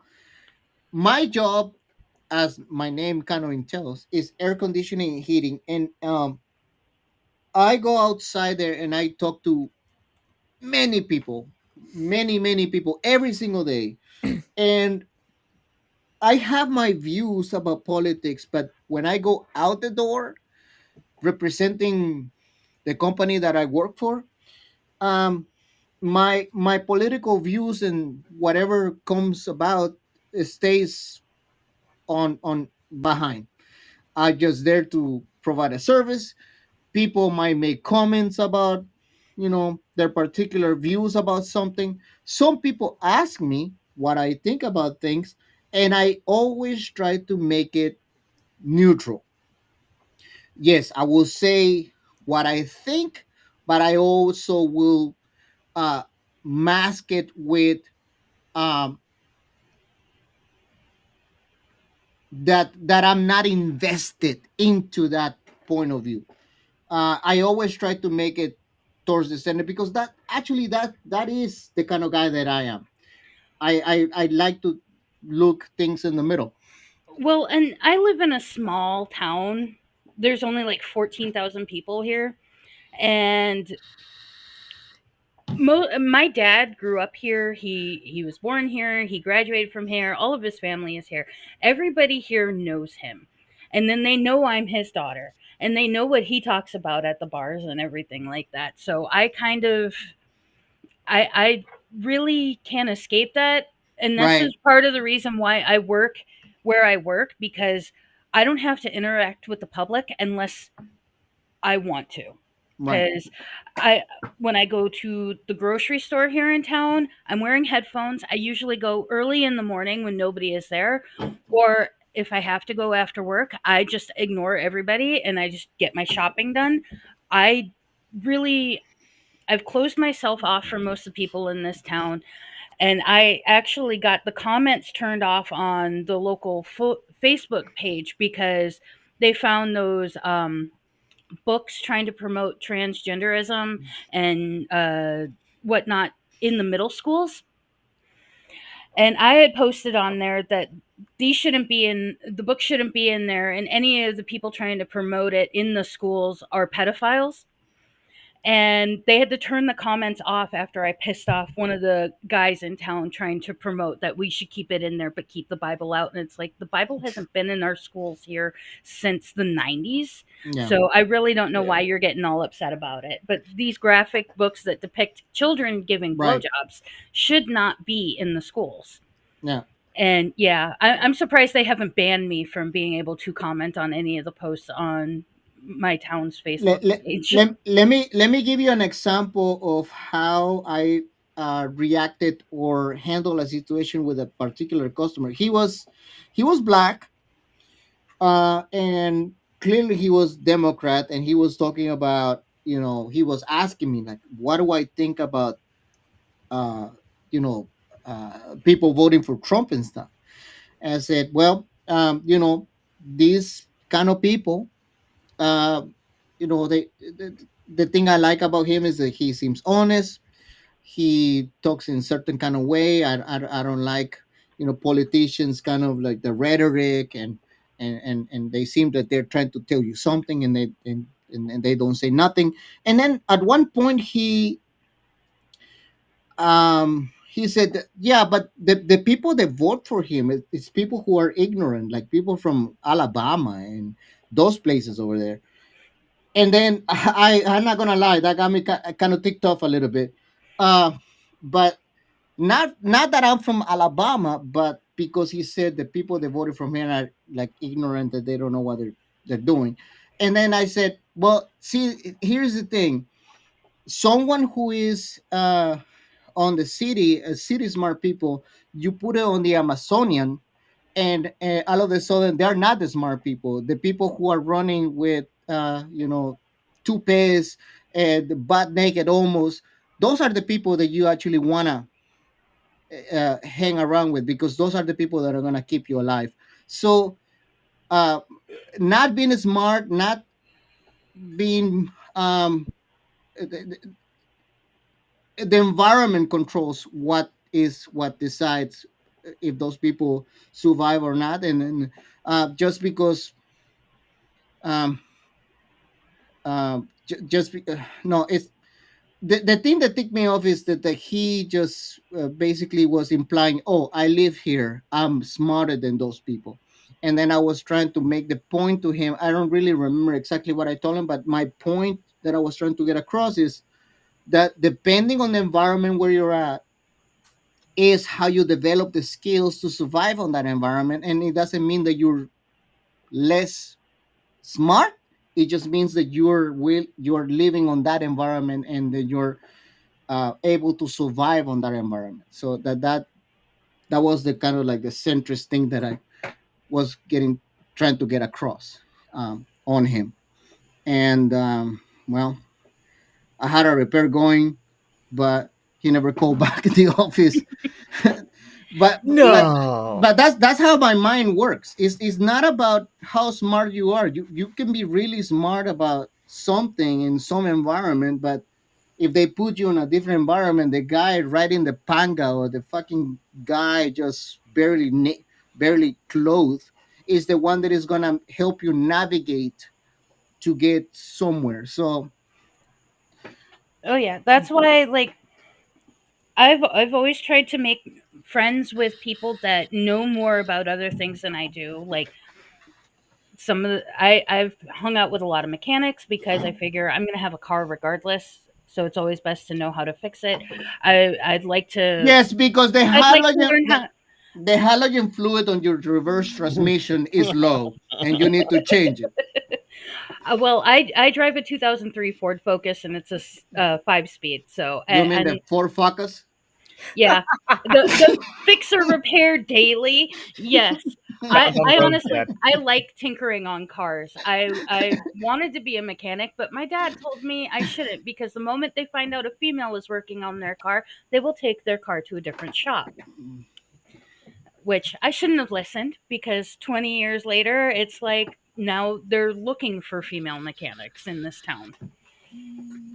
And it's just I've always wanted to hang around people that knew how to butcher animals so that I would be able to do that if I ever find myself in a survival situation. I I've always tried to be around people that knew things that I didn't know that I could learn from. See the thing, I really, I really want to say this with the best of intentions. The reason sometimes people react like that is because the, if we talk about an environment where women are being shoved into positions without having any previous accomplishments to deserve to be there, then that is a problem. And Yeah. that could be a mechanic, that could be a doctor, that could be a nurse, that could be anything. Well, and Ju- that's why I want to have the knowledge to back it up. and then that's what the DEI culture kind of created, where, oh, we have to staff this company with so many of these people because that's the quota. No, the quota supposed to be, can you do the work or not? I don't care if you have a vagina of a dick or a small dick or a big, well, maybe a big dick will help. But anyways, what I'm saying is, You need more lube for the bigger ones. can you do the fucking job? And that's what everybody cares about. Now,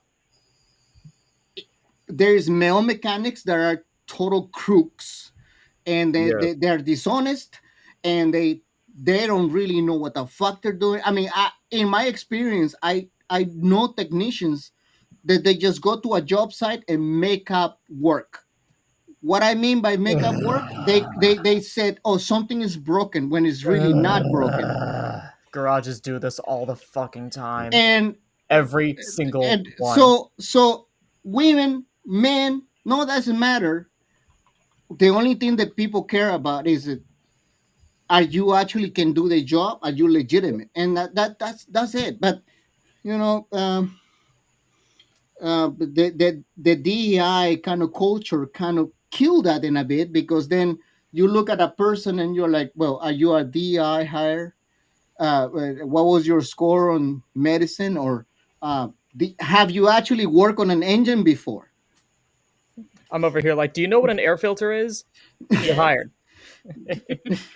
Yeah. This is me when my check engine light comes on. I pop the hood. Yep, that is definitely an engine. Moving on with my Well, life. well, and I've had to change out my alternator before. I've done my thermostat housing.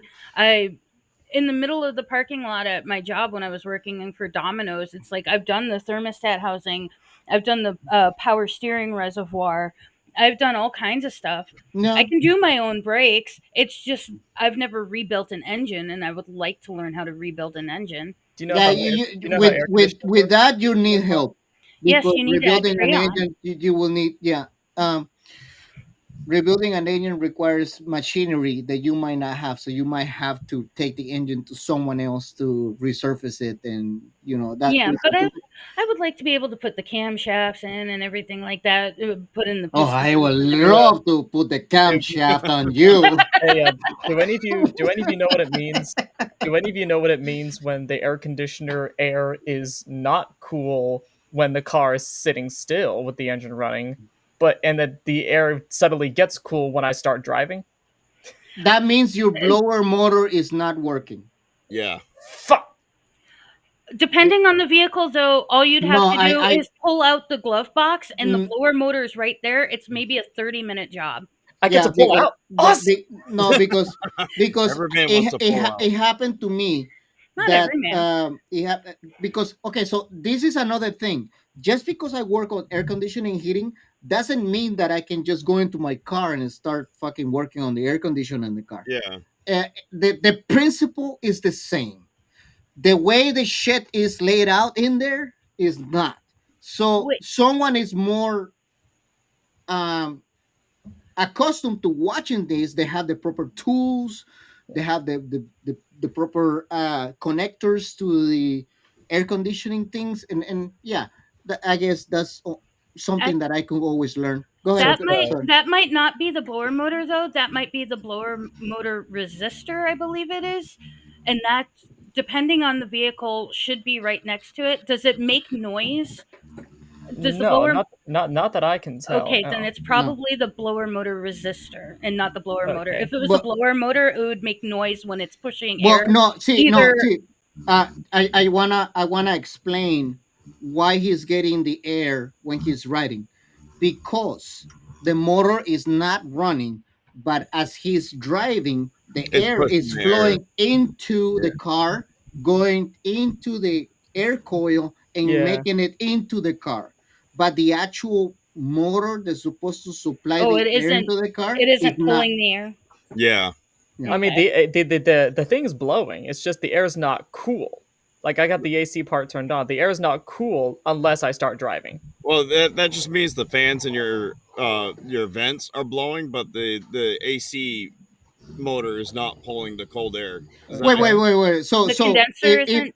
no, so if you're standing, the air is coming out of the vents. Yeah, like the AC is all like the air is always blowing whether I'm stationary or riding, but the air is not like I got it on the blue, right? As I meant for the air to be Okay, cool. okay. It is not cool when the car is sitting still, but as soon as my car starts moving, like What give it a year couple is your minutes. vehicle? 2018. Do you have the kind of vehicle where when you come to a stop, it's like it turns itself off and then it turns itself back on when you go to hit the gas? No. Okay. Okay, so I think that might be something related with the Do charge on you the do you AC. have an EcoBoost car?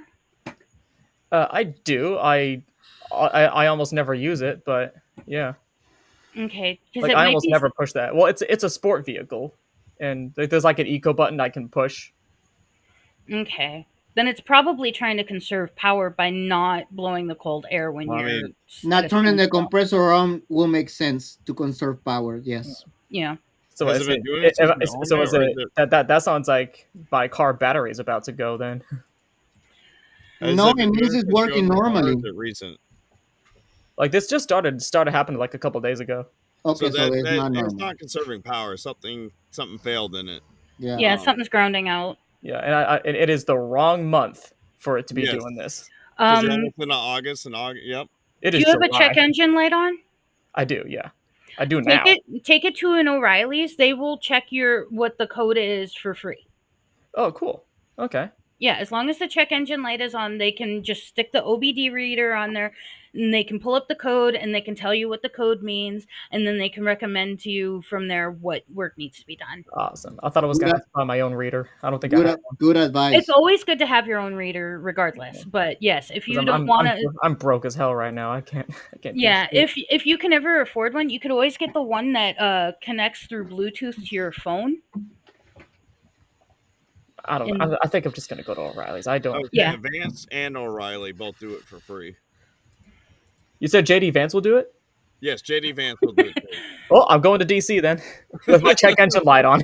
But Mr. yeah, Vice President, I need you to read my car real O'Reilly's quick. actually advertised that will do that. Okay, cool. That's good. Well, guys, I hate to cut you all short, and Keyline will be more than happy to help you offline, but I got to get ready for golf in about 50 minutes. Oh Oh, my! it's So time for we're balls. Awesome. Yeah, it's time for ball yes. touches tonight. Yeah, All I'm right. wondering. I messaged Noobs, but is He's Noobs not. hosting it or is it Valorant? Val told me I'm hosting it, which is news to me. So if you're looking for an invite, you can join. Okay. You know what Oh that hell means? yeah! You know what that means, door girl? It means the night is dark and full of testicles. Yes. Well, Ooh, yay! okay. Technically Or to juggle. speaking, women have Azora, eggs hell yeah. inside of their body, so we can So they got still balls smack too. those ones. They got Well, balls and too. Stannis the Menace. see, my balls are on my chest. That's the thing. Ah, Chesticles. Yes, and I get to play with them more than any other guy gets to. You're making me cry. Well, if we Right. were to ever meet, I'd let you play with them too. oh my God! That is serious talk right there. In exchange, I will not do anything to my car and I will let you fix it. Ooh. Well, before we say goodbye, Dork, you're the first one to join. Is there anything you want to shout out before we wrap this up? I'm not really sure. I just want to say thank you so much because you were the one that sat there and told me that I should start streaming and everything like that. And I took a picture of my 69th follower, but I am Giggity. now at 73. So, Damn it. I'm Just not tell people to unfollow you. So you can go no, back I'm to the I'm not game. even worried. I'm probably until I am willing to commit to a full time schedule or something like that. Even if I were to get to 100 followers, I probably wouldn't even join the creator program, simply because I know that that would take a more of a slice out of the pie, and I would rather everybody else that has more time to commit be able to get a bigger Yeah. slice. So, The and creator program, I like my job. yeah. The I might creator become a program trainer. requires me to do things that I just don't have the. I'm the things I'm too lazy to do. There's nothing wrong with that I'm at too all. But lazy to sit and learn how Rumble Studio works. But I would like to shout out to JFG, Fat Steven. Thank you so much for basically bringing me into the fold, so to speak. Because if it wasn't for him, I probably would have never met any of you guys. Our favorite Canadian. Nice. Mine too. Eat your heart Our out, Ricky favorite Bobby. Very fellow Mexican. nice. All right, ETN, do you got anything you want to shout out? I know you've been busy Uh, with life too, so not really. I mean, I'm just here, and then I'm going over there. Or whatever you're hosting, I'm. I'm gonna do golf with your friends. I guess I'm hosting it. It was up to Valent, but Valent just dumped it on me. So, um, as long as we got slots open, first come first serve. If you show up, you can play. We'll be in Noobs' Discord because I don't have a Discord. Dorky girl might even get to know the real ETN Yes, after like you get to 12 see beers. ETN in full I light. look forward to it. All right, Key Lime, you got anything? I know you still stream when you can.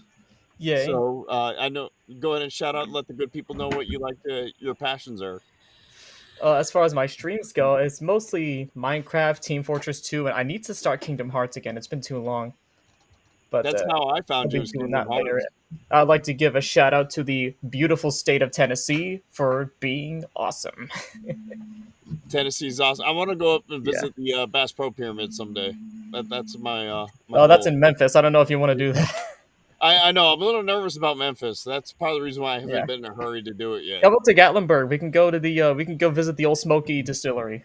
Yes, I had several. My wife did the blue, basically their blue tequila one, and she said she felt like she died when she drank it. So Nice.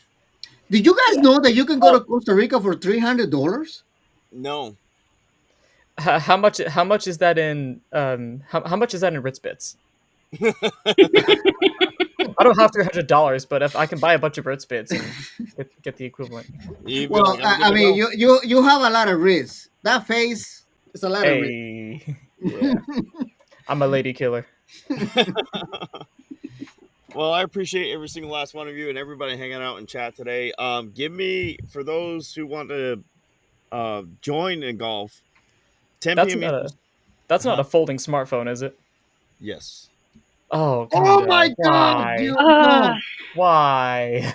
Why? Because it's like Why? iPhone, I do my astrophotography. My apps are easier to use on that, so that's why I do it. I the AstroTurf. guess. But yes, for those who are going to join with golf, that's going to be at 10 p.m. So about 45 minutes, I'll be over on the gaming channel. So if you guys just want to watch Aircon TV Gaming, if you guys are going to join, Dork, ETN, Key Lime, you're all obviously all more than welcome to join. Noobs, I don't think will be joining us. Beers won't be because he's been camping on weekends. Chad will be there. He yelled at me last week for not being there. Valence will be there. Purdy will join us eventually. Yeah, Chad still has my butt plugs. I need to get them back from him, so I'll be there. Yeah. Yeah, Make okay. sure, You make better sure yell at you him. clean them properly. Oh no, No, don't I clean do them. not want Chad to clean them. No, No, I need those germs. you want that bacterial Yeah, it's door bacterial girl. It's like years of lease. I make them out of gaming Chad's, or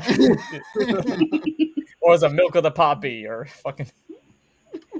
I'm gonna have to kick my cats out of my office here because I think they're messing with the cords to my monitors.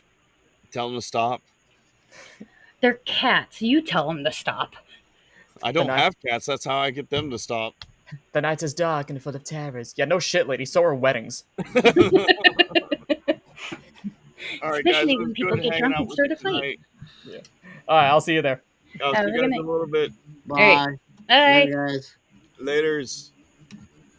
stream. If you enjoyed it, drop a like and a follow and a comment down below. If you want anything to add to the conversation that happened before the call-in, go ahead and add to the conversation in the comments. If you want to add to the conversation that happened after the call-in, because we were all over the place, as I like it. That's why I like doing the stream. Go ahead and add the comment down below, and I'll see you in about 45 minutes on the gaming channel to do some ball touches with strangers and people I know. It should be a good time. It sounds like an orgy. It might be a good orgy, it might be a bad orgy. Key Lime's going to get his butt plugs back, so that's a positive always. So check out the fantastic people that joined the call. That was ETN, Key Lime, and Dorker. The links in the description, or links are in chat, or you can find their names and click the icon next to them and drop them a follow. And I'll catch you guys in 45. I usually see you in the next stream, but in 45 minutes. Later, everybody. Okay, this is awkward. Now later, everybody.